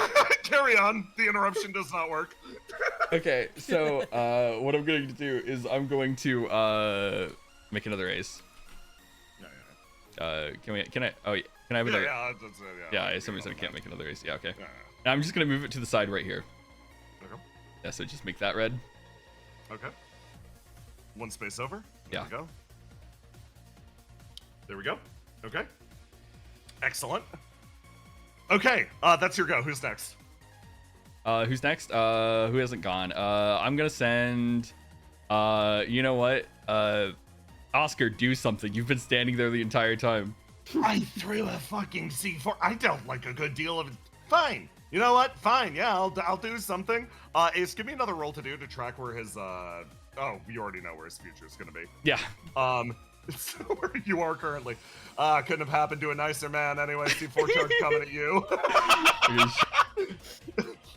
Alright. So roll the die. Oh. He's about to do the one thing that I never allow and turn launder you a turn. He throws the C4 pack and clashes with you. And clashes with me? Uh-huh. Oh my god. So GMs are normally not supposed to allow this type of shit, but it says on my character sheet I can do what I want. So if that happens, I just get another turn, right? Or another you get an action. action. I get an action. another action, So what Ace is going to do is he's going to grab the C4 Yeah. and place it down where the future guy will be. Back and take the fuck, I can't move and do an action at the same time, right? No. What Ace is going to do is he's simply going to grab the thing and big brain breaker the C4 on the square right here. Perfect. Okay. Yeah, that'll do. Give me the damage. Yeah, okay. 2d6. 8. It's clean. As BAM! The attack travels through and you bury your fist in the operator's chest. Okay. Yeah. Oscar is going to pass it over Yeah. Oscar's gonna pass it over to Jess. Jess, like, hey, getting you out of there. Yep. Aim, shoot, fire. Move you over here. There we go. That's his go. Mhm. Next up, he's gonna decide to pass it off to the operator. He warps over to this position, and his past version is left now over there. As it appears, doink, right there. He's going to, from this position, turn and just aim his gun at your future self face. Willow, give me a roll to die. Ace, give me a roll to die. This is not a clash. Okay. 20. Okay. Oh yeah, I get some accuracy bonuses because that's 2d6 because of I'll ask her. So. Okay. Willow and Ace, both of you take 20 damage as the bullet passes through the two of you. He just points the gun at your head and fires, and it just punches through and strikes you too, Willow. 20 to both of you. Oh. Yep. Next up, he is going to decide. Give me a roll to do, Ace, to see if you can read the future. 19. Okay. I'm gonna drop somebody in. The portal opens up and dumps one more person out, and she slides across the ground on her face and then picks herself up and looks around like, huh? What? Riddle yells like, Seagazer, focus exclusively on future sight. Okay. Points at Ace, points at List. Gonna warp under List. Okay. That's Seagazer's gonna be dedicated He did to that shoot him now. like 10 times. Yeah, that's I love the Seagazer damage. shows up like after so long, and everyone's like, Seagazer, do the Seagazer thing, and she's like, ah. That's fine. She points, does that, and then is going to pass the turn over to Whisper. All right. I pull out Willow's signature knife. Time for round 2, asshole.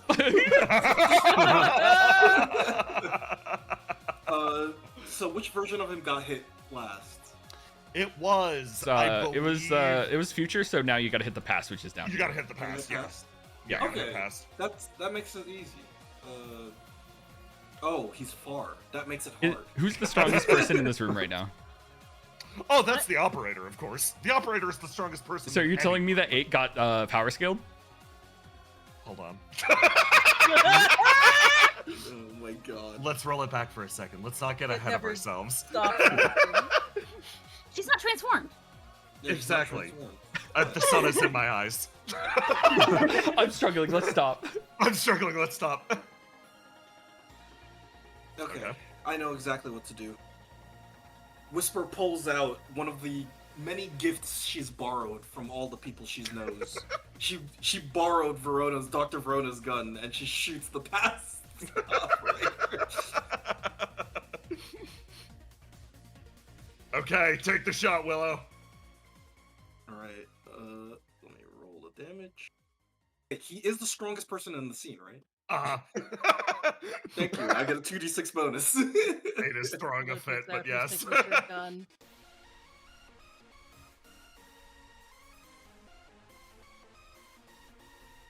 Okay.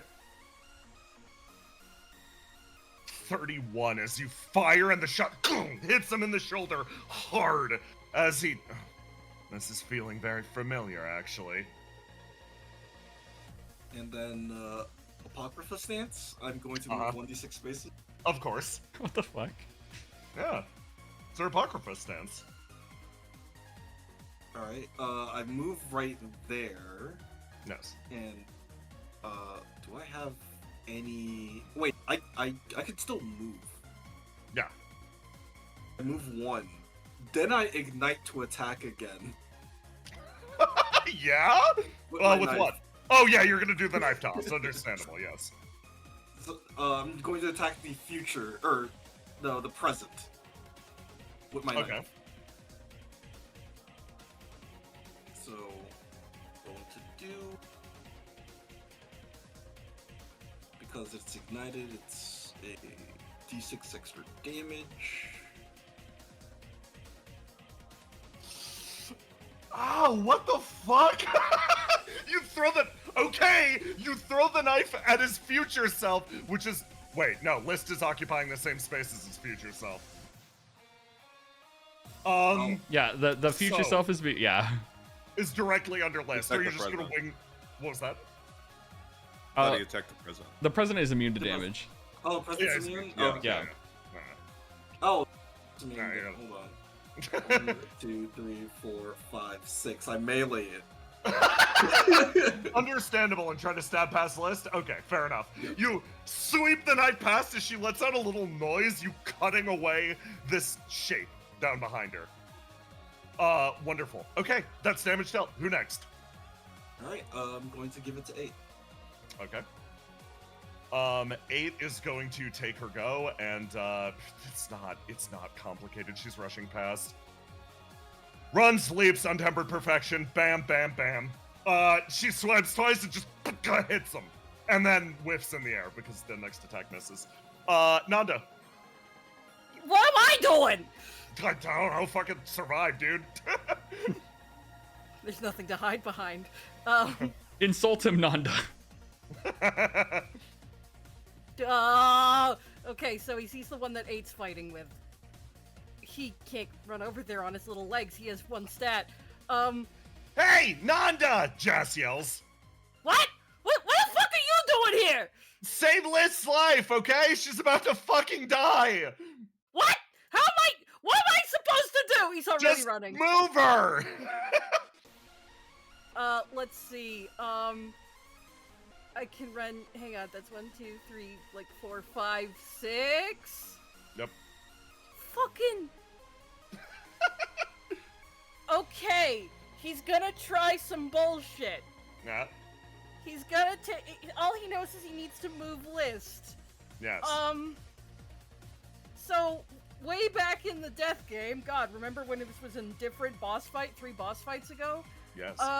He stabbed the bubble that made the death game happen. Yes. And he got 4 charges off of that. So he's going to try and take at least one of those charges, or however many it takes to fucking do this at a distance, and make a bubble that bumps List out of the way. That of that same shield. Literally so smart. No rolls to do. Dock yourself a charge. She bumps backwards. Just like, yeah. What the fuck was that? Focus on your own shit. Okay. He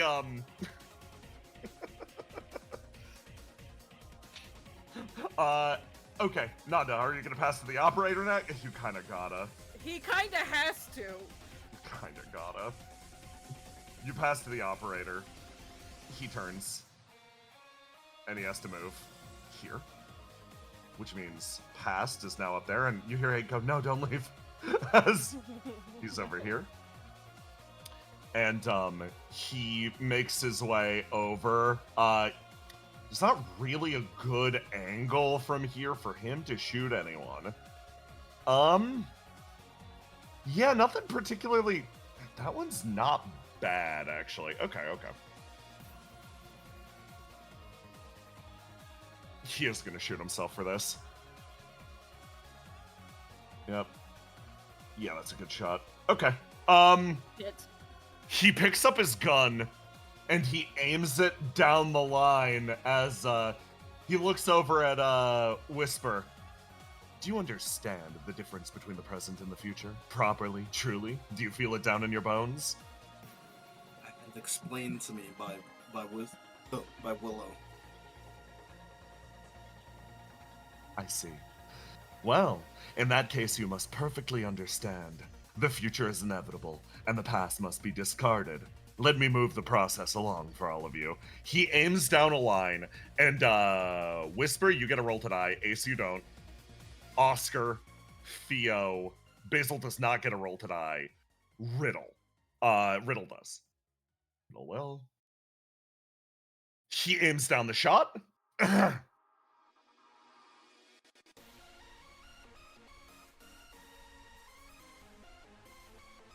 As okay, cool. That'll be 20 damage to you, Ace. That'll be 20 damage to, 20 damage to me? Yeah. Fuck, I take a wound. You take your wound. Wait, hold on. Yeah. Yeah. If you're going to take a wound, these are not reactions. Sorry. I think with well, you summoned your beetle and set it as a reaction to move somebody out of the way. If you want to blow that now. Oh yeah, I'll do that. Yeah. Okay. We are going to displace the future Ace, and bring that one over. That'll be 20 to Basil. That'll be 20 to Oscar. That'll be 20 to Theo. That'll be 20 to Riddle. He deals over 100 fucking damage, and then 20 to Whisper too. And then it's the end of his turn. He's gonna go. He warps.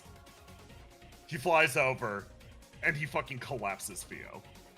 You just hear a crunch as Theo hits the dirt. She has 5 wounds, so she's not dead, but that took out most of her health, and she is now in a dying state.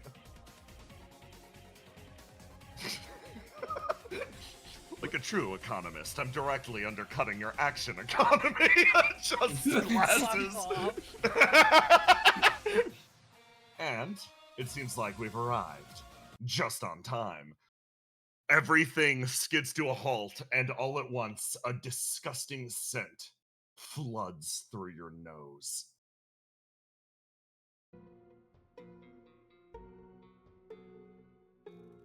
You look over the sides, and you feel where you've gone.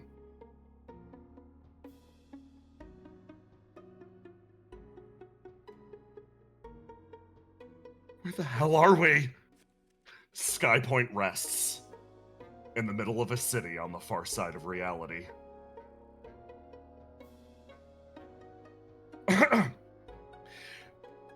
That ugly blue sky rests down beneath you as you feel the operator spend the last of the magic, warping you all here to his home territory.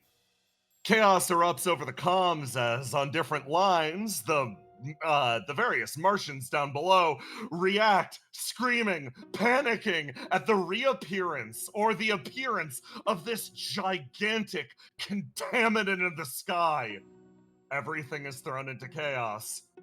Now, where were we? He says, throwing Theo's body to the side. Wait a second. Yeah? You said that stuff about the future, right? Indeed. What do you actually know about the future?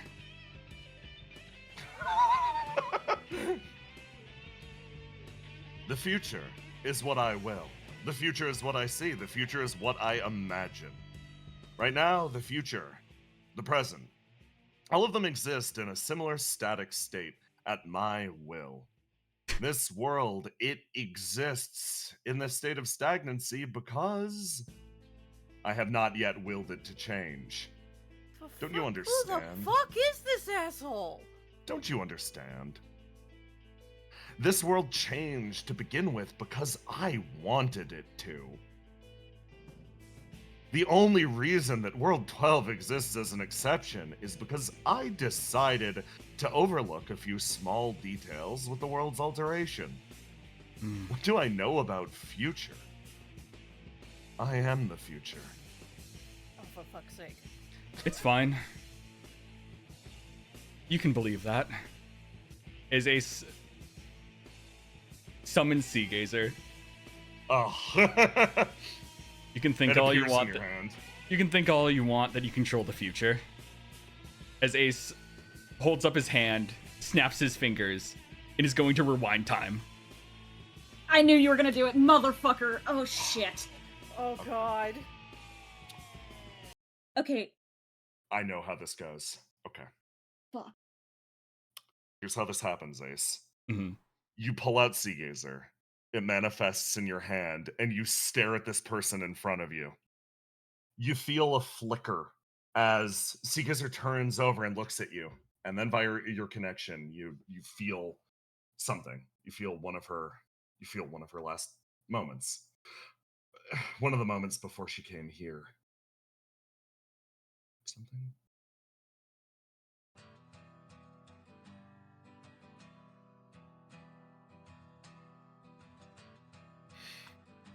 I Guess I just wanted a little clarity. Thought I might find you over here if I came back. It's kind of lucky that all these doppelgangers are sticking around, right? She takes a step forwards. Why aren't you saying anything? Why did you come to find me? I wanted to know, are you me? Or are you just her? She raises her hands forward. She laughs. I'm more you than I am her, I think. So much has been done to that woman that I don't think she remembers even a fragment of the emotion that I felt. You're still mad, right? Yeah, mad as hell. Still standoffish, right? Yeah? Don't get along well with others? Hey, shut up. I think I'm pretty good at that part. Yeah. This is funny. I thought you were supposed to accept or reject me. Yeah, I guess, in that case, I accept you're me. She holds her hand out, slowly takes it, and the two sort of mix together. A superficial gesture, considering that most of the effects of the god are gone, but something settles in her heart in this exact moment, and she gets a vision of the future. A vision of this exact moment. The moment that Ace would pay with his life. Her body freezes. She turns and she starts to run. It's critically important that she be there. Right here. Right now. She runs as fast as she physically can. And...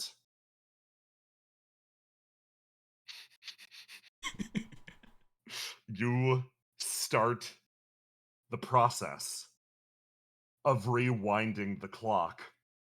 All of this was little more than an illusion. All of this was a vision of the mind, created from a person who was flinging you to the far end of reality. The clock ticks backwards and you know what's coming. Blood explodes out of your body, Ace, as Seeker runs, throws herself forwards and slides, and she's like, no, you have to live, no, not like this, not because of me, come on! I'm not dying yet. What? As Ace, in this fraction of a moment, he knows there's only a few more moments till the spell completes. He lifts Adalasker, not dying from rewinding time, and I'm gonna Adalasker overload the remaining magic. You take the swing. Give me that roll to do. It automatically hits. I'm at 90 burn. It has unlimited range. I just now got it. You're gonna try to cut the spell. You're gonna try to cut the flame trail. Yeah.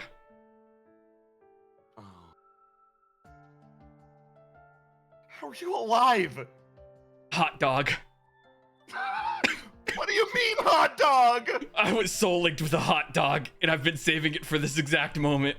What the hell are you talking about? She starts shaking you. As Ace lifts up the sword and swings it to try to cut the magic. It sweeps through. And all of this, indeed, was some grand spell. It was a construction meant to send everyone here to the far side of reality, to throw you to the most inconvenient location, and the one most profitable for the operator. It was to throw you to a place where your cause was already doomed. You raise your hand and you cut that fate wide using Adalasker. The problem, as this slice cuts through, the world collapses into void for a moment behind you. There's nobody here to send it back. Ace, you feel another flicker of power through your body. Another prediction of the future. You know exactly what step is coming next. You look over at the two mages here. A man looks up and over at you. Vision overlaid on top of vision. Cut free from the city's gravitational pull. He puts his boot on the edge and throws himself backwards. All the magic focused around his body instead focuses to a single laser point.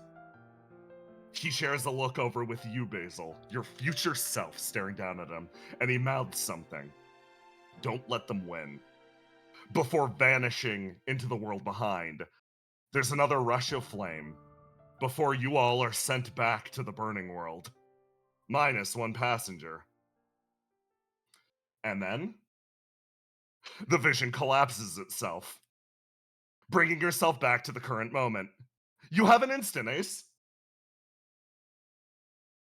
To cut the spell? Oh, you cut the spell already, my friend. Oh, I have an instant to speak? Oh, Ace is... You have an instant to speak, yep.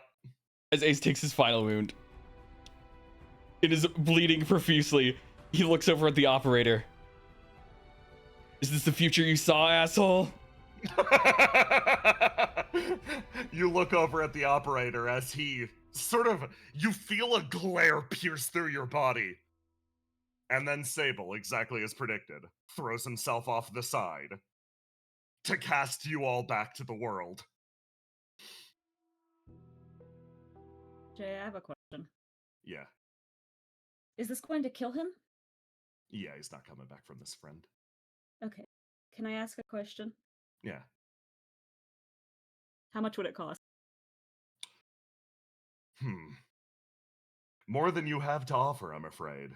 But you see that vision pass as Seagazer panicking, looks over. The battle's won. The man throws himself off the side. And then there's a rush as...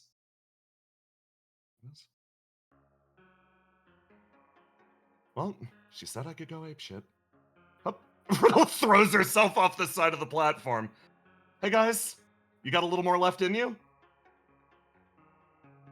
She yells out to the rest of you guys. I mean, I'm still standing. You're not good to go. You know what? I'm doing fine. Yeah, sure. She lends you a shoulder and starts to run with you, Ace. Runs over to the edge of the platform and then jumps. Willow. All right, Riddle. Are you asking me to defeat the operator? No, I'm asking you to save this man's life. Oh. Sybil, like, what the hell? Get off of me! As he tumbles down towards the world. That one's much easier. If Willow is going to do something that she was holding on to, she's going to summon the mech. Oh, fantastic. Okay. That'll be waiting for you when you go down. You turn over, you run off the edge, you jump. Yep. Hey, Argos. Hey, Argos. Hey, Argos. Hey, Argos and, Treble. Riddle just threw herself off the edge to save the life of somebody you fucking hate. Treble likes him. Treble was about to do the same damn thing. Sorry, I should not include you in the group here, then.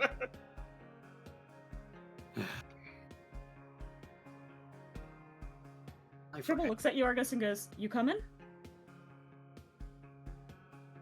There's someone else. I'd rather focus on saving. Okay. She hands her to you. Well, 2 other people, I guess. Well, Even if you it's can a save lost whoever cause. you want. I'm gonna go get that guy, and I'm gonna go get my girlfriend. Good luck. Turn and look. Mike actually stares up at you and is like, "You're not going?" Ace is over there on his way out. Or no, he jumped off. Yeah, everybody Son of a jumped bitch. after Sable. Alright, fair enough. You coming? She sort of like looks back and then shakes her head no. No? I need to stay here. Why? Wait, what do you mean? I won't be able to exist anymore if I follow you that way.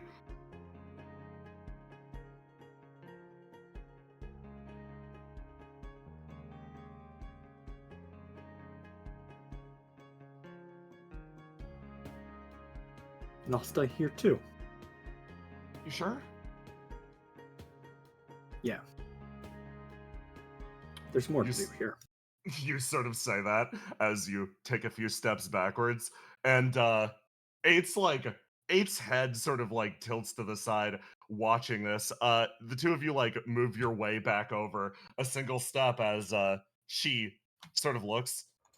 So, are we going to deal with this guy? Yeah. Had about enough of him hurting people. You turn back over, you look at the operator, you steady your weapon, and you weirdly, how do I put this? You just saw all of your friends throw themselves into the maw of danger. How do you feel, Argos? What's your main focus, your main priority?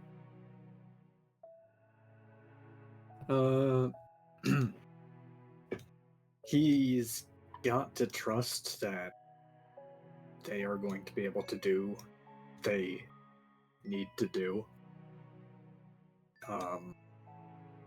And he's not going to be a doctor right now. He's gonna try and end this guy for sure. That's a priority. Okay.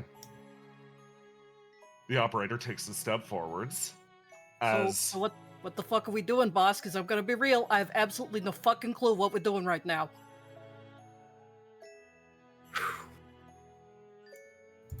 Whatever we can, I guess. I'll try and cook up something. you aim down, you pick up the gun, and you get ready to fight the operator as the distortion changes. And finally, last but not least, Basil, you going with or you staying here? Am I stuck with the future that I had already chosen? No. The future's changed slightly. What direction are you headed? You throw yourself off the side, disappearing down below. As they all vanish. Spring's gonna jump with. They disappear over there. Weirdly. Cass' voice sort of speaks up in your ear. The one that comes through. Okay, let's focus all of our intention on this guy. Try to make sure that he doesn't come back to the burning world with us. They gave us our path back. Yeah? One thing. Yeah? On the way over. Yeah. I might regret this later, but Theo's dying. I'm dying, grabbing Theo. That's a good idea. You take her with, and Cast sort of speaks up in your ear, just like, they gave us our path back to the world. Let's make sure it's actually still standing when they get back, okay? All right. You know what? On some level, I'm happy you didn't run away to the city without me this time. Though I would have been coming with. We'll have our time. Sure enough. Okay, let's get this guy. And our perspective is going to travel with the remainder of the party. Jackson, feel free to relax for the remainder of the session exactly before the 1 a.m. bedtime. As for the rest of I'm all locked in, too. Yeah! I think it's kind of cool that Argos, the guy who's the healer, went, no, I'm killing this guy. I'm killing this guy, and I'm staying with the world. Is like the big thing. It's called preventative medicine. As for the rest of you, you throw yourselves off over to the side. And you fly as Sable secures the magic Riddle flying with, letting out a fucking cackle as you fly down through the world and approach somewhere familiar.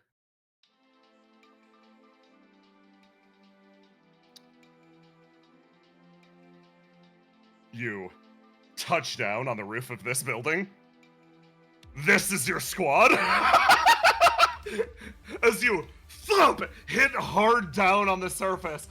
Sable is bleeding out still. He's like, where the fuck Trobo at? Oh yeah, Trobo. Oh yeah, sorry. Oh. God, why did I do that? Why did you do that? It was kind of cool though. We did it to save your life. I'm sorry. If you're expecting anything beyond that, you're not getting it. Treble? Yeah?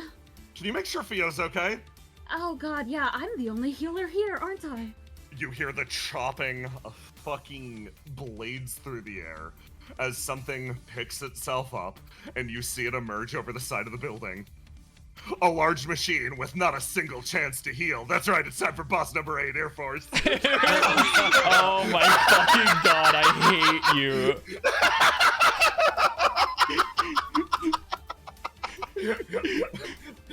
Riddle like, okay, everybody just hit it with everything you've got. It actually doesn't seem that sturdy. Willow, your mech will form at the end of the turn. God, it's been one hell of a day.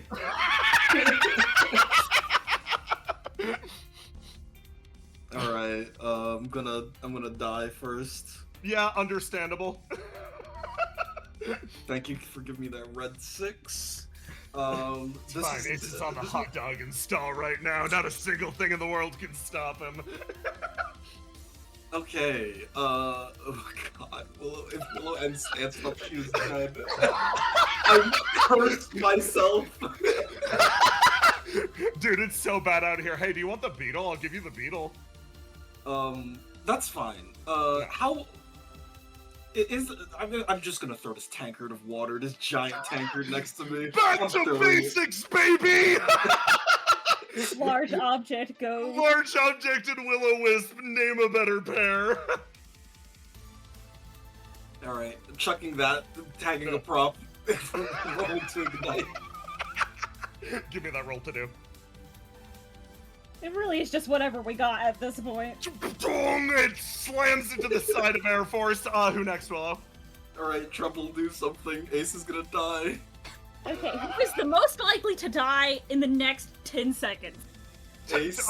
Ace, probably? I have no I wounds. can heal Theo. I can heal Theo. Okay, Trouble's going to come over here and stand in front of Ace, body block for him, and just start applying. Literally, she can only heal you D6s, but I'm just going to start healing you. I don't have any health. You can't heal shit. Good. Unless you go over my cap and heal a wound, you're useless to me. No, the D6s still count. Wait, I can, what? You can be healed at this point. You can heal up to your maximum of HP, which is Just have important no because if you hit stats? 0 right now, you're dead. Okay. Give me a D6, I guess. Lend me a little bit of flame. Trouble's healing is mostly used to relieve fatigue. She's 5 HP. Thank God. Pass to Riddle. Hey, hold on. Pass to Riddle. Yeah. Is it possible for me to pop tactics? Yes! I'll use burst literally to add take- 3d6.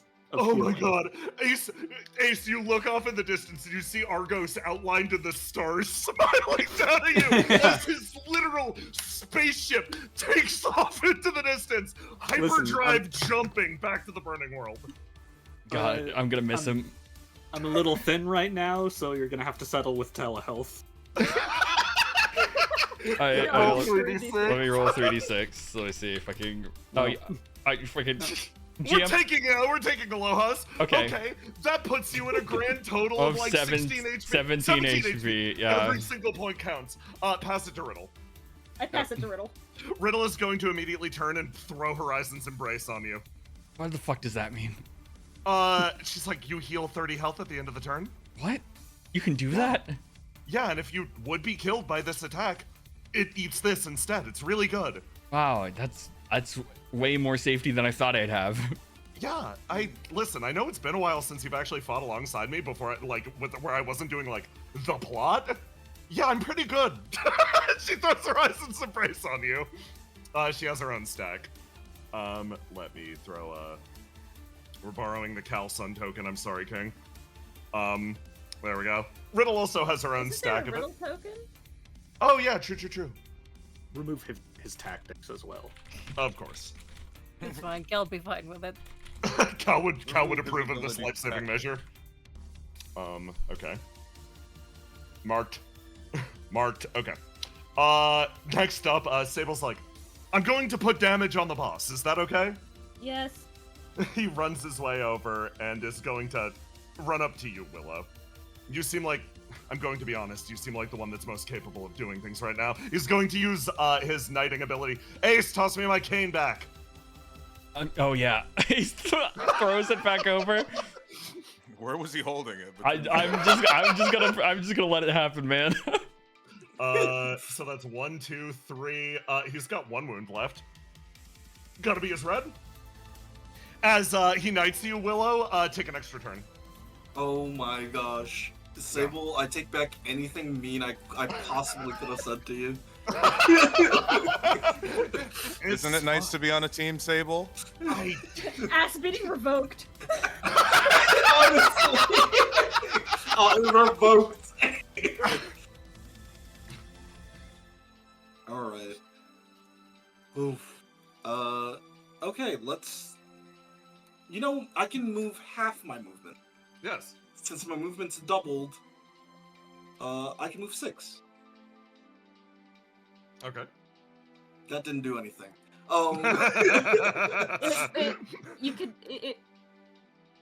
It put you a little bit closer to another thing you can throw. You know what? I'm staying where I am. I'm not moving. I'm angry. I'm pulling up my minigun. Pulling out your minigun and opening fire on Air Force. Excellent. Yes. Okay. Give me a roll to do. Let me roll. I'm allowed to die, right? Yes. Okay. At any point, You're always you're allowed all to die. dying right now. Yeah. I think that's what the boss wants. Yes. You fire up and thump, thump, thump, thump. A few shots hit, and but otherwise ding off the armor completely. Next up, Okay, Sable's gonna pass. Yeah. Wait. Yeah. You know what? Fuck it. We gotta go hard. I am going to Miracle Manifestation, pay 20 HP reroll. So I'm at 40 out of my 99 before I take my Winston wound and reroll. Okay. I need to do damage. Thump, thump, thump, thump, thump. Every shot travels through and actually manages to wound on Air Force. Okay. Basil. The Air Force. On the Air Force. Okay. Order of operations. I'm going to use Diadem to heal Theo. Yes, of course. So that's just 1d6. But Yep, you're fixing it up, and we rolled the same number. Okay. Wow. You What a coincidence. managed. We're in sync. We're so in sync. You managed to stabilize her. Okay. Then I'm going to run up to here. I'm going to summon an uncontracted giant skeleton demon right here. Wait. Oh my God. Okay. Yeah. And then I'm going to use my new motherhood gift to assume direct control of that. That is effectively me now. Yes. And then I'm going to punch it. I'm going to punch this. Of course. I'm going to punch the Air Force. Oh, it's peak. Oh my God, it's peak. Okay. I gotta pull up. There is an uncontracted version of this. Yes. Boom! I'm so happy we can. Like, I use this asset sometimes, but it's like, yes, an uninfluenced version appears, slams down, and then starts to burn with your own color as it rears its way forwards. Give me that roll to do. It's inside that. Okay, that's going to be a roll to do complete. Is the helicopter the strongest thing in the scene right It now? is, yes. I can't believe you're power so scaling Sea Gazer like that. Yeah. I love your It's power gonna scaling be- Trouble and Riddle. I think, I'm giving it to. It's like the strongest. It's gonna be the strongest At enemy this of point. anyone. Yeah. Yeah, Everybody's I think kind of Trouble's bleeding wounded, out on the everyone's- ground. Yeah. Riddle's is Riddle wounded? Riddle's wounded once, which is like comparatively good for the. We needed it. Okay. That was sorely needed. The punch travels up and aims directly towards it as you hit it and like engage with it. And I know what I'm gonna do with this crit 20. Okay. Can I add to it? Because if Yeah. it does not kill this thing immediately, Yeah. I'm going to immediately lock out and desummon the demon. Oh, okay. And then I'm going to use my extra turn to double that damage. Oh, yes, for the magic. So for the I'll magic. pay Yeah. I'll pay the HP and I'll use. Oh, yeah, magic pay the to double HP. damage. Pay the HP, So I queen. basically summon the skeleton as a stand. As a single punch. I will, with the 20, I'm gonna give you this. The bitch move that I was gonna use.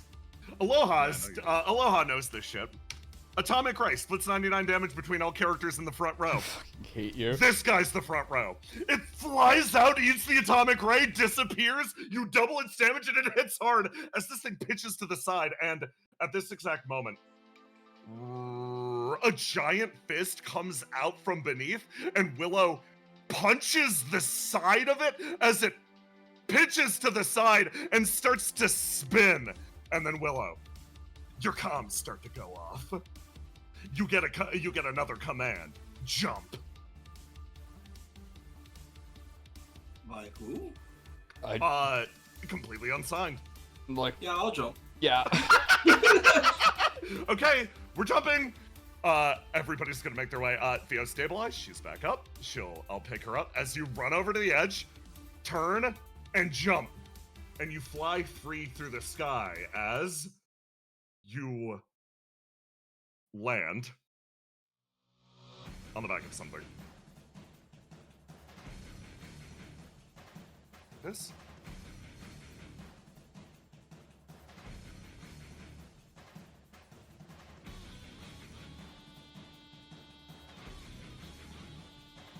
So from the perspective of the guys in the city, did Skypoint appear for like 0.2 seconds and Yes. then disappear? And then disappear because they cut the thing, yes.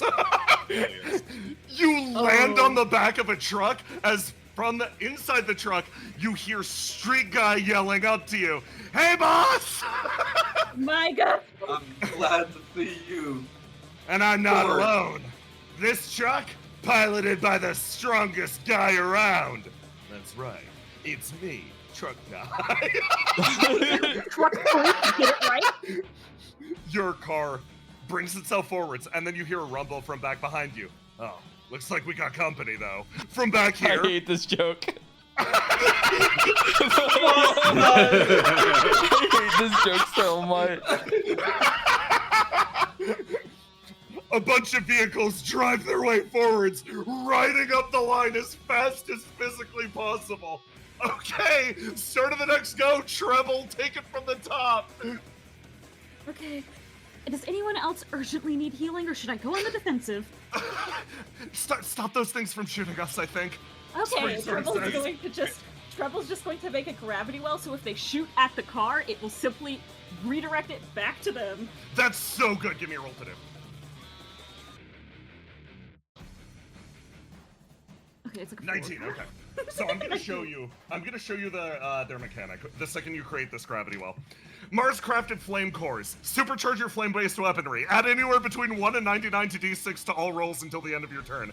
All bonuses from this are added to both damage and accuracy. Whenever you roll a 1 on any of these dice, sustain a wound. If you're killed by this effect, your attack is still executed. If you sustain 6 or more wounds during a single turn, you instead detonate violently, dealing 66 damage to all creatures within 30 feet. You watch as all of their plasma starts to heat up and they aim down, picking up these giant arm cannons. This one's riding on the back of this thing. And then this drone starts to emit this awful screech. High noise interference. -10 penalty to all rolls. Trouble. That Trouble really is bad fucks for Trouble you, up, and yep. she's like, "Hey, Riddle, can you back me up on this?" Yeah. You gonna pass over to her?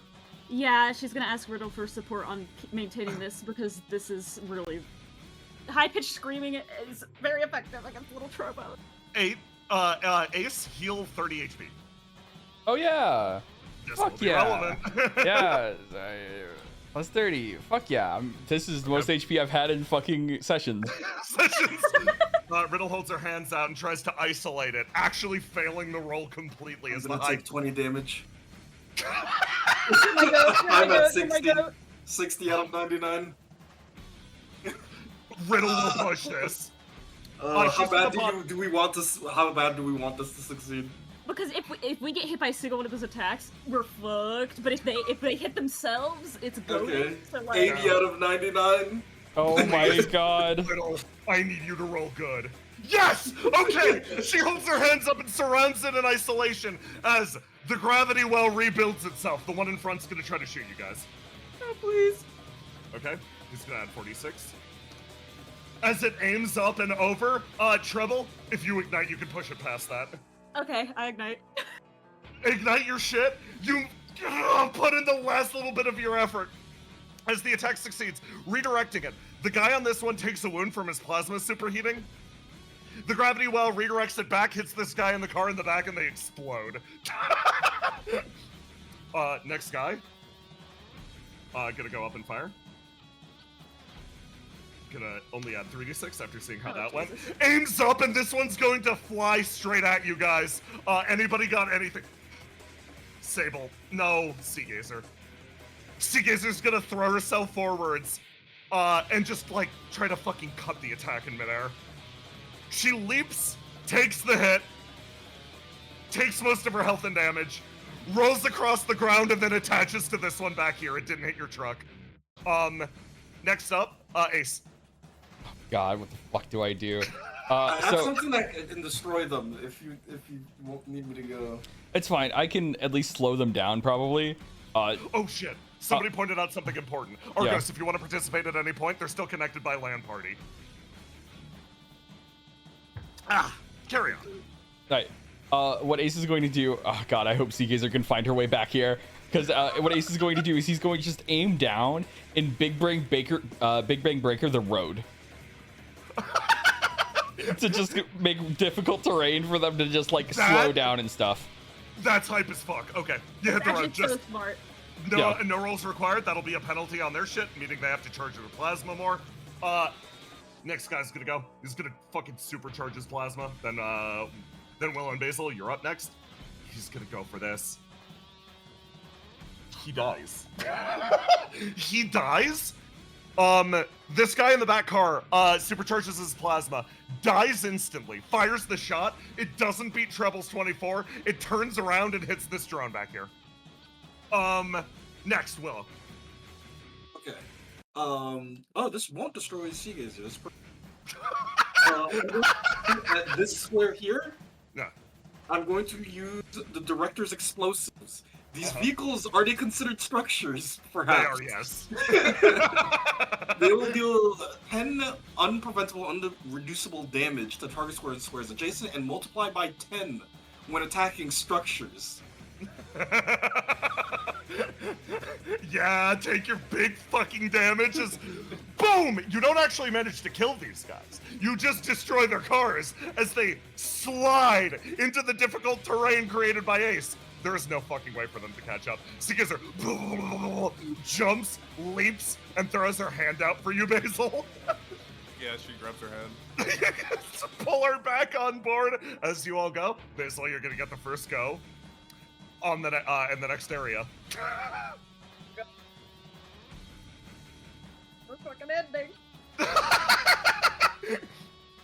You continue to drive as something builds up speed behind you, and Ace, your future sight, as wounded as you are through the blood and the sweat, God. pings up again and again and again. Oh god, something actually dangerous is coming. Oh, it's gonna get you shot. Look over the window and you see it. You've been on the run for quite some time, but in this moment,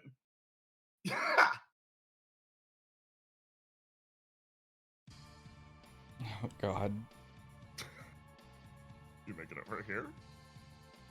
As you manage to hit the highway on the way out of town, and back up behind you, accelerates something terrifying. Oh. God damn it. Seagazer looks out the back of the truck, just like, karma always has a way of catching up with you, huh? It's fine.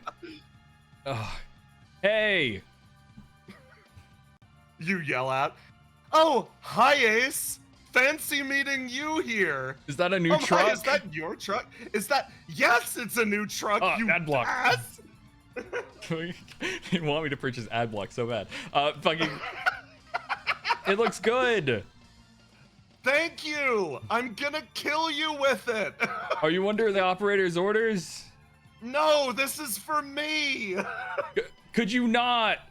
Kill him and not the rest of us? Well, why are we throwing Ace to the wolves? He jumped to my checking, rescue I'm the just same as checking. everybody else. I'm just checking her vibe. It's just Are you? Yeah? No, I was just saying it's a stressful moment. I understand. Ace, a bullet wings over your head. But like, I'm not in the best condition right now. I don't think either of us would enjoy it. I'd die like a fly. No, you wouldn't, Ace. Not with me at your side. Seagazer Shut says, the fuck up. Shut up, Seagazer. I'm sorry. Fine. Yeah. Now's not the time to be cool. He's basically, he's super infirm. He's on death's doorstep. Is that better? Could you kill a nice guy like me? You heard a guy with glasses on? I can't believe this is the first time I see what looks like your genuine smile, Ace. I'm your best friend. This is literally cutting my heart out right now. Look, remember all the good memories we had together? Ace, give me a roll to do. He's trying to do what he did to Eternity. Me, There was no good moments. your good old friend. DeFio next to you, just like, this is a stupid place to blow it. That's our auto crit 20 for the session. That's the one, I guess. Gaslight the hell out of her. Remember the day? Remember walking through that building arm in arm? Theo stands up on the back of the truck and, despite the punch hole through the center of her body, starts to quietly sing a song that adds a certain ambiance. Everybody just turns and slowly stares over at you, Ace. Sadly, I was like, everyone is giving her the pleading emoji right now. Literally, we are begging. sadly, life took us apart too soon. I didn't think that would be the last time I saw you in the city. Sad music starts playing. Cue it. Thank you.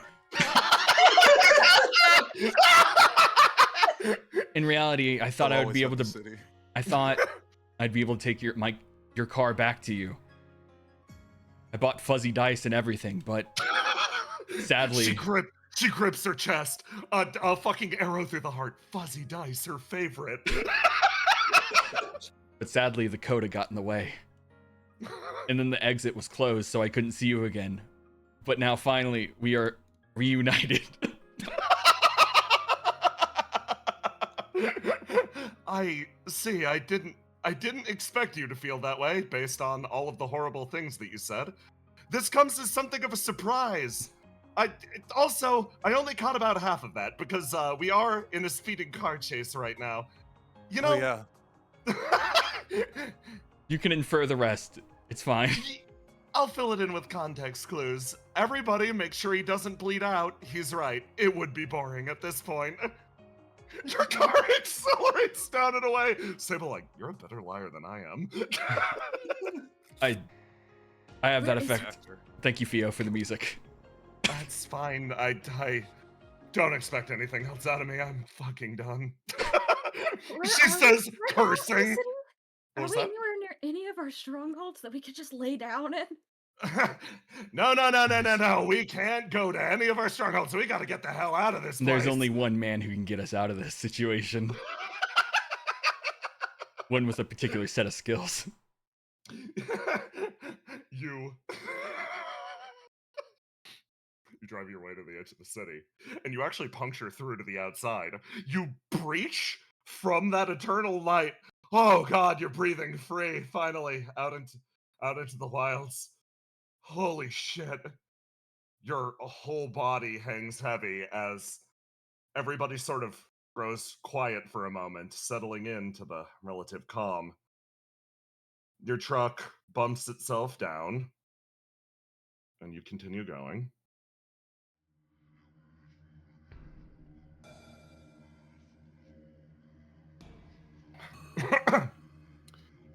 This is a little too evil. This is supposed to be a chill song. You guys are back in the city. Truck guy from the front's like, we should be driving pretty easy from here on. Then why is the road so bumpy? Hey man, I'm doing my best down here. Yeah, thank you. Not a lot of work. There's not a lot of infrastructure on the way out to our camp. Yeah, I should probably fill you guys in. Ever since you all took off from the city, the guys in red all came in, and there was a huge change in not only the really structure of the city, but basically like a massive shift in the power structure. Most of the mass actually booked it for the hills. We've been hanging out in some of the like pockets of, not exactly like areas free of flame, but some of the more stable areas around where the old nerve towers used to be. Okay.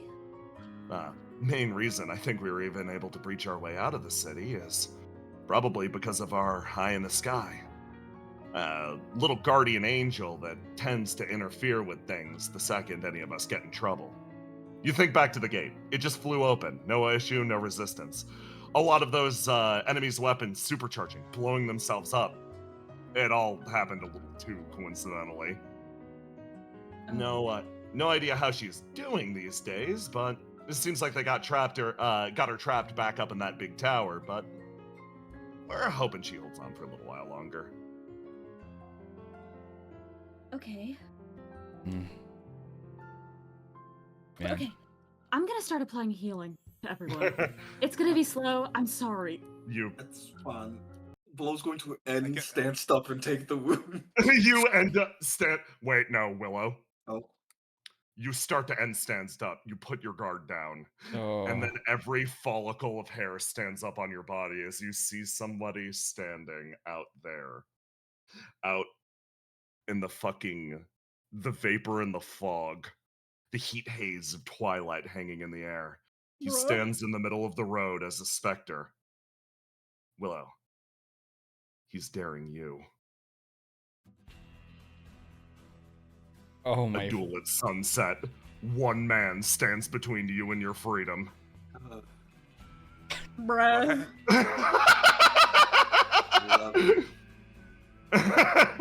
All right, everyone. Leave the operator to me.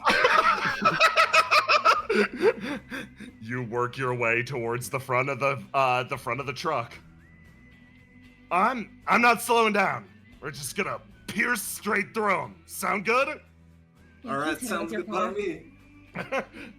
You climb your way to the front of the truck as truck guy simply picks up speed, driving straight forwards. A thought occurs to you. If he's here, it means he's not up there in the burning world with Argos anymore. They drove him off. But there's one downside. The ghost, the specter of death, is standing right in front of you. And it's time for a duel. Tiny, I need you to not blow this. Oh, fuck. Why would you do this? Tiny, it's okay.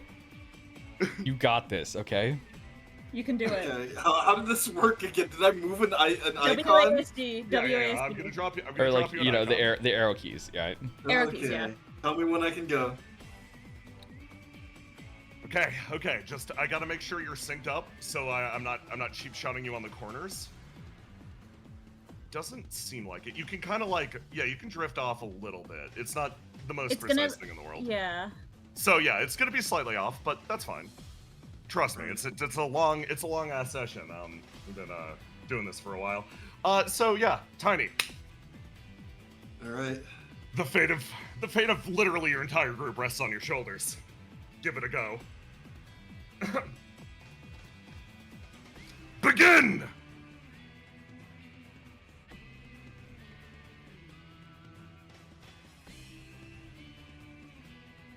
God.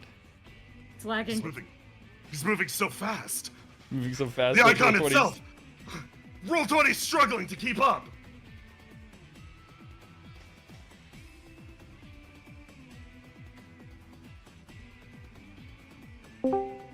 Guess who's back? It's cleaning time. Unfazed! He rounds the corner! Would you join him? I don't even know if it's really Christian anymore. I know it no is. Hesitation! I know that this past that fucker's bedtime. Oh my God. And also I have join notifications off. Is that a fake Discord sound, dude? Mm-hmm. Yes! As Willow, you overcome his maze. You hit the gap, accelerate as hard as it'll fucking go, and tell me what you do. Well, obviously, this is a Beetlejuice. I finally upgrade my gift Oh my god! We ram him with. I pull out my lance, ramming him with. Oh my fucking god! You fly forwards, hitting his past, his future, his present, as your truck skids through all of them, blows across the distance, hits the gap, and vanishes into the growing nightfall.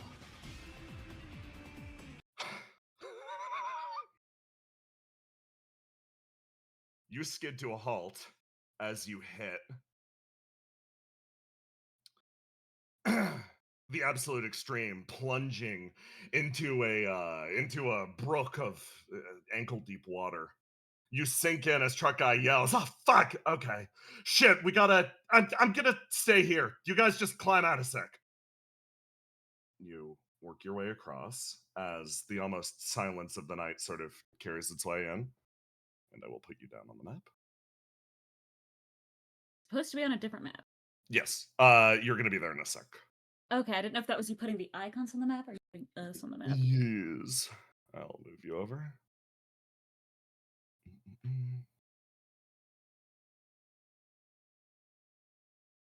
Go over here. Imagine if Sybil had to do all that by himself. It's cleaning time. That got me. I was so sure he enjoyed the call. Tiny was too locked in. It didn't throw him. My last trick. My last Gleavis. You sort of come to a halt.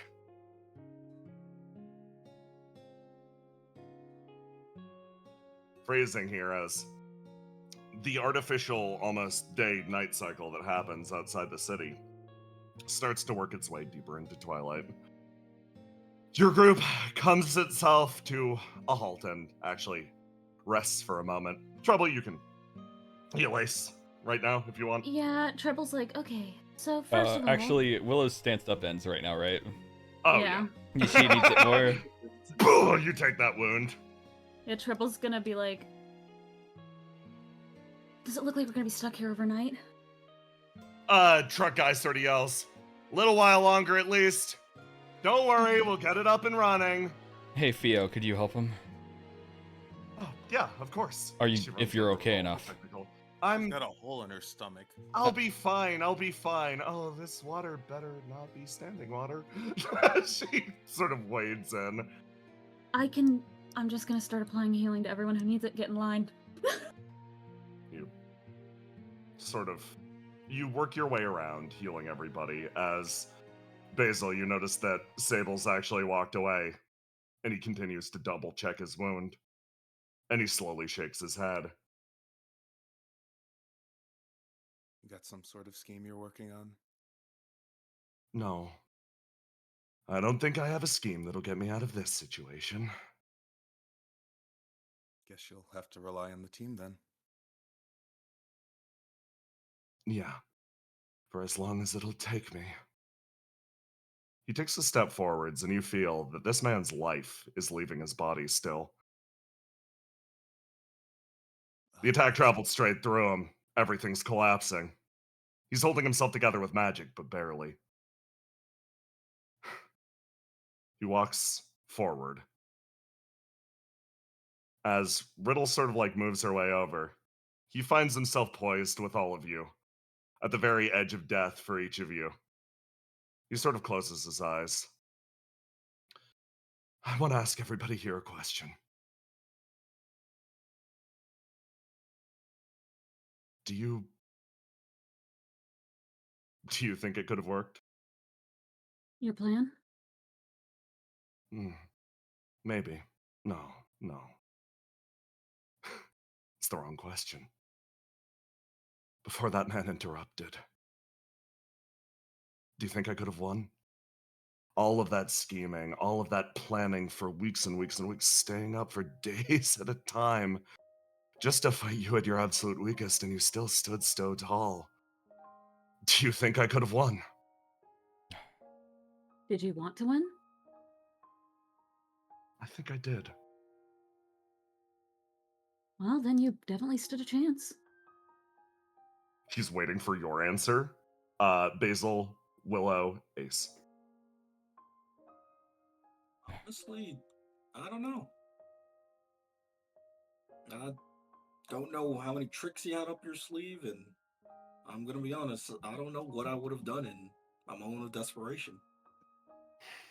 It's not a satisfying answer, but that's what I believe. Looks over at you, Basil.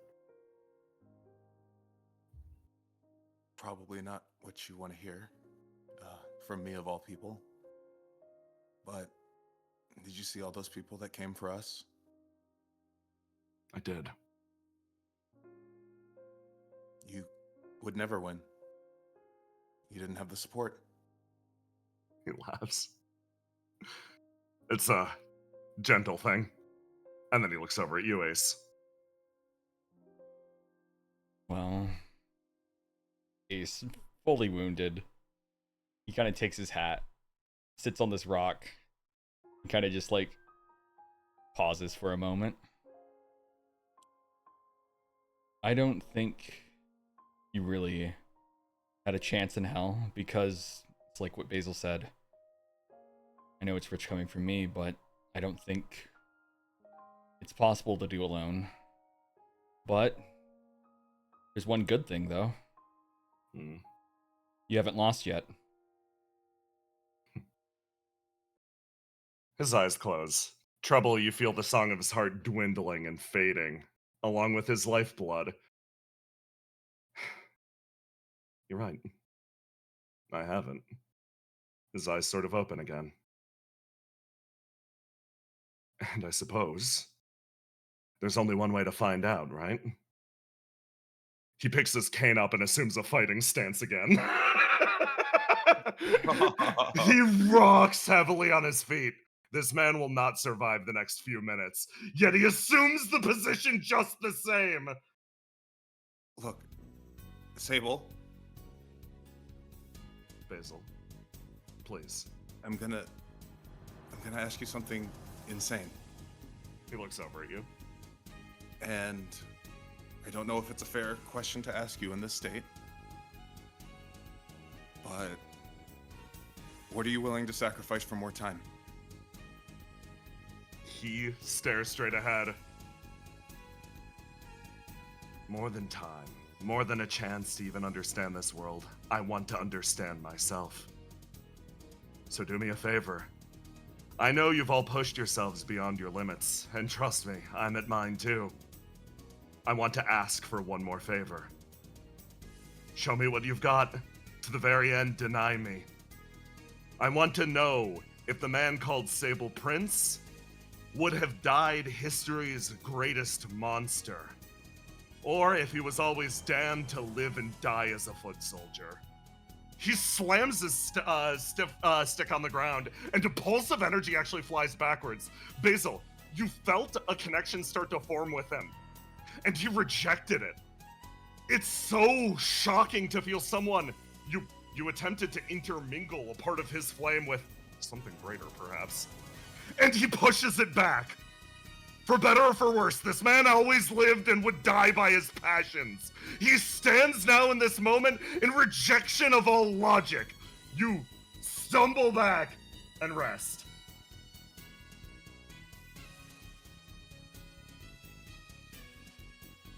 Everyone, Well, please. I Riddle can takes tell a you step this about forward. yourself if you'd Yeah. like.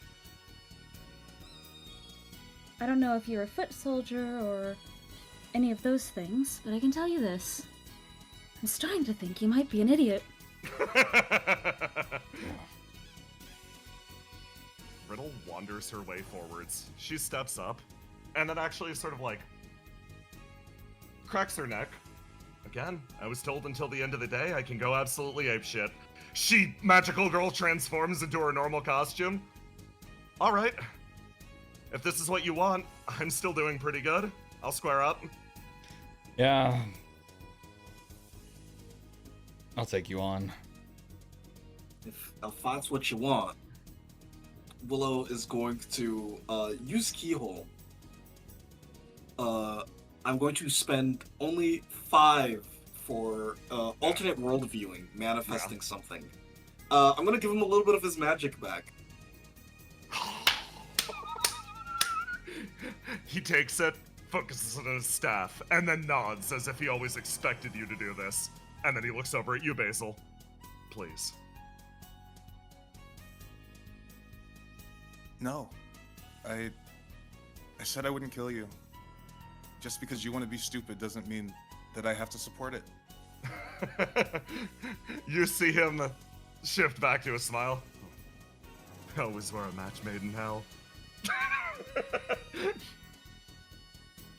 He turns over, looks at the rest of you, braces his staff, picks it up, and for a moment, that day so long ago that he gripped someone's hand just a little bit too tightly finally comes to proper fruition.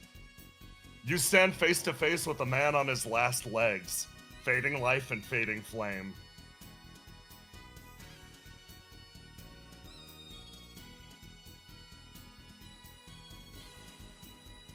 For the remainder, if you play into the RP or build anything up from this point onwards, you will receive a bonus to your roll. I will not ask you to do it. Build yourself into it as you witness this man's final moments. He gets himself ready and darts forwards. He takes one step and swings his cane high over at Ace. What Ace is going to do is he's going to duck and have his hat remain up in the air so it goes between him and his head. And Ace is just going to step back quickly and continue observing Sable and just look at him. You know I have Formless, right? I do. I was always curious about testing its limits. Yeah, sure. And Ace is just going to step back, keep observing Sable, and as Sable is looking at Ace, I'm going to pass the turn to Riddle. Okay. Riddle takes one step forwards, and she grips something on her side. She moves her way up, and it's weird. You see her drawing that sword, Treble. Yeah. You have no idea why she's pulling it out against him, of all people. But she focuses in on the blade and instead swings it out and over. And he effortlessly parries it with his cane, driving it off to the side where it sizzles into the ground. Shoddy swordplay, I must say. He darts his way backwards as Seegaster tries to connect up with him. And he uses that burst of magic to release just the faintest burst of force where she flies away and pings hard into that metal structure behind her. Hey, Ace, you're observing him, right? Yeah. Trouble, you're observing him, right? Yeah. Something about his flame is changing as he fights. Willow. Willow is going to take a step forward and speak. How are you gonna dodge this? And Willow goes for a gut punch. You reach down and you aim. Give me a roll to do. She's not An liking your 11. color. Yeah. Oh, you guys are near the brink of death as he redirects the attack, sweeps in, and simply attempts to trip you. You thump, hit the ground hard as you take 5 damage. He works his way over, and Willow, a little bit of his flame leaves, and Basil, you watch him go, and you get this sensation too as he starts to move. Sable's changing even as he fights. Masks are cracking, everything's falling away. This look, this smile, it's one of actual pure bliss. He tries to close the distance in on you, Treble. Something burns in his palm. Give me a roll to die.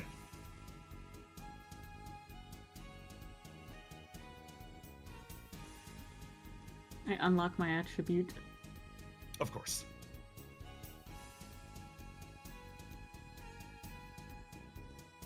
I roll to die of 17.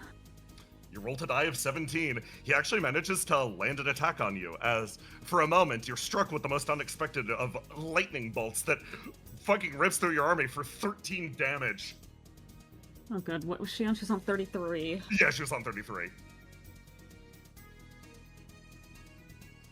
Next up, it would be, oh god. Top of the round. Ace. Okay. What Ace is going to do is he's actually going to move forward and just look at Sable and she's like, you know you're a freak, right? I take that as the highest compliment from you, my friend. And Ace is just going to Big Bang Breaker him towards Spring. Towards Spring and pass the turn. He slides through her, and there's another flare and flame. Do you give it to him? Yeah, if Spring can't take a turn. Oh, Spring is mostly insubstantial. Oh, yeah. He flies through her body as he's like, it's so weird. Riddle will follow up in that case. As she Sybil gives a look to Riddle.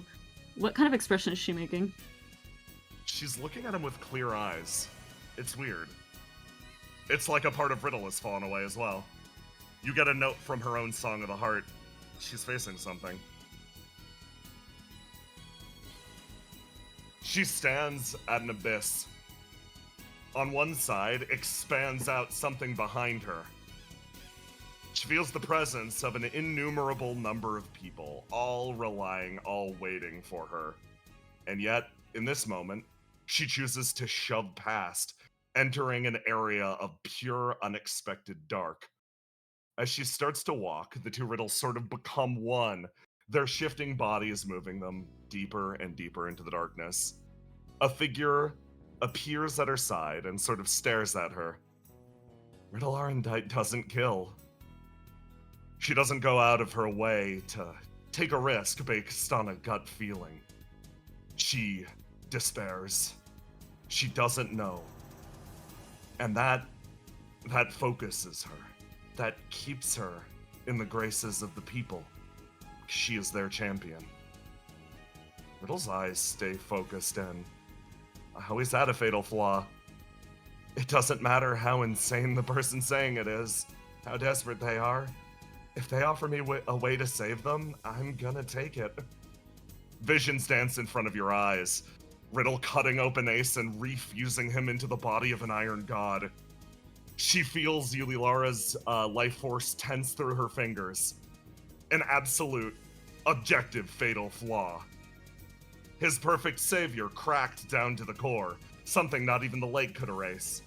Besides, she takes another step into that darkness, a section of herself that she'll never recognize, never realize. What good's a scientist that's afraid of the unknown? Riddle stabs forward at Sable.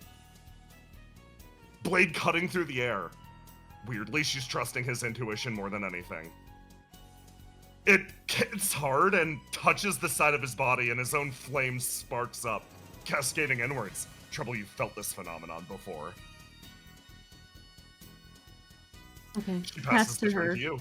Yeah, Tribble is going to, while Riddle is pushing the advance on him, teleport behind him and swing down her sword. Oh, let's go.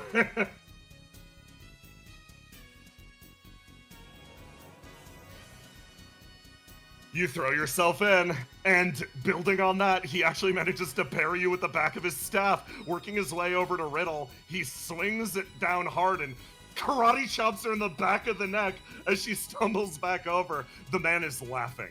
His soul is sparking. Willow, you feel something from him. At this time, I'm gonna get my clear and try and get the same color as him. You lock in. You get his red. You feel a connection from him to you. His body's burning. Everything's burning. His insides are burning out. But this time he isn't cursing the people doing it. For the first time, he's not in that iron coffin. I'm gonna summon the blade from World 1. You pick up the sword. And I'm gonna clash. Give me that roll to do. He deflects it, jumps up you, lands and swings at Ace.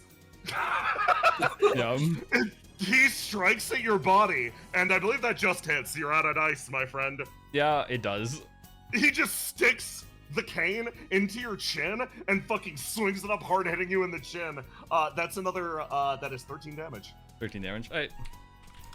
Here you go. Ace is just gonna look at Sable, and just with a smile. Just remember, you asked for it, right? That I did. As Ace just lifts up his hand an inch away from his chest, and he's just gonna God killer him right here. Of Oh course. my god. Give me that 12. roll. And I'm going to actually unlock 2 locks of Adalasker to give this a 2d6 bonus. Fuck, 14. Okay. You throw it out at him. He raises his guard. The attack travels by and fucking annihilates a nearby mountain in the distance as he continues to grin, works his way over. Seagazer throws herself forwards, swings in on him, hits him with the fucking base of her sword, and he stumbles to the side, picks himself up. He makes eye contact with you, Basil. He's still smiling. He's still smiling. He's still smiling. Hey, Why are you Sable. faking it? For the first time, I'm not. Hey, Sable. Yes. What's your wish? Probably to leave something behind. Something better for everybody to follow. She just smiles. Looks over at Riddle and goes, pretty different from yours. She sort of grins, takes a step up and attempts to close in, but the man continues to fight her off. More effortless motions. This time it's a connection in a different place. He feels somebody in front of her, her burning arm touch his. Whose vision is this? Why is he seeing it? And he recognizes it's Riddle's POV. Oh, you poor dear. They taught you to die. His eyes jolt open again as sensation starts to spread through his body. Another sense of shock as he takes another step forward, a jolt. Trouble. It feels almost like he's amused. He swings in an ace, and he hears a voice on a distant beach. Vinter intoning, broken vessel weighed down by sin. He works his way around, sort of bringing himself backwards. A shriek from Willow. Look at me! He fights his way around the circle, clacking off of each of you. An impressive effort for a man run straight through. His body works itself more and more, burning flame as he continues to put on the show, deeper and deeper into the night. Willow, it's your go. I'm going to hit him with grasp the earth, turn the earth. The full strength. Yup.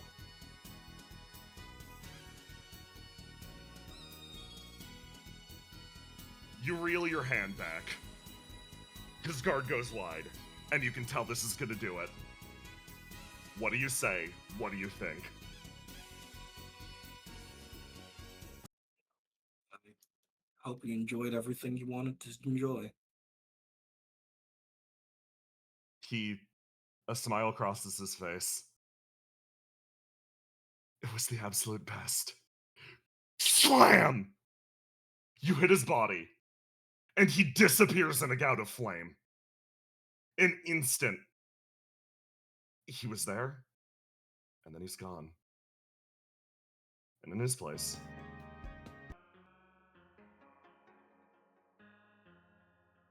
the dying man is replaced by something. Forged on the spot, his legend interred forever, a reflection crystal touches down on the ground. The refinement process naturally performed by everybody here. It Trouble hits lets dirt out a in the laugh. rests. Oh man, if only I had known how he did it at the time. Riddle pauses, walks over, sort of stares, blinks, picks it up, holds it in her hand.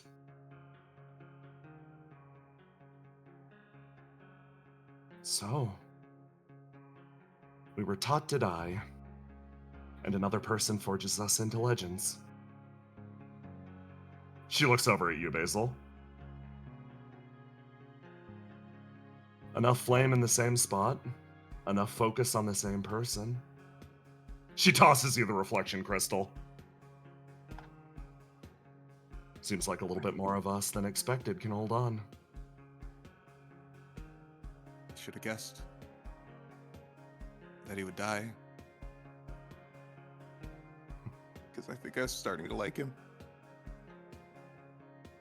You collapse and start to cry, holding that crystal close to your chest. As the days drag on.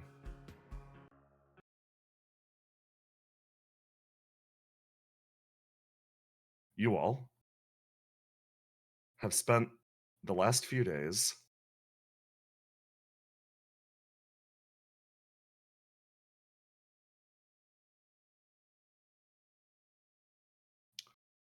at a farm at the edge of the world. That's when you hear the crunching of boots.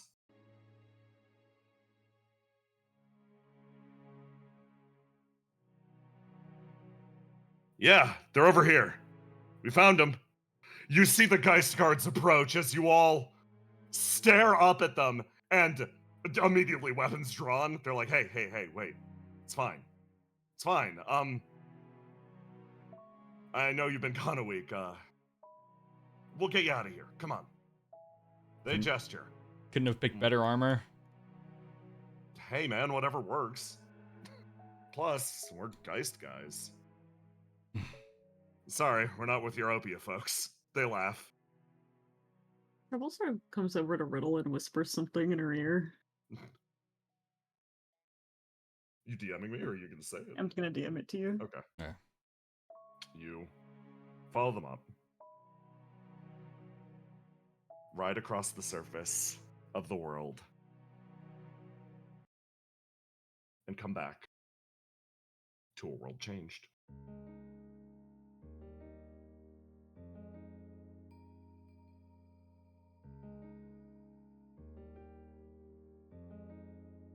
Your car brings itself across the desert as you're caught up on what happened.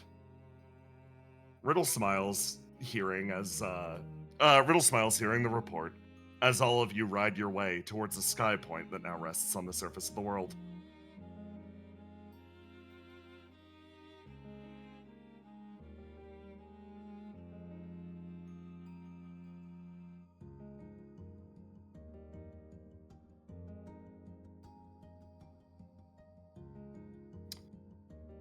You climb your way up onto a sky point that now rests with the desert as at its back. While a bunch of lively people spread themselves over, repairing all of the shit, all the damage that got taken during the fucking warp jump, as they crawl their way across and sort of yell over to you, "Hey! Oh, the big damn heroes are back!" Somebody darts her way past all of them, runs up, and throws her arms around you. I haven't had a shower in a while. I can tell. You're still wearing that ratty old thing. Yeah, a lot happened. I hope that your little trip was worthwhile. Yeah. That's good. Oh. She looks at you a little close. At the end, he made a friend, didn't he? Ace just kind of pulls his hat over his eyes. Wish it could have been a little bit longer.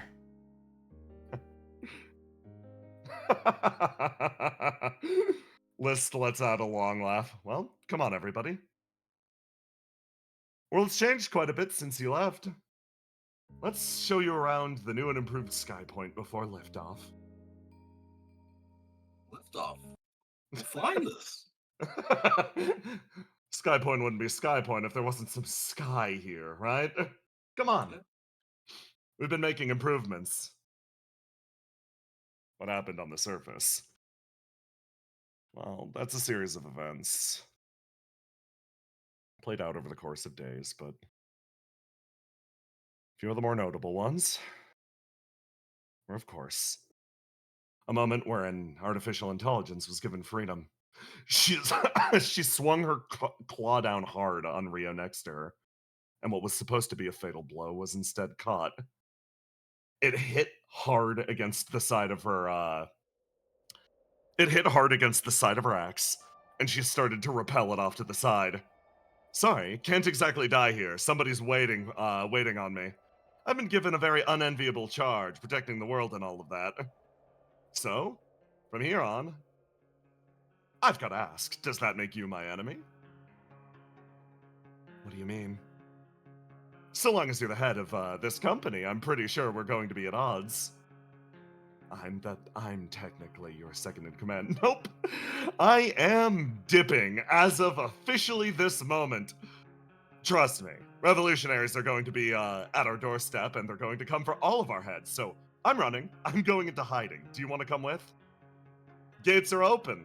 Trust me, Geist is not surviving the night. Slowly.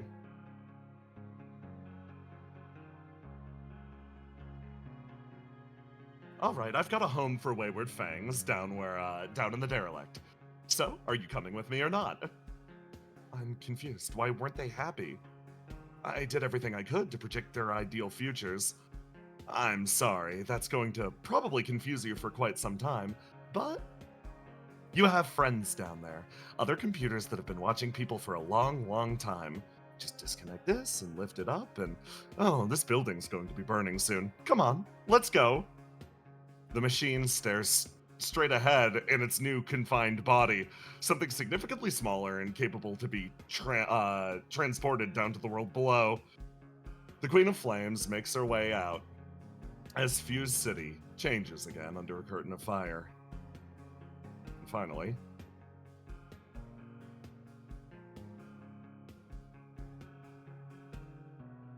there's a click and a flare.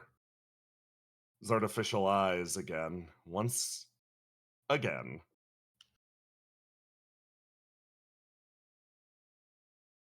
Recognize the light of life.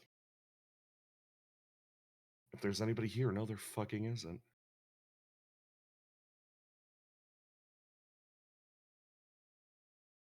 The R&D lab for me. A man opens and closes his eyes. Confused, but aware. Something inside called to him.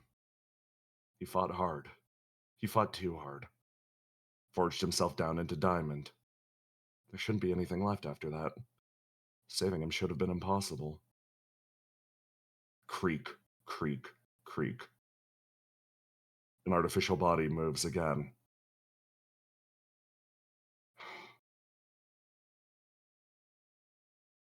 He looks down, staring at it. A rainbow crystal that now holds the entirety of himself. I understand. He lets out a quiet laugh.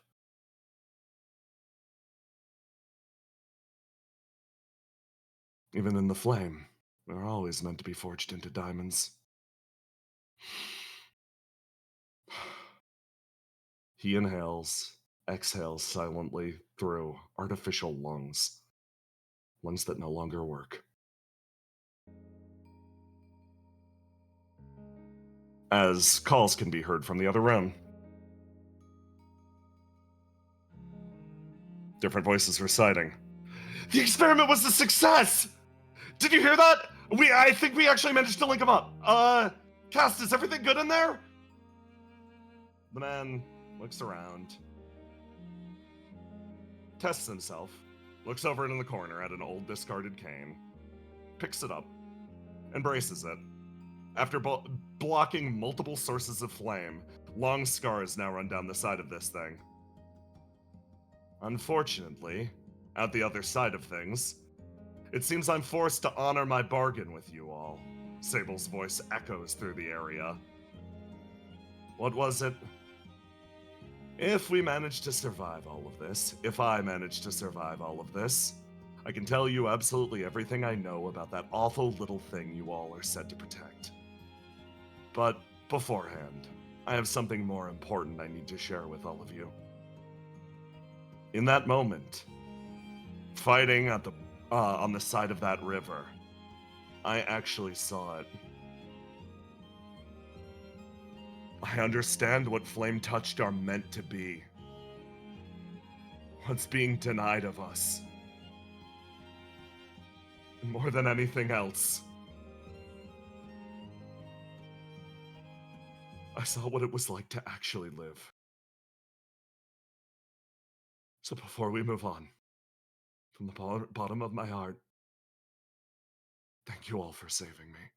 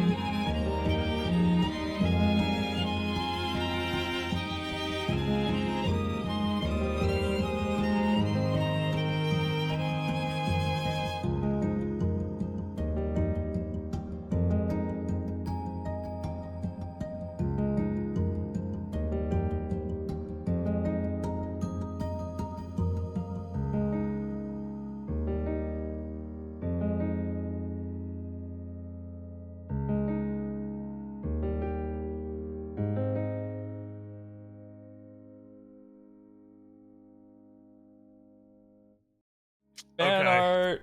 So Go everybody, quick. congratulations on beating actually 12 bosses. Good work. There is nothing left after this point. It's epilogues. We are done with the climax of Act 3.